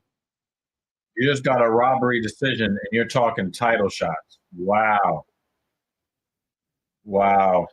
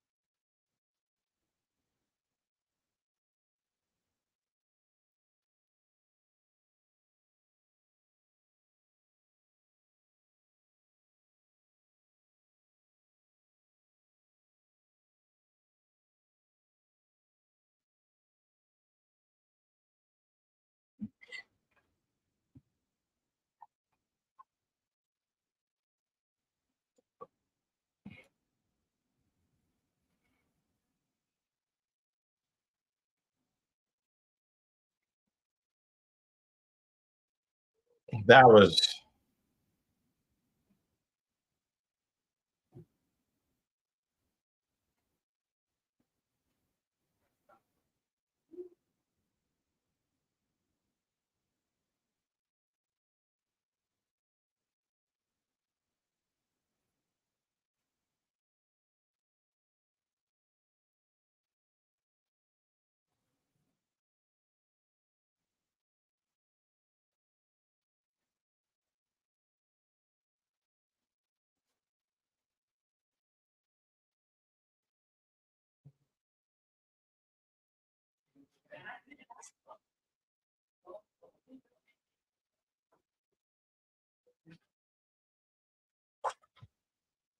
Hello.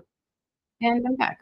Man, this light is bright compared to my not so bright room in the other room. Did you guys peep big ass bone? I wanted him to take his Hercules and just like gnaw on it in front of the camera, but I don't think he did that. It's not his style. Boo, no fun.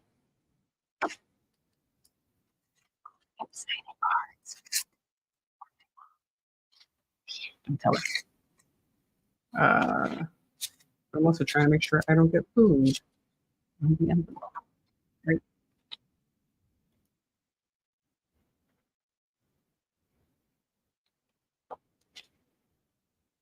So, since I left the normal sized Chase Hooper fight, how's it been so far?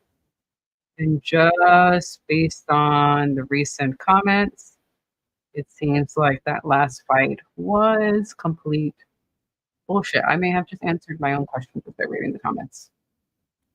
So I didn't miss anything.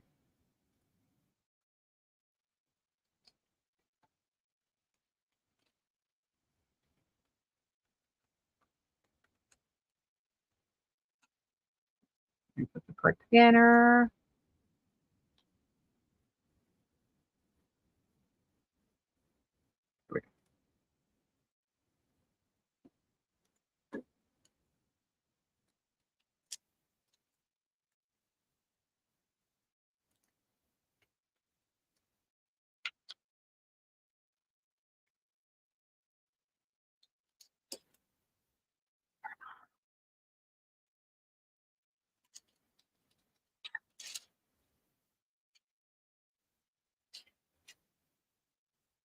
Is anyone familiar with the next two fighters? Sometimes with some of the fighters, I don't remember them by name until I see their face. Ed Diego's a little familiar, but I don't really remember much of either of these two fighters. Yeah? Okay. Well, hopefully that makes for a more exciting fight than the BS, as I read, happened in the last one. Holy shit. Nice. And I'm going to assume that most of that 17 is outside of the UFC because that's a lot. That's a lot. Well, since we have a little time, let me look them up real quick.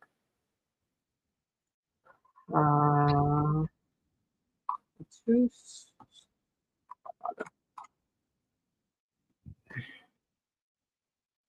Let's see his wiki. I already had 2 cups of coffee and I'm ready for a third one.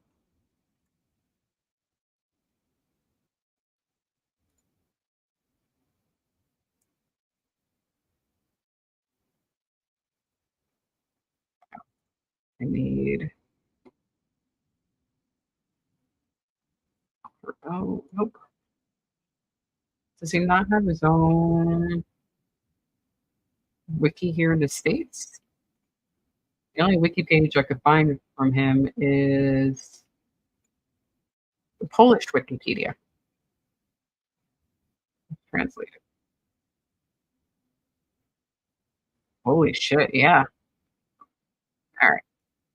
That's because we have a little time to kill while we're waiting for the next fight. Let's look up Matus. So, like I said, the only wiki page I could find of him is the Polish one, so I have to have it translated real quick. But look at this green. Nice.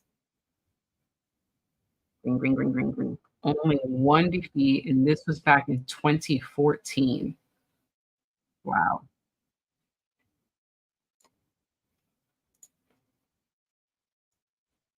KO to punches. He has one submission by twisting ankle lock. 1, 2, 3. Look at all these locks. 3 ankle locks, 2 elbow locks, TKO liver clench, 2 crucifix.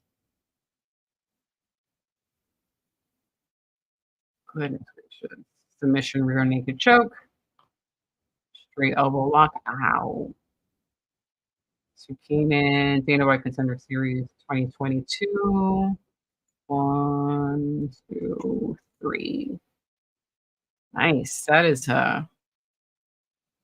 dude, just on paper, this dude is kind of scary. Like my joints hurt just reading these stats. My ankles. Holy shit. Leave those ankles alone. Elbow lock. Oh my god. Yeah. It do sound scary. Very scary.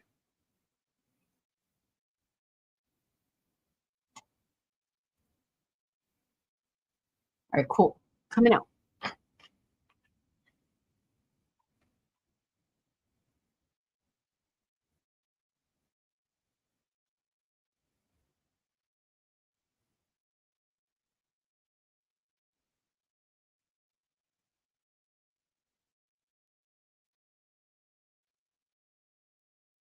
Because Dr. Evil is having some discomfort in his lower body, so he has to stand up and walk around.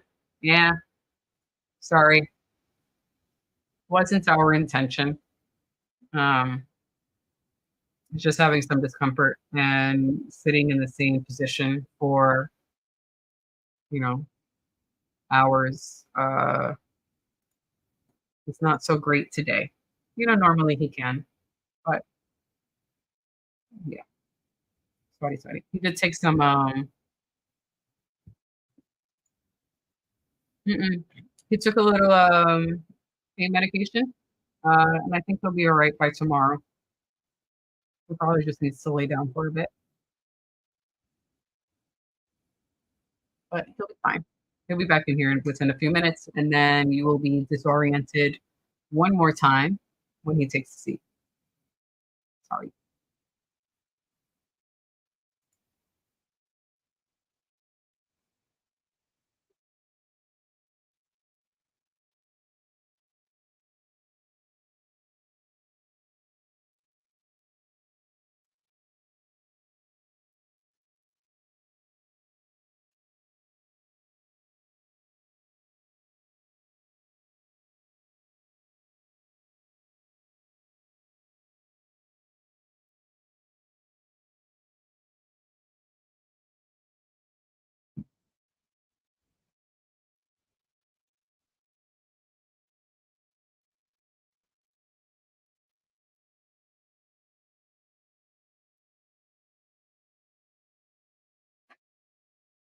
Hi. Hello. Rick was concerned for your health. I said, Just some pain. I told him, give us a few minutes and we're going to disorient him again. Yeah. So it's crazy. This is somebody's fight of the night pick.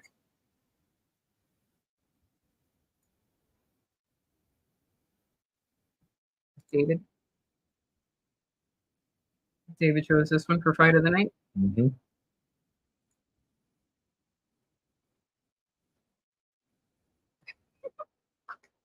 We knew he was going to come with something like that. He was just waiting for you to get back.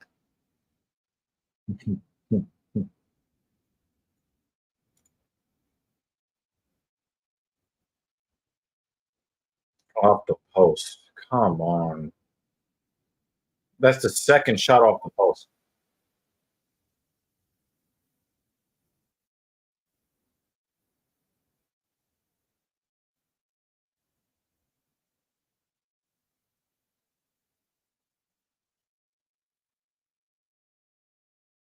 I mean, it's really like men in general avoid going to medical professionals. It's not a black male thing. Not checking leg kicks. That's a black man thing. Hey, Oh wow, what a left hook! In fact, Diego, he just ate it.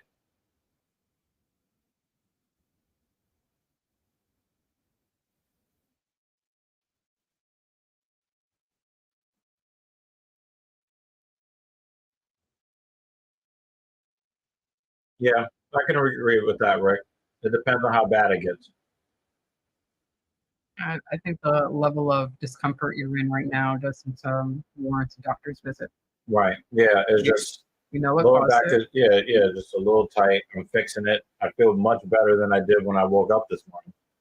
But I just can't sit in a chair for 6 hours straight. Feeling like I'm oh wow. Yep, he stunned him. Is Fajita like just punch drunk for like the rest of his life? Possibly. Because he should have went to sleep right there.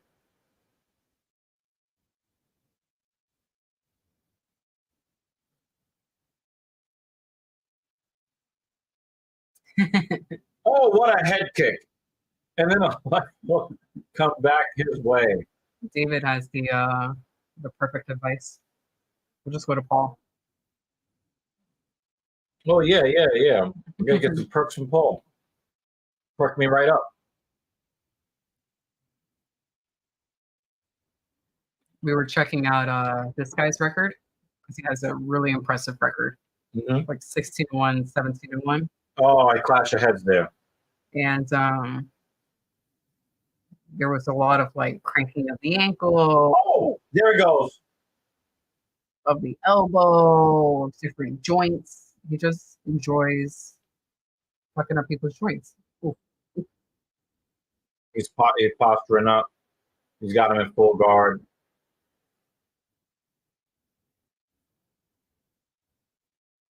Yeah, you don't really feel like a credentialed black belt when you get knocked to the floor the way he just did.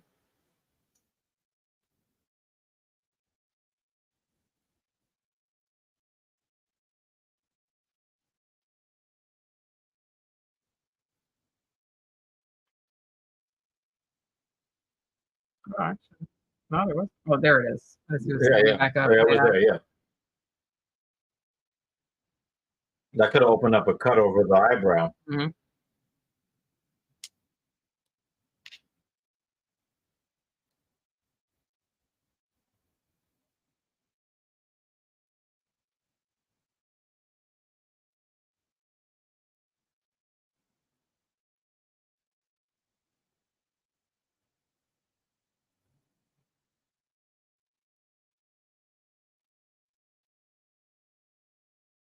Let me get back to mom. Oh wow. Oh, He she's just still here? destroyed him. BRB again. Hag, you're in. Yep. Are you disoriented, Rick? Ranger Rick. If you can give me a nice sized cup of juice, I'd appreciate it. You can choose it. You can choose the juice.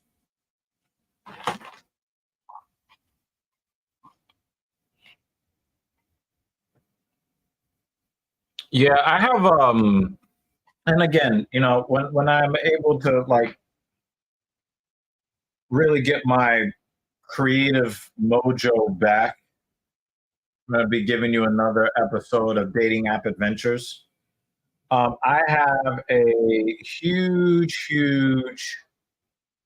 pet peeve when I'm hearing women say that they value animals over, or the people that say, how do they like to say it? You know, dogs are better than people. No, if you're a person that believes that, you're one of those people. You're part of the problem.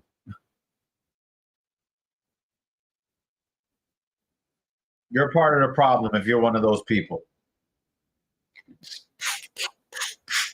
From the point, from damn near the blue line. Is that Schneider with the goal?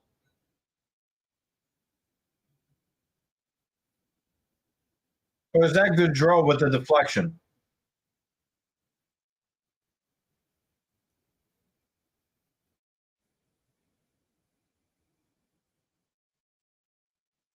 Out to the point that Schneider takes the shot. I think it was just straight up Schneider. Oh no, it was Goudreau. With the deflection. Very nice. Thank you. Is this a message? I'll be looking to see if I can make that deposit.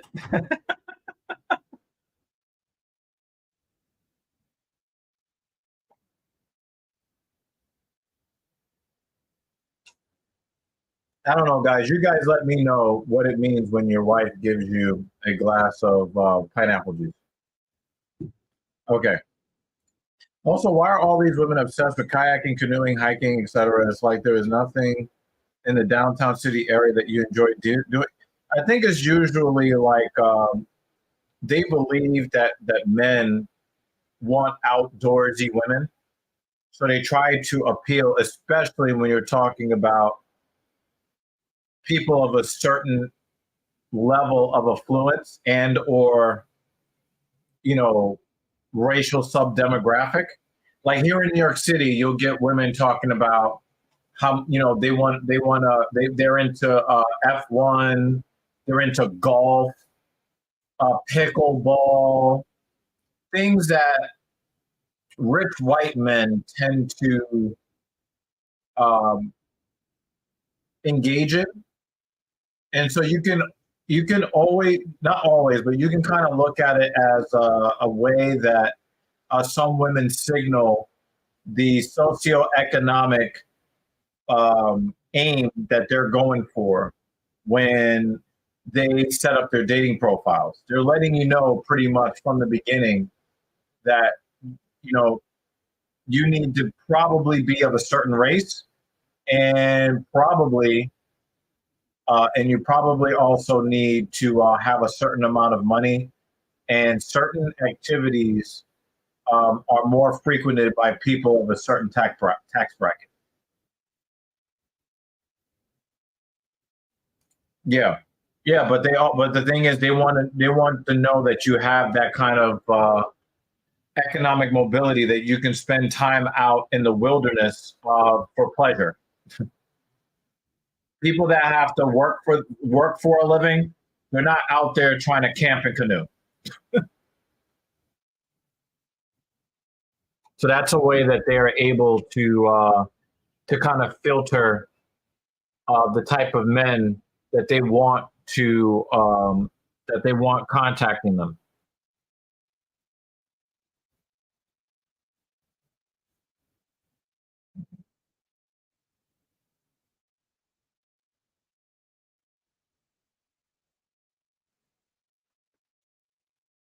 Damn, Rebecca is like, look at his face. He looks like Hamburger Helper.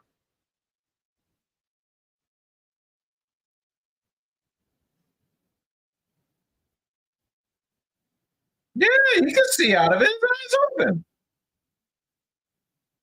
What the? Rick, again, dude. Now, but yeah, Dan. Thank you for saying it, Dan. Now, the thing is, like, some of these women are lying. Some of these women are not really interested in all of that, if they're really being honest. But they're trying to. Yeah, he's definitely lumpy. They're trying to attract the guy that's in that socioeconomic sphere. So a lot of those women really don't want to go camping and canoeing, unless when you look at their pictures, they're unfiltered, non-made up pictures, and you see that their skin is very splotchy. You can tell they grew up on a farm or something like that. Those women are legit, Or if you see like a bunch of their photos where, that they're wearing, hiking boots. Oh, head and arm. Can he survive? Oh, okay, he didn't lock it up. All right. Wow. This guy, Fajeda, is just, it's almost like he's indestructible. Now, for me, I'm like you, Ranger Rick. Oh, it's on the doorstep. Oh, come on. You could have tied the game. Put some pressure on Carolina. Oh, God. Yeah, I'm good, just hanging out, going on a walk, ice cream, milkshakes, burgers, a proper restaurant if if she's legitimate right off the bat, but there's a lot of coded language on dating apps, and that's why I created Dating App Adventures. I just need to get you guys episode 2. That's all.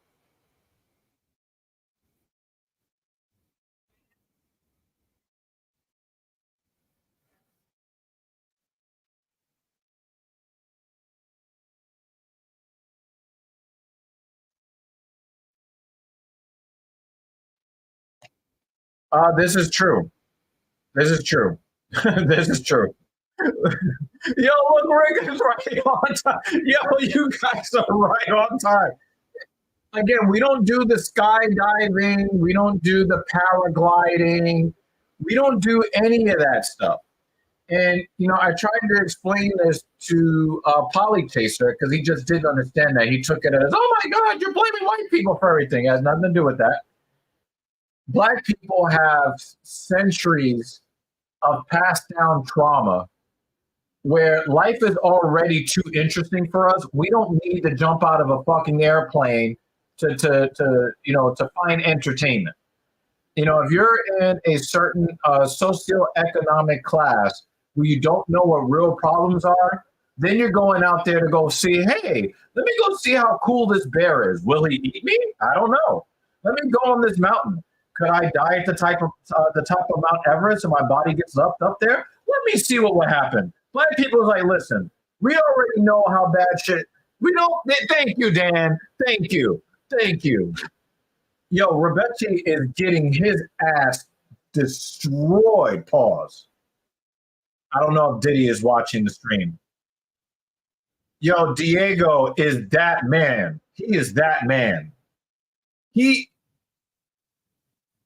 I would not have suspected he would win this fight. And he just look at this guy's face. Do you want to see this guy's face? Oh, hurry up before he gets knocked out. Look at his face. And Diego Ferreira is doing this to his face. Oh, this is a whole different can. We could talk about this, Dan.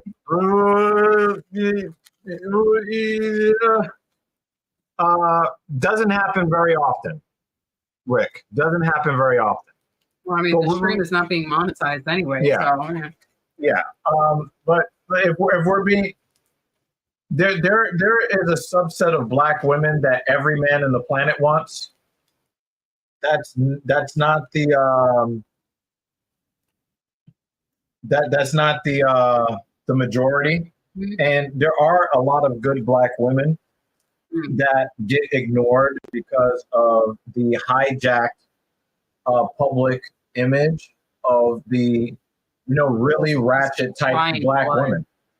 Yeah, it's not that it doesn't happen. It's just it's just not as often. It's not a never. Like there's a black woman that works in my. Did you see the young black lady that works in the rental office? She wears her natural hair, doesn't wear makeup, none of that. I even told her today, yo, I've been wanting to take you out for a while just because of the way you represent black women in general. Super nice. She's like 25 years old. Rental office downstairs. Mm-hmm. I don't really know. Like if you see them taking people on tours and stuff like that. Remember, I'm home most of the time. Yeah, but sometimes like they come to because obviously they want to show off the gym and the basketball court and all that.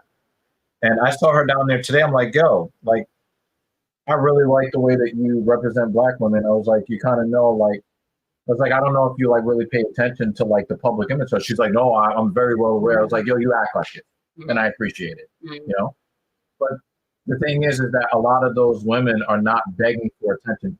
Come on, dude, stop the fight. The fight's over. Let me go back to this. Yo, I think he's also lumpy. No, he said it. Dan said it already, but he spelled it Lumpy because it's like Lumpy Gumby. Look at his face.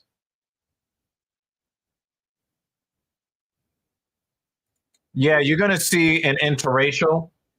you're more likely to see white women you're more likely to see white women with black men than the opposite. Um, but most people in the world are race loyal across the board. So the vast majority. Oh, look at that one too. I think. Oh my God, no wrestling and the fight. What is up with this referee?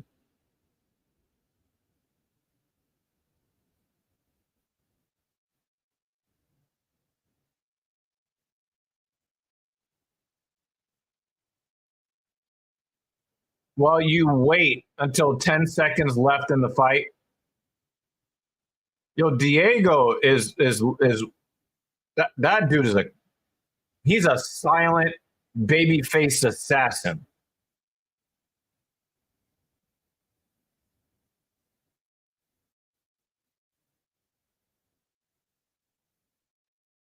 Well, when it comes to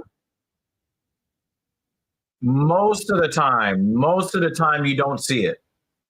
Most of the time you don't see it.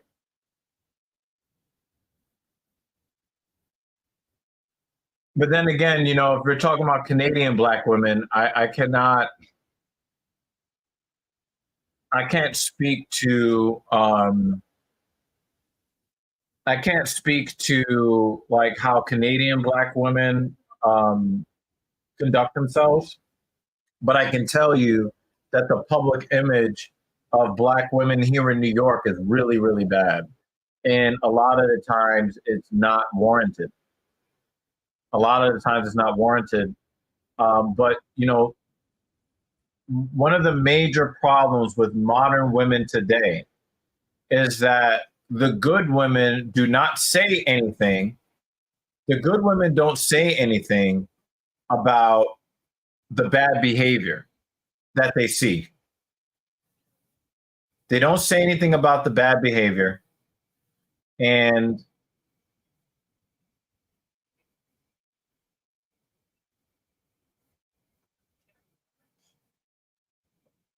I just think that whenever people do not denounce bad behavior, the perception is that you're complicit in the bad behavior.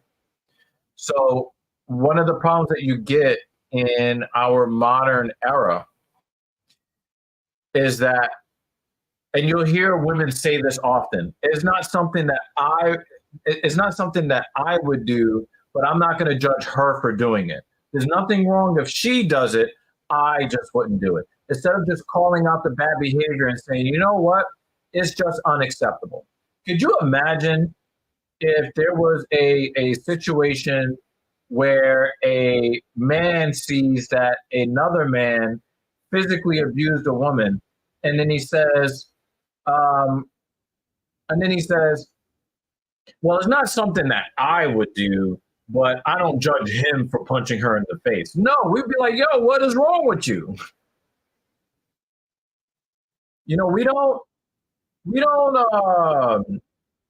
We don't excuse bad behavior like women do. Like, look at his face. His left eye is completely shut.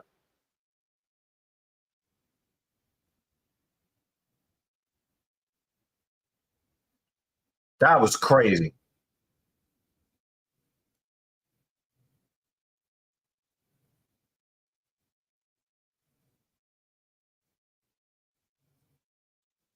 That was crazy. Please get off the religion. You do violence for a living, guy. Stop it. Anyway, we have this whole sisterhood thing where they just refuse to hold each other accountable for literally anything. And so what ends up happening is, since nobody is speaking up about the bad behavior, now everybody gets tagged as complicit in the bad behavior, whether they engage in it themselves or not. So a lot of Black women fly under the radar and end up single because the because their public image has been hijacked by bad actors. And, I see a lot of black men out there who are like, oh, there's so many things wrong and all this other stuff. But the thing is that I think that as black men in general, we give way too much attention to women who do not deserve attention. And then the women who do deserve attention, nobody even recognizes that they're there. And so they get painted with a broad brush, unnecessarily and unfairly.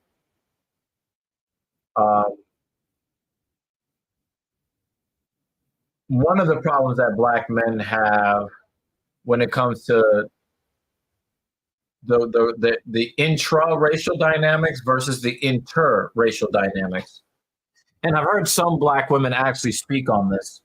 There are level up coaches who try to coach women on trying to get with that try to coach black women on getting with rich white men.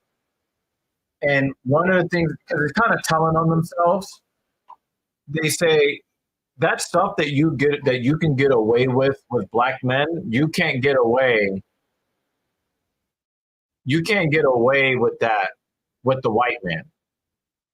And so these women, they complain about their experiences with black men. They give bad experiences to black men and they complain about the black men. Then it's like, well, if you gave the black man good experiences, then maybe you would have had a better outcome with those men. But they treat the black men bad and then want to be on their absolute best behavior when they go and deal with the white man. But a tiger never changes their stripes. So you see a lot of breakups because they can't really hide themselves forever. If you're the type of woman that is only really trying to be, if you're the type of woman that you try to be someone that someone can at least deal with on some level, you're trying to hide your bad attitude and your bad habits, they're going to come out and they're not going to want to deal with you. So, there are some here on YouTube. There is a group of women that call themselves divestors. Now, these are women that they don't own any stock in anything, but they want to call themselves divestors. They live their entire lives on credit cards, but they call themselves divestors. They're no longer going to invest in black men.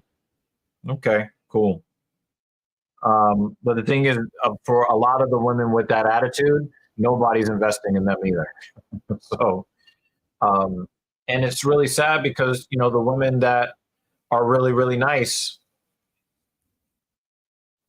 they get passed over. I dated this really, really nice girl in high school. And I remember when she went to college and we talked, during, her college years, and she was talking about how it was really difficult to even get guys to recognize that she was sitting there. And part of that is the girls that she hung around in college. They were the type, they talk with their necks and their necks are snapping and I ain't going to do this and I ain't going to do that. And, all this, all of that negative stuff. She hung out with those girls. And so she got painted with the broad brush. Thankfully she got married to a really good guy, but there were some times where she didn't really think she was going to get the opportunity to be a wife to a good man, because a lot of those guys were passing her over. And it's like, well, when you were hanging with your girlfriends and, they were talking all that anti-male stuff, did you say, hey, maybe you shouldn't have that view or that opinion? Maybe you shouldn't talk about men like that. No, she stayed quiet. So she got painted with the broad brush. So it sucks, but what are you going to do? What are you going to do? Are you going to speak up and then risk being called a traitor to the sisterhood and get the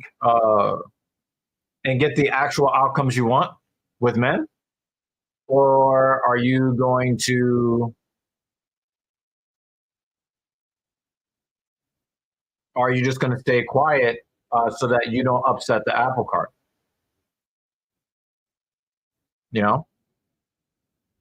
So, she ended up meeting a good man later on in her life, and, they have a nice family, and I'm happy for her and for her family and all of that. But there was a time where she wasn't sure that it was going to happen for her, you know? And there's a lot of good women out there who they're just flying under the radar. And that's all races, really. So I don't think that a lot of them understand that you have to hold your fellow sisters accountable in order to get the outcomes that you want. It's kind of like when it comes to simps, right? We have to hold, as men, we have to hold simps accountable, because what the simps do is they offer everything to women for nothing in return. So they actually lower the value of men in society. If we just let simps do whatever and be like, oh, just let him simp. Some dude that is a decent dude that respects himself is going to meet that chick that was simped on and then get rejected because he's not offering her everything for nothing. So we do need to hold simps accountable so that in the dating space, you're not getting destroyed. You're not getting destroyed out there with, women demanding that, you spend mortgage money on a plate of dinner.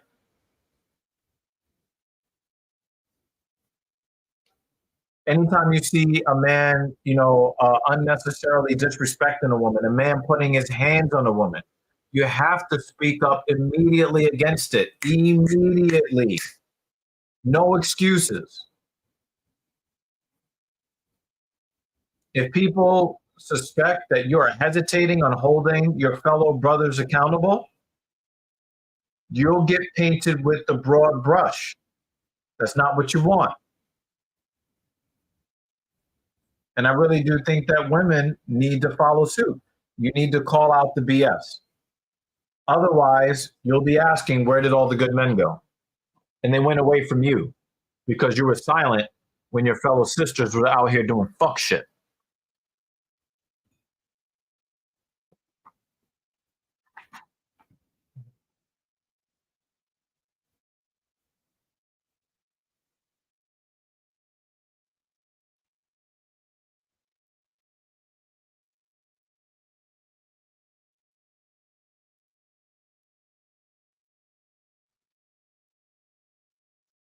Salman Hassan, welcome to the stream, if you're still here.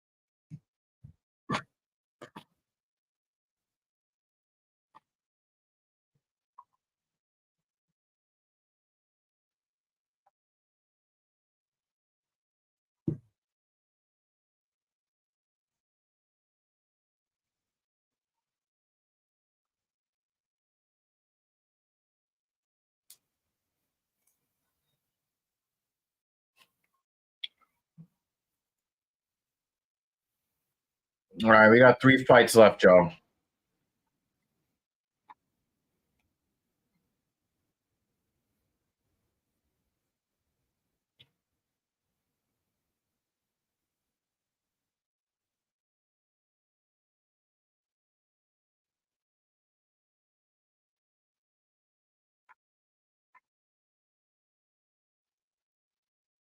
So Pat Berry doesn't just coach women.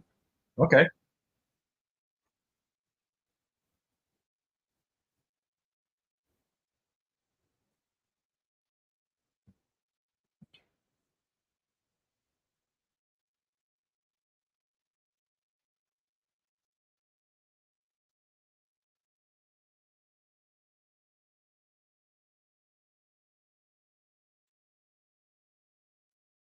How does she know if Alonzo Menefield is nasty on top? How does she know? Carlos Ulberg, a 2.5-1 favorite over Alonzo Menefield. I don't have a problem with that. I think he's a more refined fighter, and there's still questions about Alonzo Menefield's cardiovascular capabilities.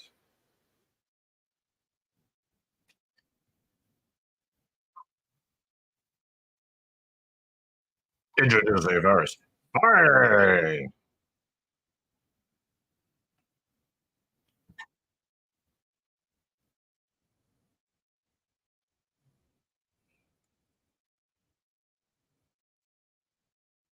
I don't really have a rooting interest in this fight.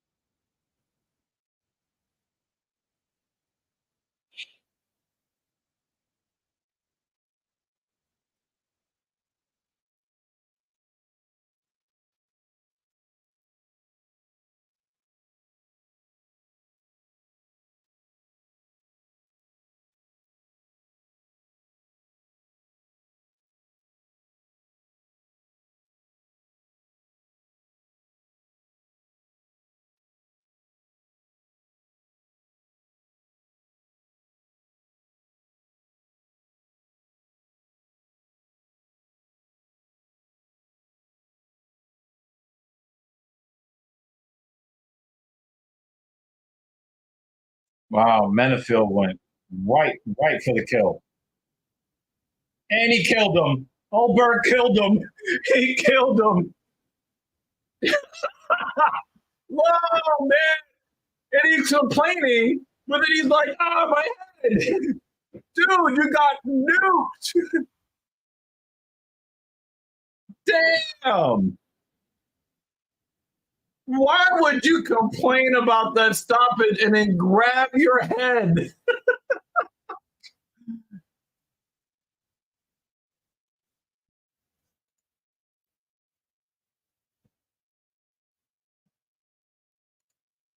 And he just drummed on his face, too.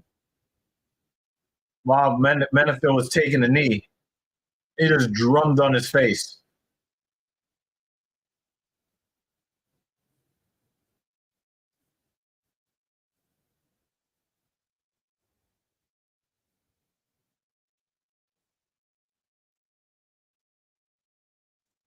Look at him. Look at his drumming. Boop, boop, boop, boop, boop, boop.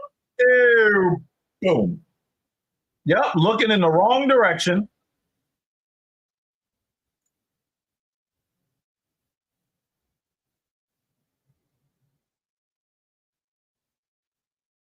He slipped, and then he got his face drummed on.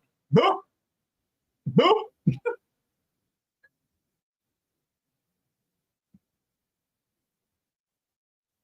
He's like, yo, the highlight is the whole fight. Boop, boop, boop, boop, boop, boop, boop, boop, boop, boop. Well, that's the whole fight.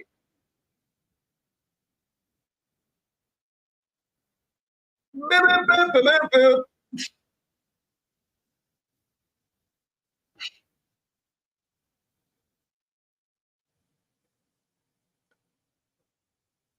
Boop, boop, boop, boop, boop, boop, boop, boop.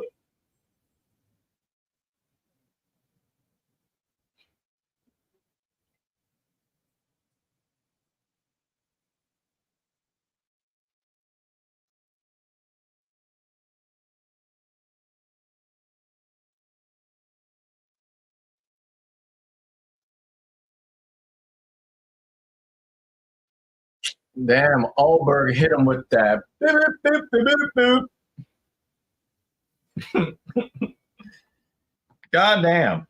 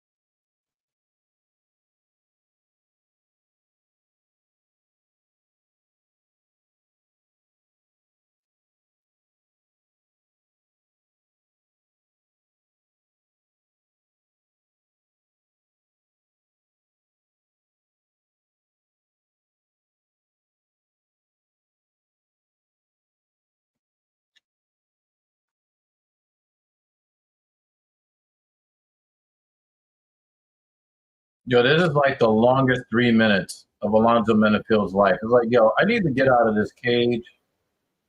I had to stand here during this commercial break. Yo, you messed up, Jay. You messed up for this.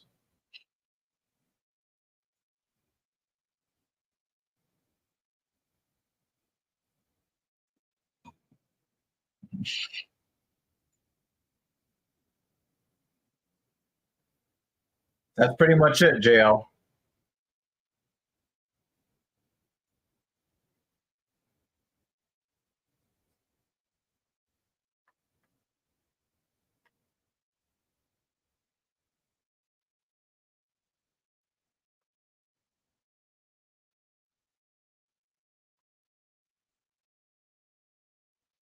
I don't know about that, Carlos. I don't know if there was any game plan. The dude bum rushed you, and you put him out of there in 12 seconds.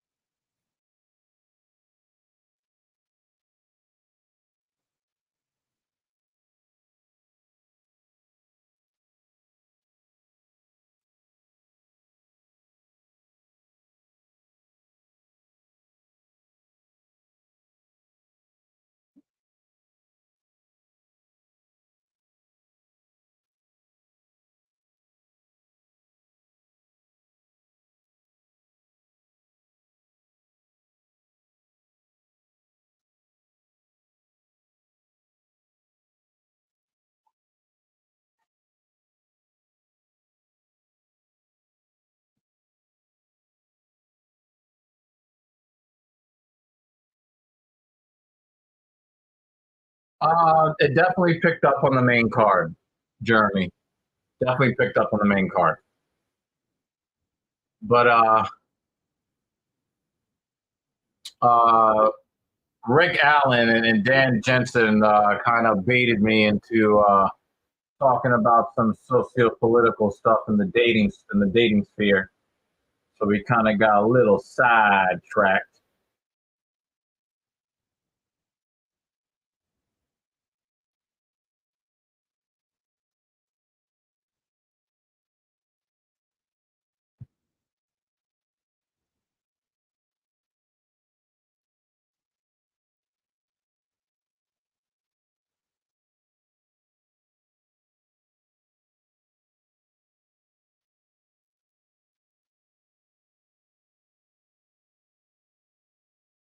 Oh wow! Cross corner and out of the zone.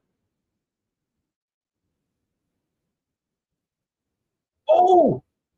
Oh, they put it on his backhand instead. Wait, what the fuck?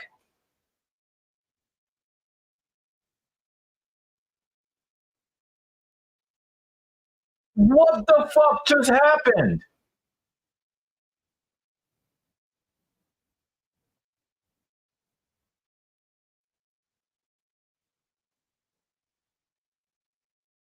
I gotta see this again. Lafreniere threw it off the goaltender's ass and it bounced into the goal. I have not checked my DMs yet, Jeremy. You'll know, because I'll respond.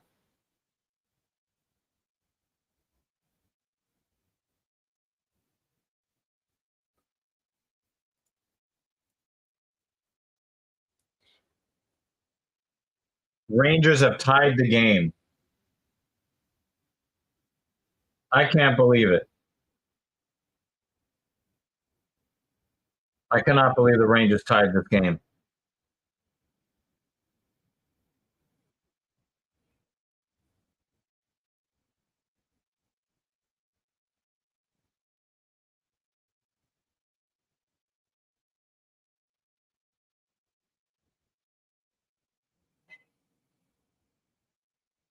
Two on two.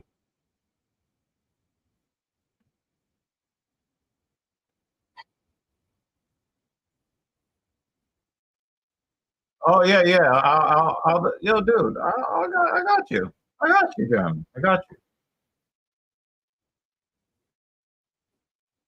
It really seemed like Matt Brown got better later in his career.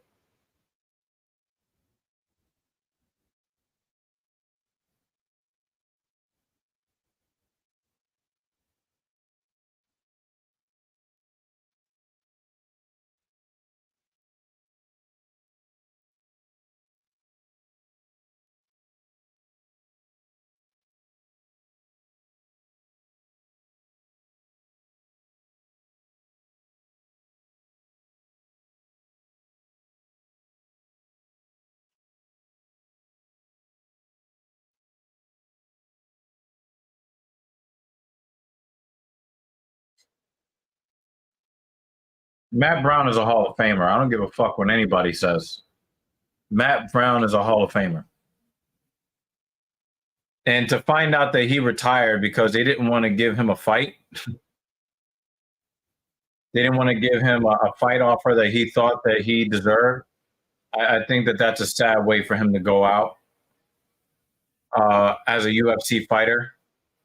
I'm hoping that maybe there might be a little something where they give him a better offer and they announce a fight or something. But if he's done, I definitely believe that Matt Brown is a Hall of Famer. Rangers are not able to clear the fucking zone. There we go. Now get a line change. Good God.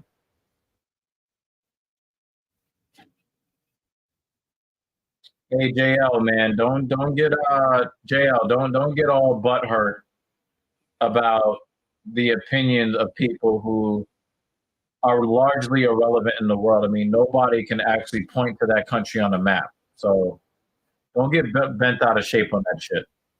I mean, it's 15 minutes left in the third period, but they were down 3-1, looking real bad. They were down 1-0. They were down 2-0, got back to 2-1, gave up another goal to 3-1. They gave up a couple of shots, one off the post.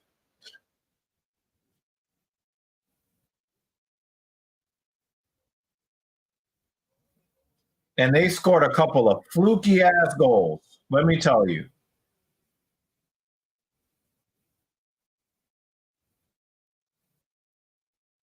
Yep, into the boards.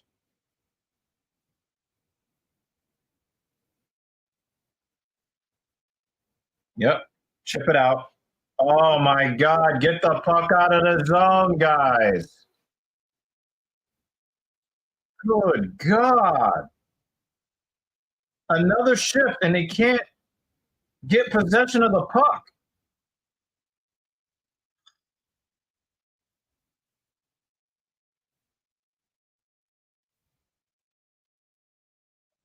No, the Rangers have only been in 2 OT games. And it just happened to be the last 2 games. It just happened to be the last 2 games. But yeah, the Rangers didn't play any OT games against Washington, and they played 2. They played 2 overtime games against Carolina, and it just seems like Carolina's choking a little bit. That's what it looks like, because Carolina should have won this game going away. The Rangers really did not show up in the beginning of this game.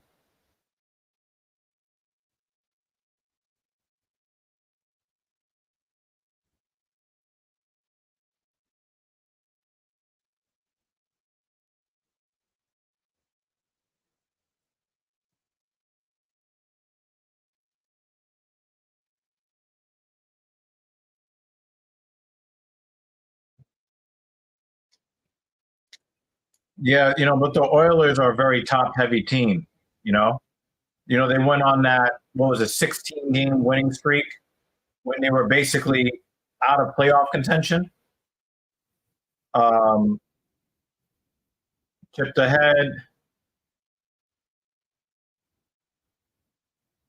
But the thing is that also one of the things that you may or may not know, the Oilers hired a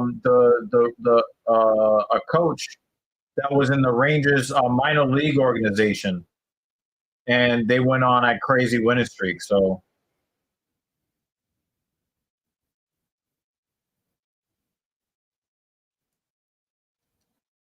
the Knicks should have won that game last night. The Knicks should have won that game last night to go up 3-0. They failed to do so. But I do think the Knicks will win game 4. I don't like the way the Rangers are playing. I think they're going to give up this 4th goal. I still think that Carolina is going to win this game here in regulation.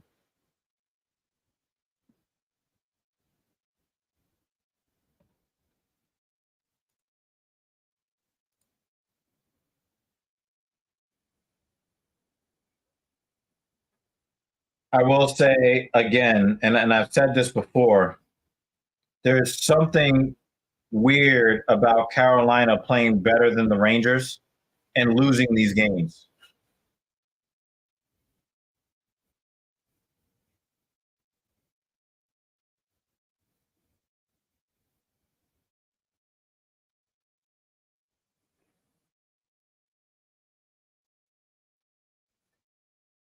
Yeah, the Rangers need more offensive zone ice time.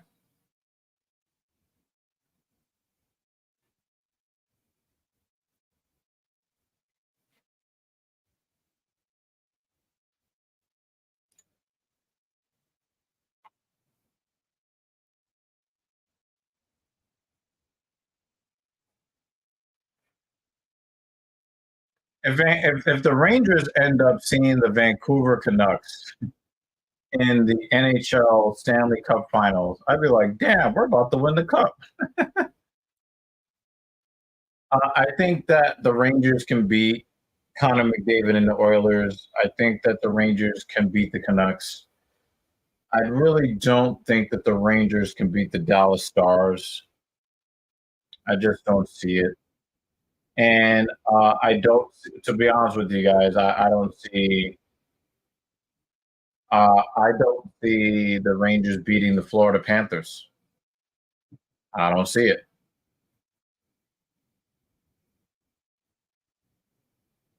You're asking a very disciplined and talented team to make a lot of mistakes in 4 different games.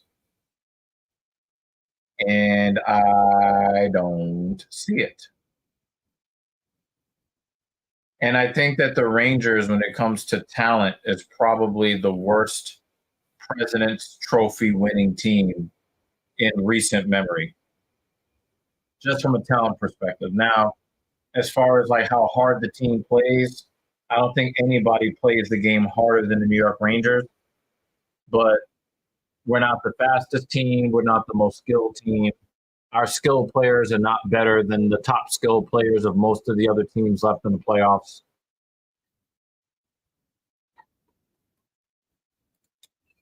Banner says, I don't care now that my party is ruined. As long as Boston gets out, I can have fun by making sure no one else has any either.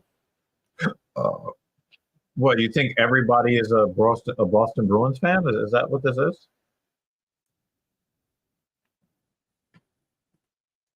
Because I want Boston to win as many games as possible against Florida to make things a little bit easier for the Rangers.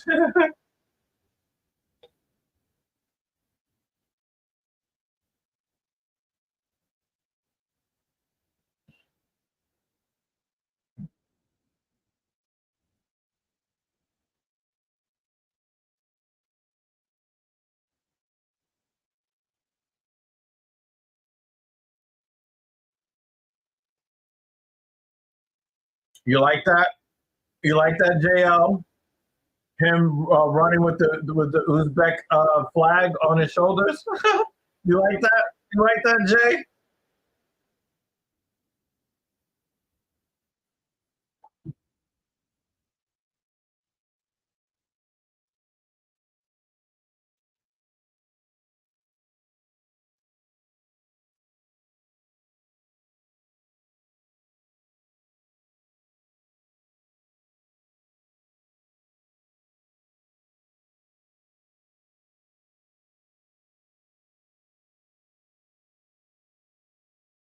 Yeah. I mean, I don't care, man. I know some people don't like Buckley. I like Buckley.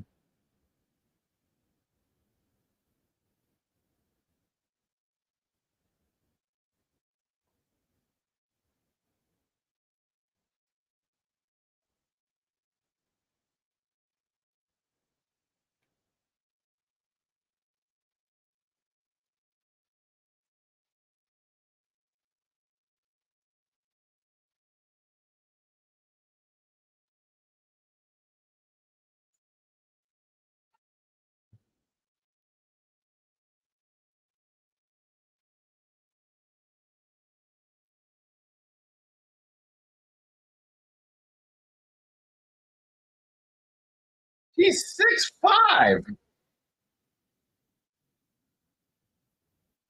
and he's got well over 40 fights already at age 30.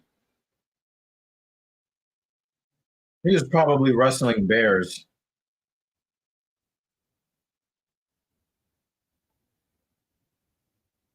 He out here looking like Sagat. Yo, if he hits Buckley with a tiger uppercut, I'm going to run out of here laughing. Well, Buckley is a black man. Got that long reach. It is what it is.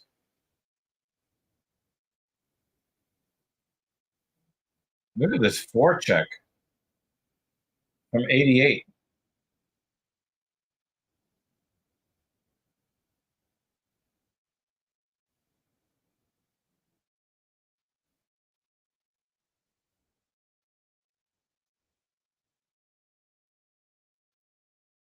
Oh, it was centered.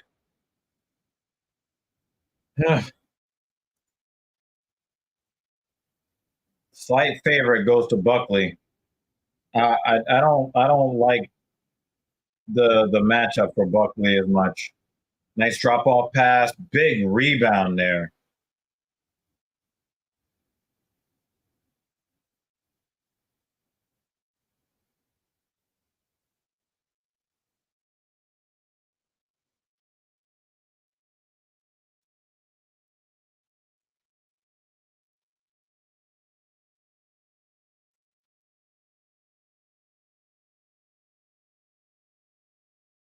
All right, here we go. Co-main. Yeah, I'm watching the Rangers game, Daryl. I am. I am. It's under 9 minutes remaining in regulation here in game 4 over there. And now we got the co-main event here with Joaquin Buckley, who is playing the role of Balrog, versus Ruziboyev, who is playing the role of Sagat.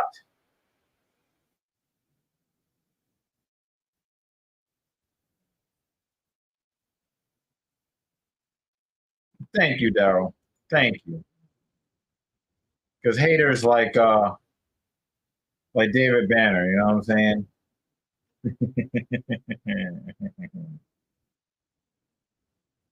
His Toronto Maple Leafs were turned into maple syrup.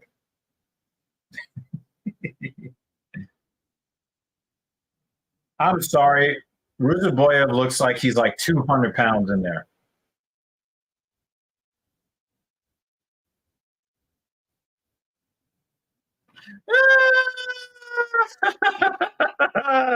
No love for the Bruins. Damn, man.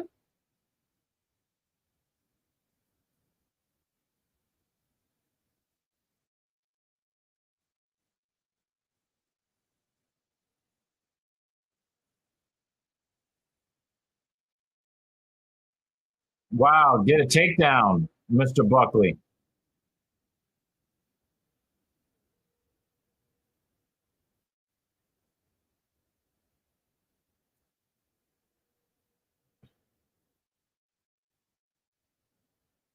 Your call has been forwarded to. No, he didn't pick up. Yep. Tried to call Cap for you guys. He didn't pick up.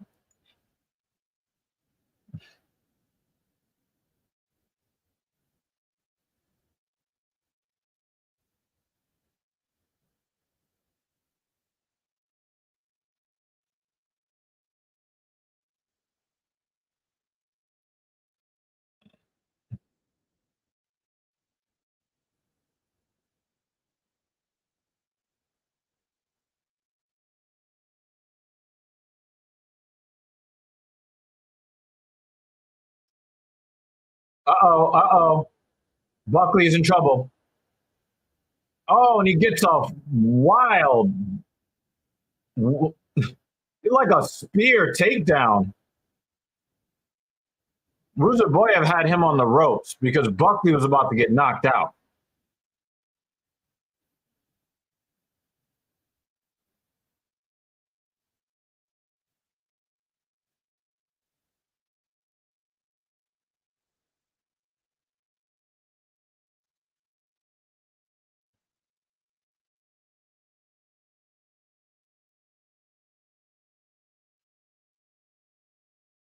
Come in.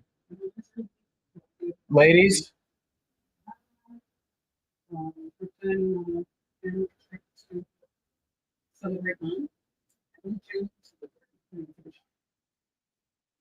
Okay, just let me know.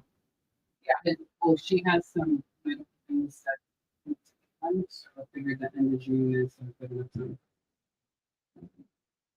Dan Jensen called him Bucket.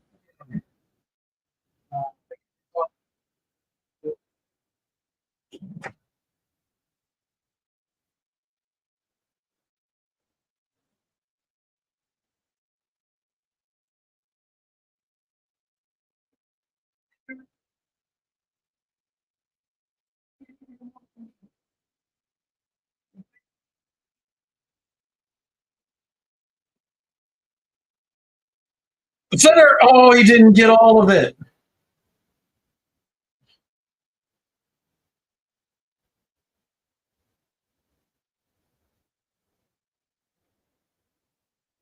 Around the boards. Out to the point. Nope. Back into the corner. Change of possession. And clear.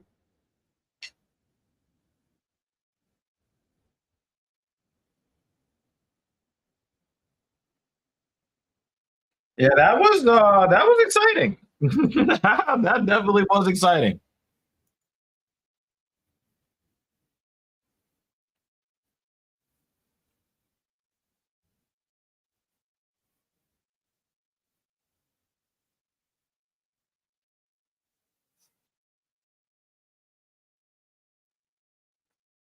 Under 5 minutes remaining. Rangers applying some offensive pressure for once.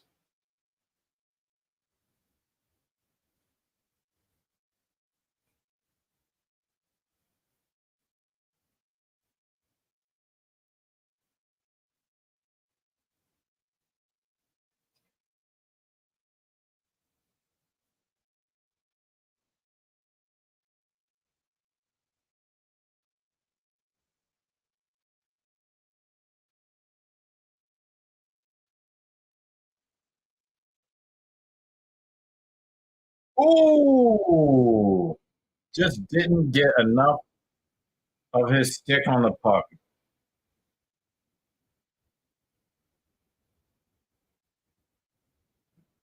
Yeah, just didn't get enough.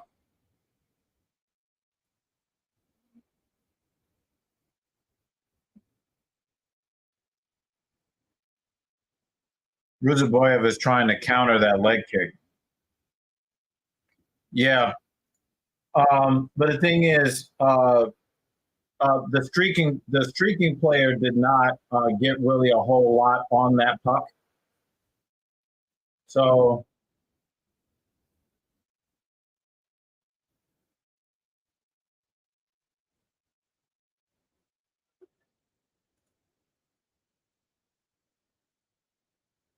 but now the face off is going to be in the Carolina zone. So we'll see what happens, what the Rangers can do off the face off.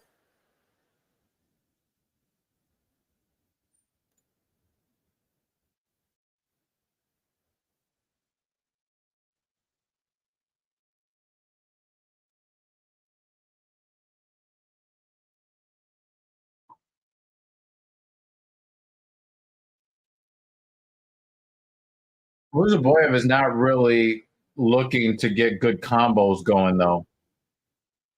He's looking for that one hitter quitter.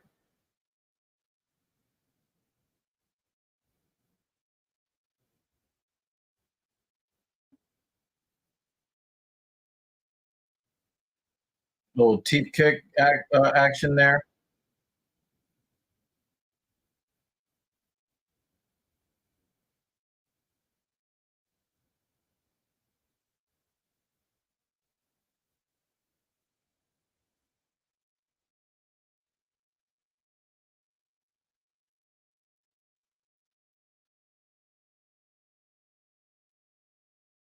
Oh, what a knee from Ruzaboyev.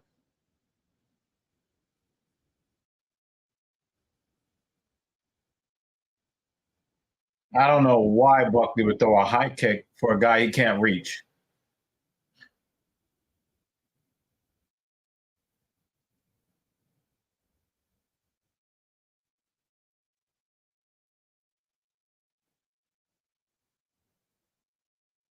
I definitely would not want to get hit with a Ruzaboyev knee.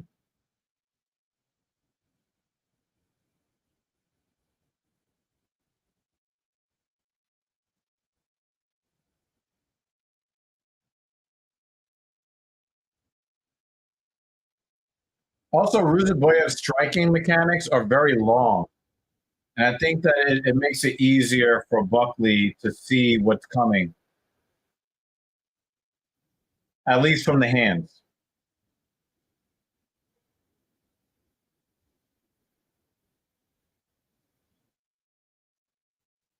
And the Rangers take a tripping penalty with less than 4 minutes to go in regulation. Lindgren in the box.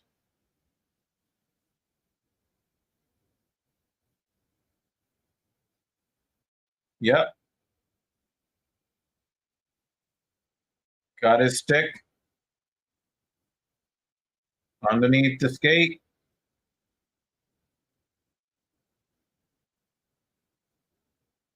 Oh, nice shovel uppercut for Buckley. Buckley is trying. Oh, what a slam! He's in side control.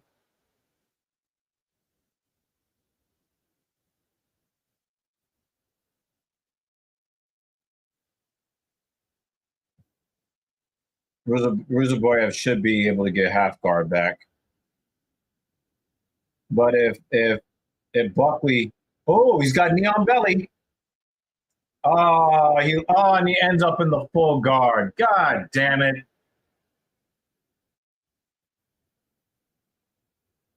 This will be a bad time for the Rangers to give up a power play goal. I felt it. I fucking felt it.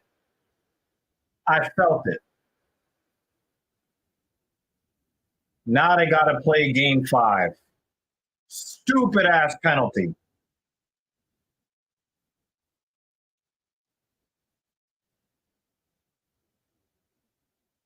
Stupid ass penalty.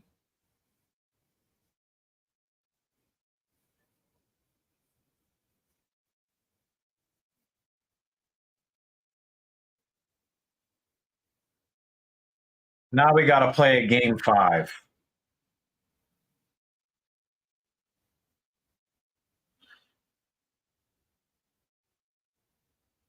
I'm going to say 1-1 going into the third, David. Ruzaboyev had the more effective striking in round 1, and I thought Buckley was more effective in round 2 overall when you add the wrestling and the striking.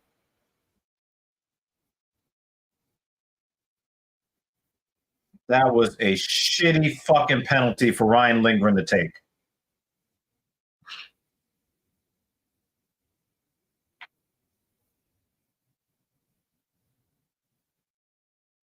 That was a shitty fucking penalty to take.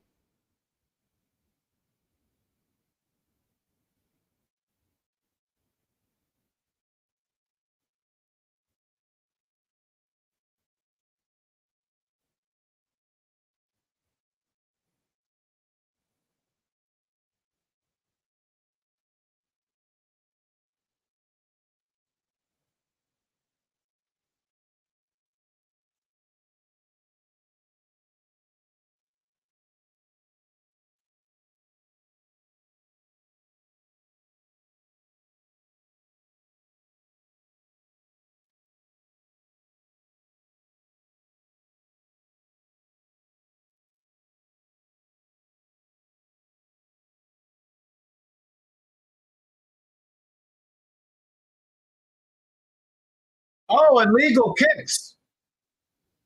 That was an illegal kick to the head.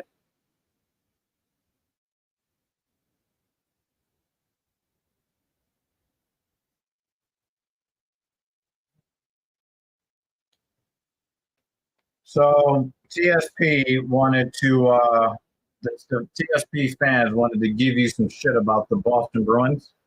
Mm-hmm. So you have anything to say to them? Bro, I already said Portland is going to win 5. Are they retarded? Like, you can't talk shit to me on a prediction I already called. But do you know who is retarded? Ryan Lindgren. That was, facts. I mean, that is a terrible fucking penalty to take. And then I thought to myself, no power play goals for Carolina in the series? Oh, they're definitely going to get one now. Well, Carolina almost choked away a win. Yeah, they definitely were choking. But now that it looks like the Rangers are the ones choking. You're up going to be a 3-1 now. They had it. The thing is that you really can't play extra games when you're about to face the Florida Panthers. Yeah. Who's talking crap? Was it David Banner?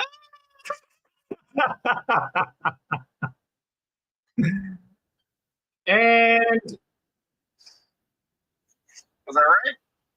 and Daryl 91. He said, "Fuck the Bruins." My thing is this: I said whoever came into that Toronto Boston series was going to get volleyball either way. Right. Did not matter. So They really should have stopped this fight by now, but I'll say this. oh wow, he's getting destroyed out here.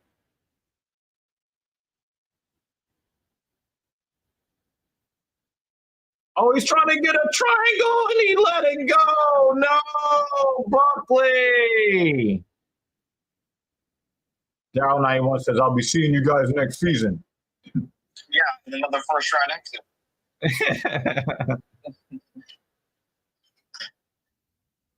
Wow.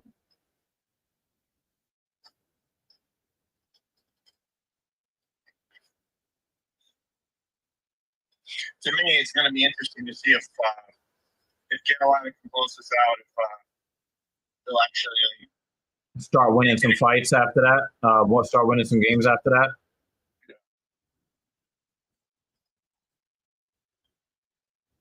I don't think it will happen. Daryl says, "I'm sure we'll be seeing you guys next season in the first round again."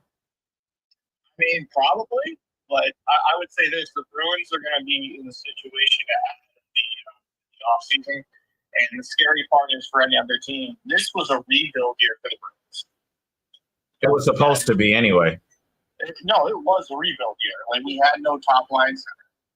Like, we didn't have. You're in the second round of the Stanley Cup playoffs. It's not a rebuild. That is a rebuild, though, for us. Like, that's a rebuild. Like, I'm saying roster-wise, like, we're going to improve hopefully dramatically in the offseason, and then Matthew Patra, he comes back.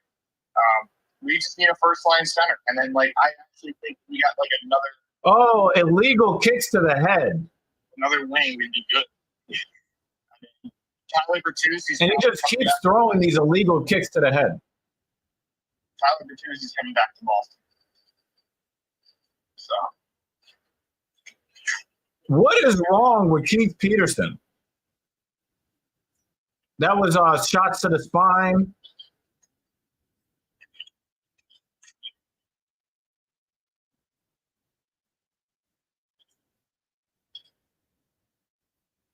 He says, "Yeah, I think Bertuzzi's gone from Toronto too." That's Daryl 91. Yeah, well, he won't be back. His play style doesn't work in Toronto. I didn't think it was going to work in Toronto. What do you think? Do you think they can get Todd Bertuzzi? Todd Bertuzzi. I'll go off at retirement to like snap all the guys' neck. Wow, way to choke the game away, Rangers, with a stupid fucking penalty. That was really stupid. Just like the Knicks last night. Hey, listen, your team didn't lose the Cavaliers. The light skin Avengers strike again. I hate you. I fucking hate you. You know it's true. It's like a lot. It's like I don't care about the Celtics because, quite frankly, until they prove me they can actually do anything in the clutch moments, I don't care. So it's like nope. But even if they go to the finals, they'll get mollywopped anyway. It doesn't matter. Yeah, we got the main event left. Have some cookies. No, that's what he said.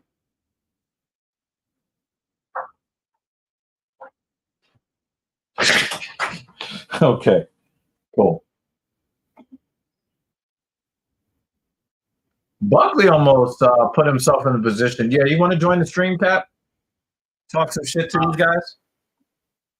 I mean, I'm all down for ripping on Toronto fans, but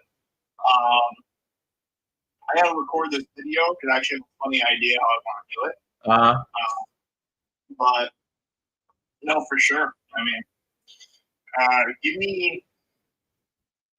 Yeah, we're about to get to the main event, so the event's almost over.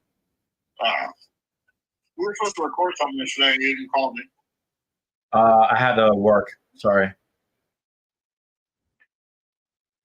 Fucking peasant. And then when I went to the movies with Mrs. Evil, that movie went way long. So we didn't get home till after the movie. Right. Look. The movie went way long, so we didn't get home till 1 o'clock in the morning. And then I had to get up. I had to get up at fucking 7:30. Wow, we could have banged out a video. Pause. Hey, yo. Yeah, man. I just probably all the Toronto fans got when they heard that. Yeah. I get it. You hate me because I'm trans black. Yeah, we had that discussion. We had quite a David Banner. See, this is why you need to join the stream, right? Tell Paul, watch that greasy hat he has. Watch that what? He said, tell Paul, watch that greasy hat he has on. Bro, that's actually clean. I stupidly didn't answer one day. I changed real quick. Something oil on my brain. I cleaned it off. That is what it is. That's why I usually don't like to wear nice hats, but I'm going to be buying another one of the cases like that. Look at the way he spelled those things. My hair is fucking all fucking Irish hair. It's all fucking long, curly, and bullshit. Damn.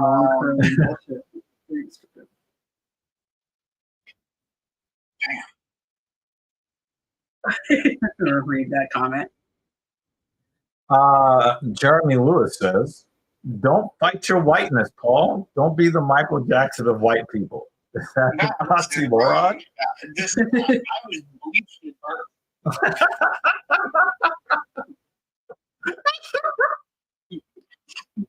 It was a mistake, bro. I came out with the wrong skin color. Kind of crazy. So, you don't understand that struggle because, like, when I go to the hood saying what up, I just get beat up.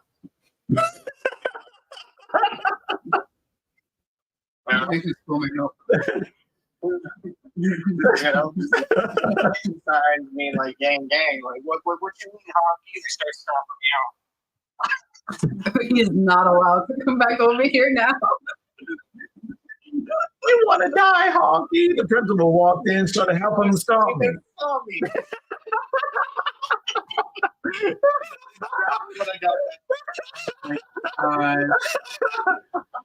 Dan Jensen says, trans black men are real black men.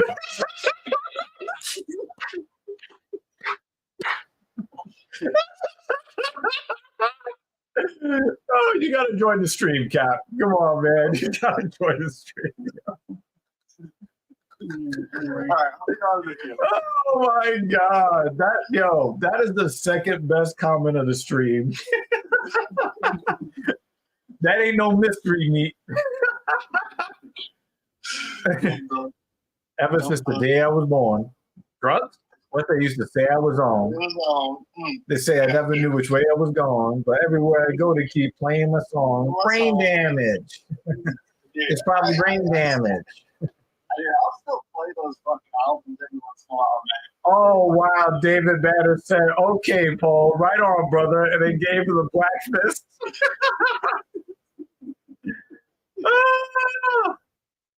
Oh man. Yeah, we will get canceled so quick. Yeah, we should really do like an advertisement, like commercial for like trans Black Lives Matter.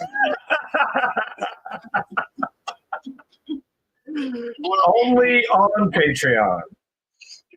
Blur my face to put like the dark voice, like criminal protection. Yeah. Oh man. That's Oh. fun with it. Dan Jensen says Black Power.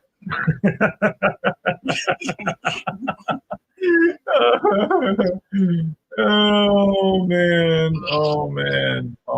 We're having way too much fun right now. Oh man. Good God. You know, Ryan Lindgren probably feels like the worst man on planet Earth right now. Yeah, based on law, I know the Panthers shit stopped on the Bruins. It was only a 1-0 game when Mason Morai took that double minor. Yep. And that changed everything. But I'll be fair though, he's a rookie, and I actually think he'll be really good top 2 defenseman once he's like 1 year out of college. Right. He was playing Iowa State last year. So he'll be good. Yeah, but that's a bad penalty to take. The tripping penalty on Lindgren, that was a bad penalty to take. It was, but I'll say this: Mason Morai is playing better than fucking Charlie McAvoy. Like Charlie McAvoy is supposed to be the #1 defenseman, also final defenseman. Like, he's looking like the Maple Leafs defense, like a turnstile. It's crazy. He's like TJ Brody back there. So, oh shit.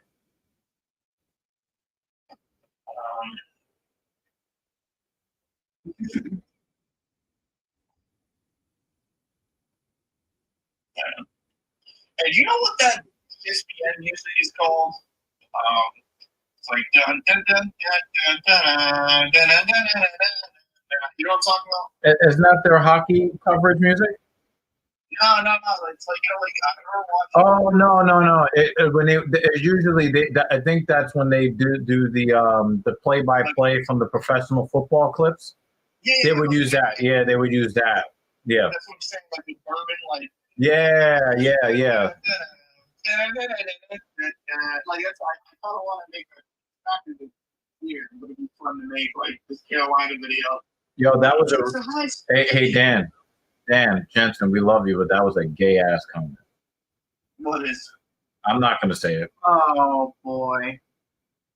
In his defense, it is like 3 a.m. where he is. Yeah. We'll let you live on that, Dan. But that Yeah, I got. no Diddy, no Diddy, son, no Diddy. I thought that Buckley played the fight about as well as you absolutely could. Fighting a guy who's 6'5" is just really difficult. Who y'all got? Avs or Stars? I got Stars, man. I have the Stars too. That's who I picked for the to win that series. Yeah, I mean the Avalanche did do nice in Game 3, but I just think the Stars just got it. You know, like if the Rangers played the Avalanche in the Stanley Cup Finals, I would feel very confident. If the Rangers played the Stars, I'd be like, yeah, we're not winning. Yeah.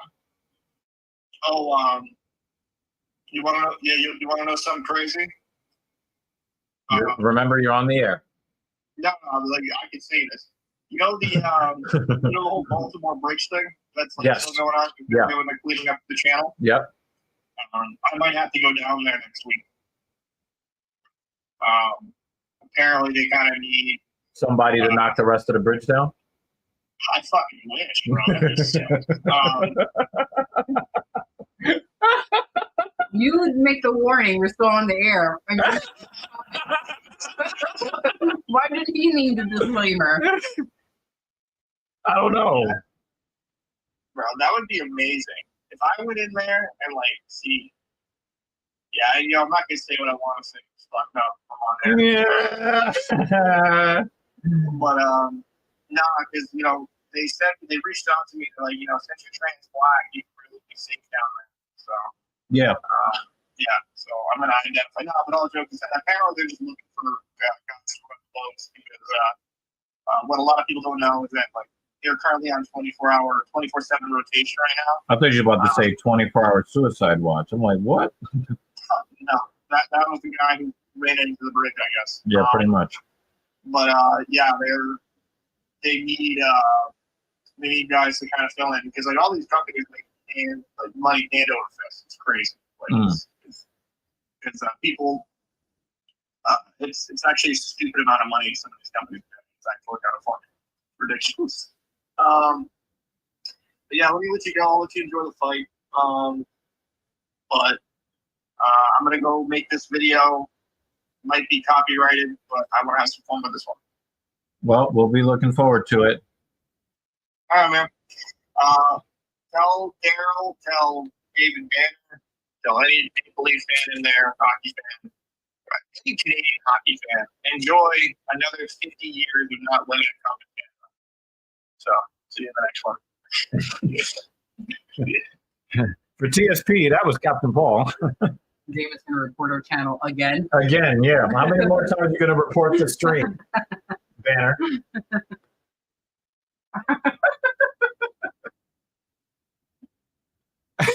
I was hearing a growling bear talk nonsense.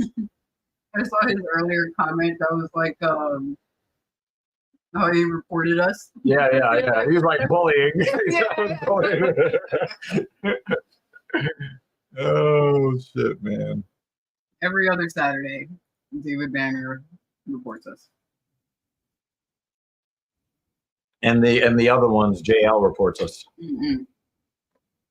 Now, guys. We're like 3 out of 4. Guys, I want to let you guys know that on the air, Mrs. Evil handed me a cup of pineapple juice. She did that. It was right at the door of the fridge. It was the first one available.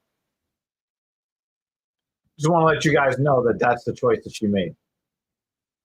All right? Let me enjoy my chocolate chip cookie.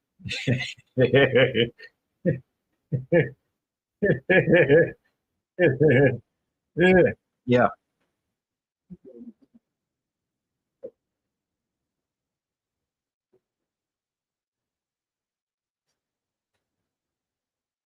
You would have thought that his hometown was St. Louis. Mm-hmm.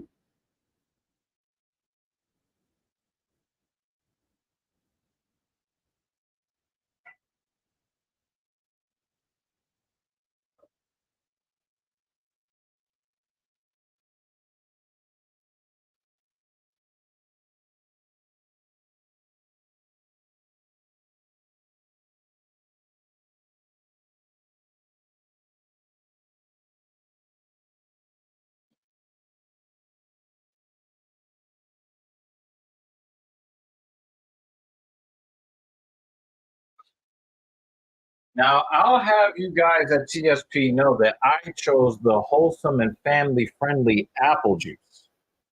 Okay, she gave me the pineapple juice. I'm never buying pineapple juice again. It will be banned from this house.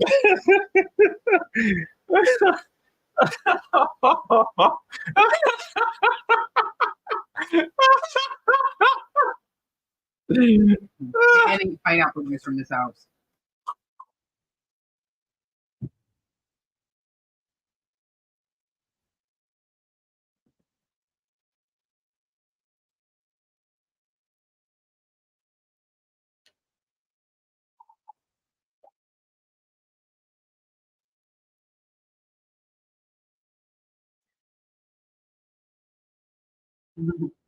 Oh, man. Sorry, Dan.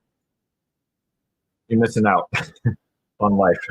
Although I kind of don't want to spoil it for him because when Dan finds out He's the going to be. new twisted shit, the comments that come after, I'm like, oh man.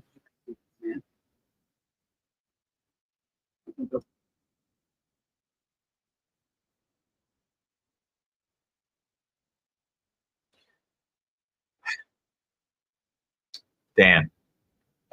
Let's see. Sorry, guys. We got another hit. Dan. Bruce is talking.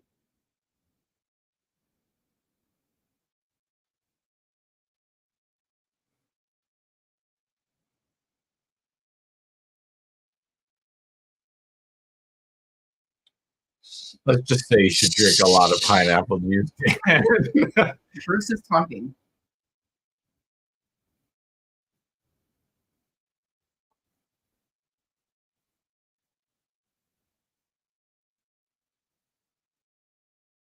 Why do you have to say Zog?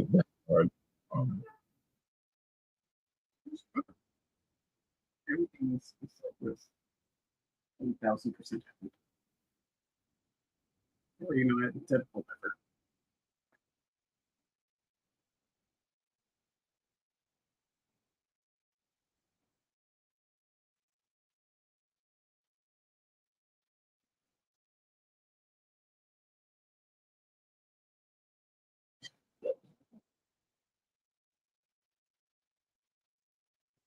There's an article in Bloody Elbow about Woodson's win.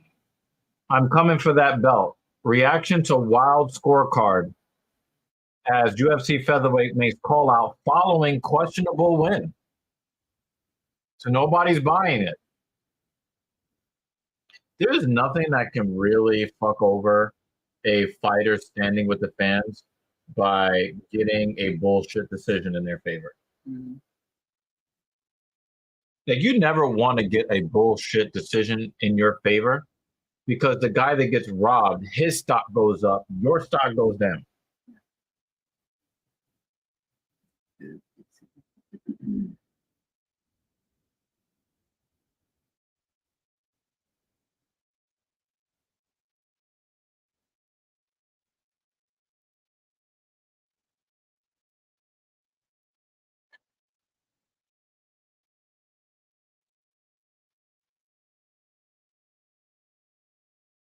I was thinking maybe end of June. In the middle of June. I might want to get some procedures done. But hopefully by the end of June, end of June, that'll be done. End of the June. Turned into thing too. End of the June.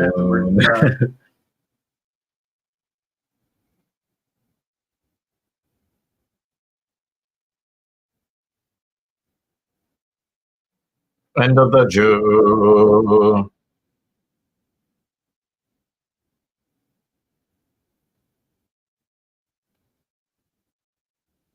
Yeah.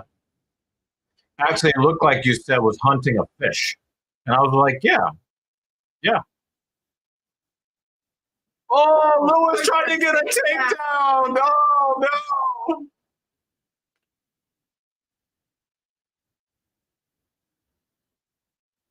Wow. Look at these two massive wild bears in the woods. That's a big pun reference. Oh, he gets a takedown! Oh, Lewis with a takedown! Look how calm and collected he looks after doing that. Now he's about to get taken down. Get that underhook, Lewis. There you go. Yeah, Lewis. Yo, this is a whole new fighter. Here comes a new challenger.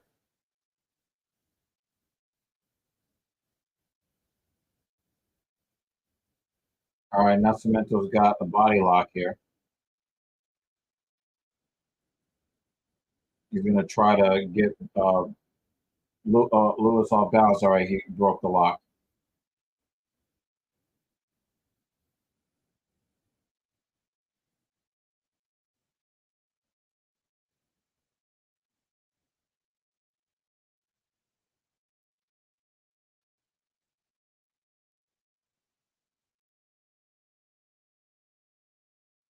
Yeah, I don't think Lewis should be playing his game.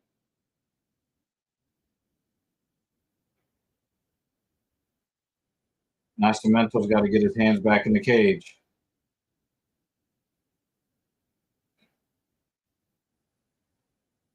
I'm always super. Oh wow, that was a nice left hook from Nascimento. Lewis, that stunned Lewis for a second there.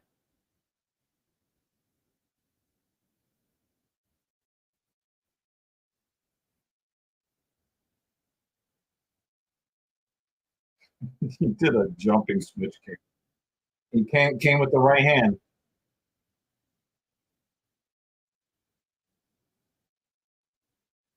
Oh, he was going for the uppercut in case he was going to level change. He needs to get that underhook. And here comes the trip. There it is. That's the end of the round. That's the end of the round right there. He's going to try to get this head and arm choke.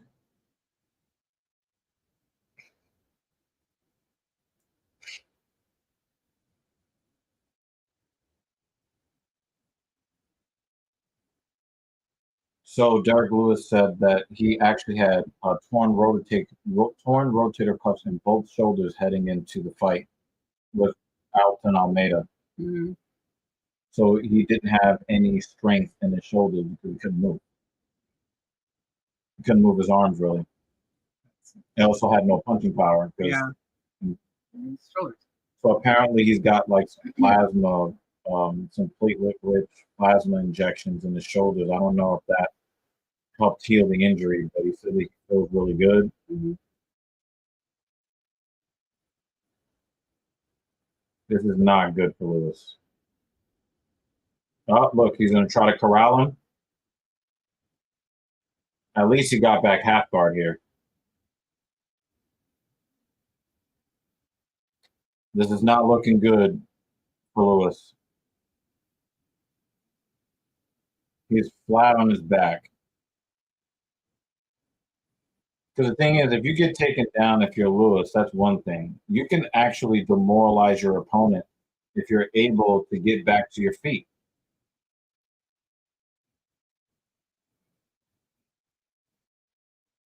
And now he's got him out. Well, it's 30 seconds left. Let's see if oh, he just turned over. He's going to sneak out of the back. Oh, he reversed it. He's going to survive. Oh, he was lucky. Mm-hmm. Nascimento made the mistake that created the opening for the reversal. Listen, we'll take it.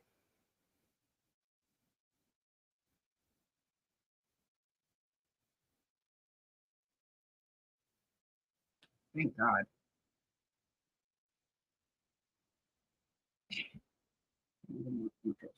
Nascimento's like, please don't hit me.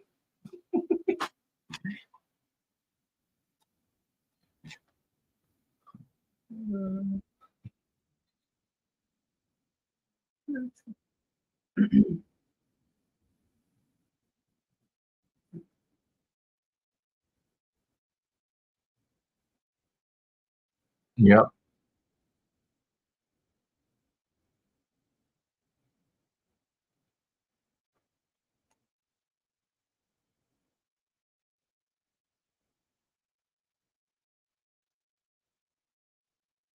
I agree with the coaches, man. I don't want to see Lewis playing that grappling game along the fence. You got your little takedown in the first round.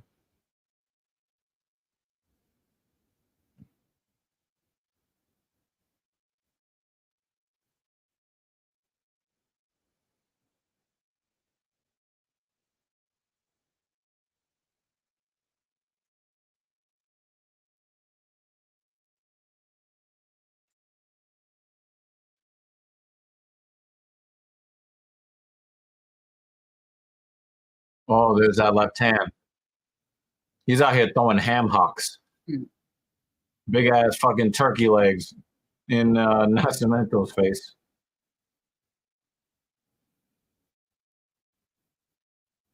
I don't like this. I don't like Lewis backing up to the cage.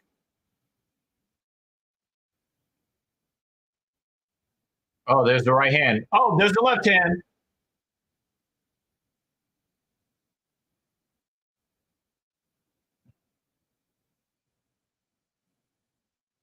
Yo, now that he's got, yo, you got to separate, Derek. Separate, separate, separate. There you go. Get out of the. Oh, nice knee to the body, but still separate. Get away before he pulls you to the ground.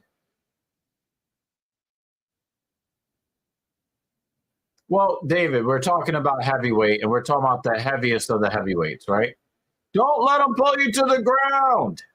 There you go. There you go, Lewis. Reverse that. Nice knee to the body and separate, Lewis.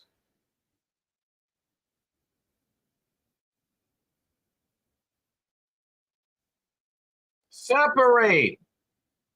Get back to the middle of the cage. Come on, Derek.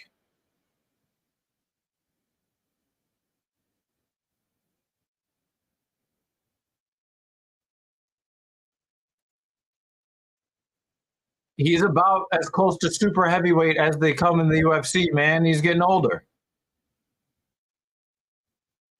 Nice uppercut for Lewis. Lewis got to get that underhook. Get the underhook. Nascimento looks like he's kind of fading a little bit.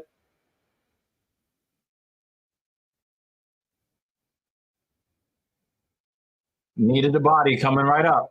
Oh, he's trying to get a takedown. Stop doing that, Lewis. He's not listening to his coaches, y'all. Oh, big right hand. Another big right hand. Uppercut.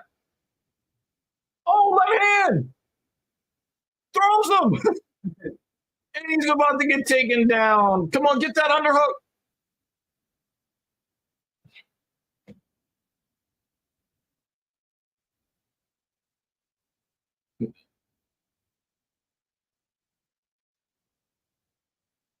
Big elbow from Lewis.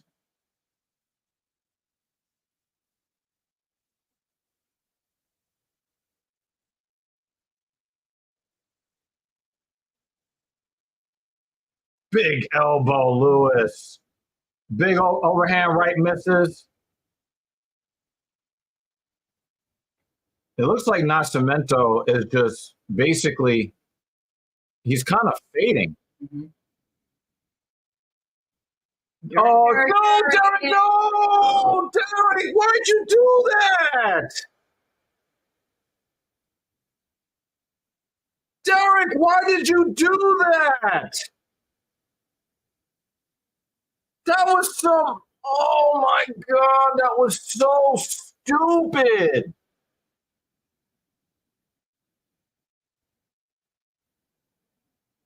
And you had the guy beat. You had the guy beat. And now he's gonna recover. That dude, why? He is not listening to his coaches.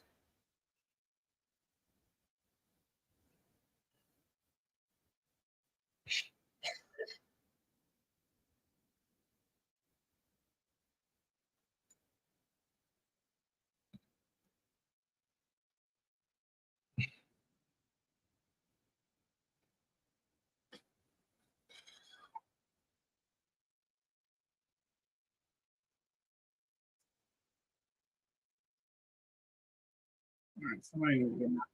Gonna make them do some teeth. That was so unbelievably stupid.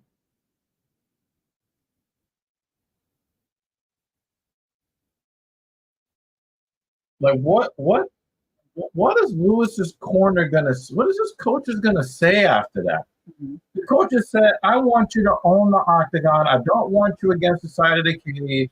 Forget all of that wrestling stuff. We need to get combos in the middle of the cage. Do this, and he did none of that. Mm-hmm.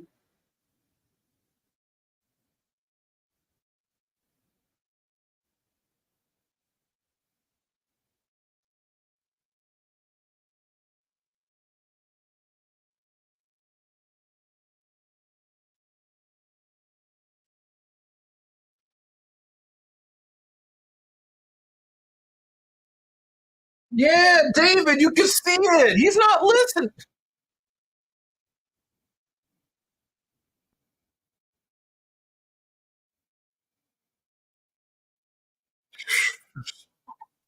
Nascimento's got quite a chin.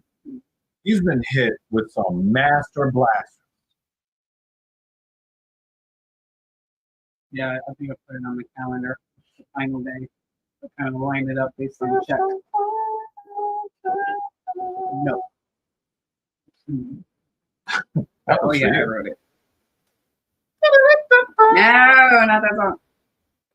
Nope. I swear no more thing.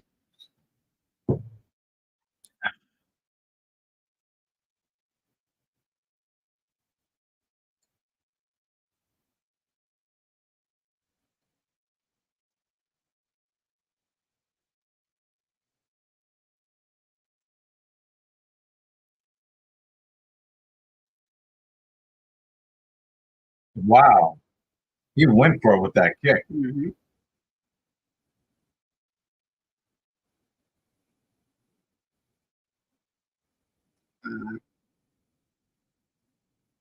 Had to pull that right hand. Oh shit, he killed him! Yo! Yo! Yo!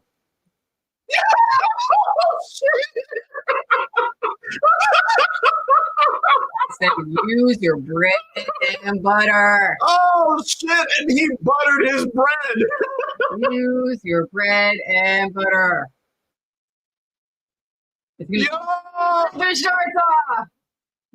Wait, where's Dan's comment? Oh no, he didn't! No, he didn't! Oh, that was fucked up. Dan, I think his balls were hot. Oh, that was fucked up, man.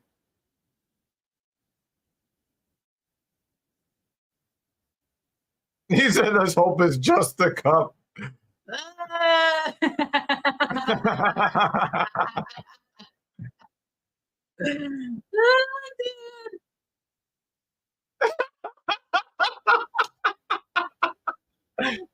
Yo! Yo, you don't want to catch that shit with your face. Boom! Look at the dancing. He couldn't get to the ground fast enough. Woo! You heard the whack Bang! when he hit him. Laughing. Yo, that dude could not trip fast enough to get to the floor.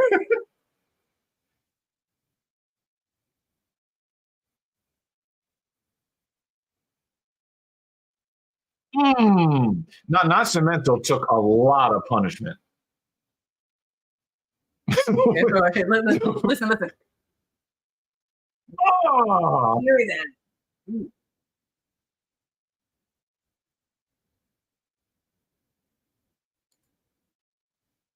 and that was not a lucky shot. A lucky shot is like when somebody does something that they doesn't normally do. No.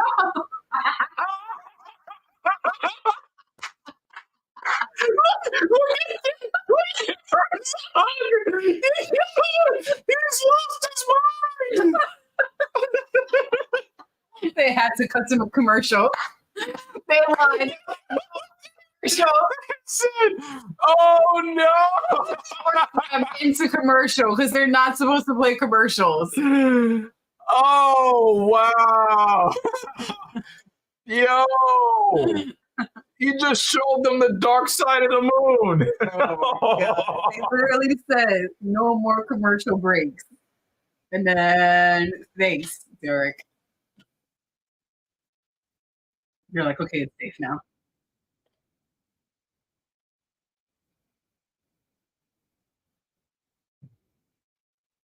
Wow.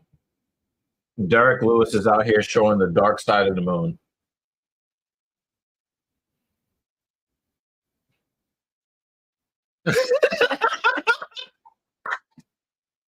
We definitely have to listen to this interview after. Yo, the way that he tried to fan him with the shorts that he took off. Jason's like, be professional, be professional.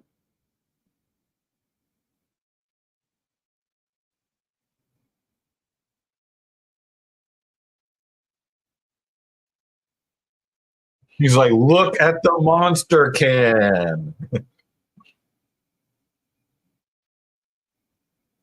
Yeah, for real, man, for real. All right, let's hear this shit. Breeze it. Of course.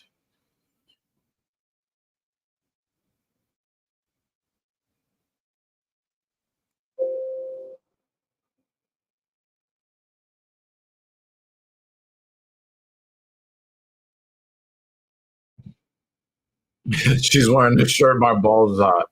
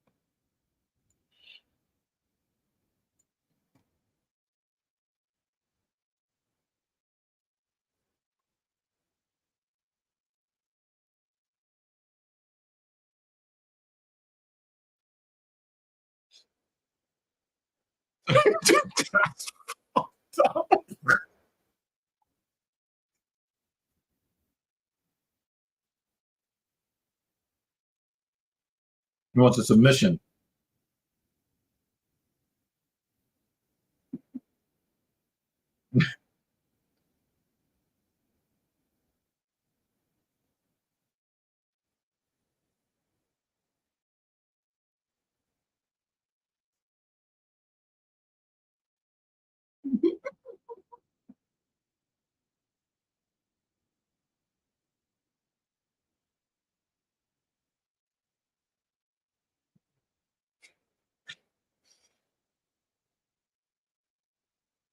Yeah, these are the guys I didn't listen to.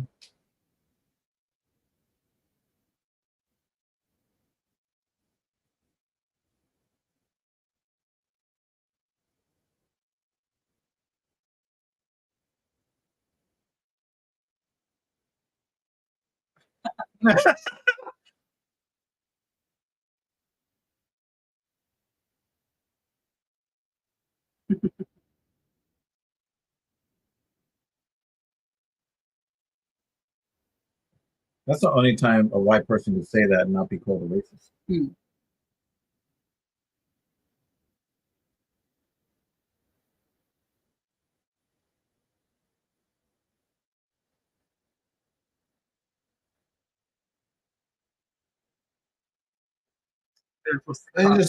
They're just sitting there on the.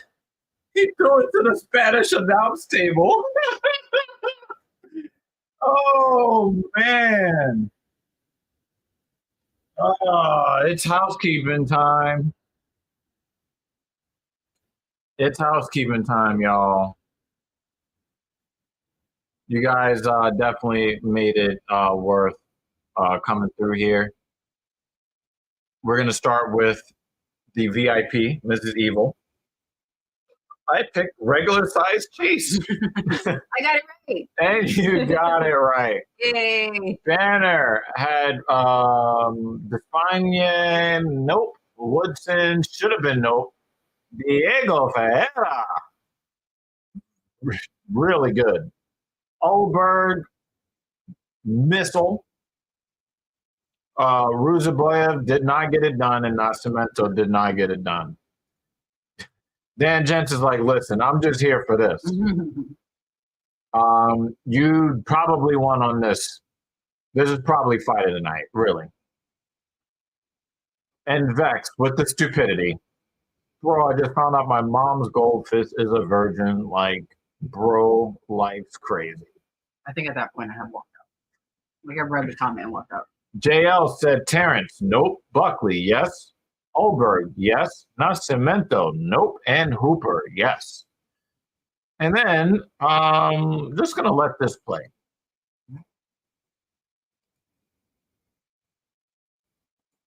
Nope. I said no. Oh, man.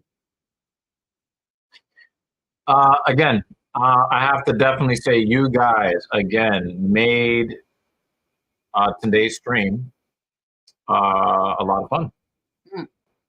Thank you for holding down the fort while I Oh, and and the she family. and she also helped me out too because like my back was starting to kind of not like sitting in this chair for too long. But you guys were fucking awesome today. It was a lot of fun. We'll have more discussions. I got to get TSP live, the actual podcast going. And so, guys, definitely send some subjects that you would like me to do a deep dive on.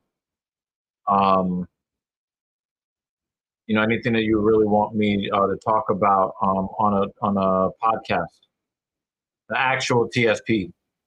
Okay. Yeah. I got to say, Dan, you're one of those people that make it. He could not get to the ground fast enough. The way his feet were, it was like some Looney Tunes. Like someone pulled the rug from underneath them. Yeah. And of course, Dan Jensen will take us home. You guys know what that means.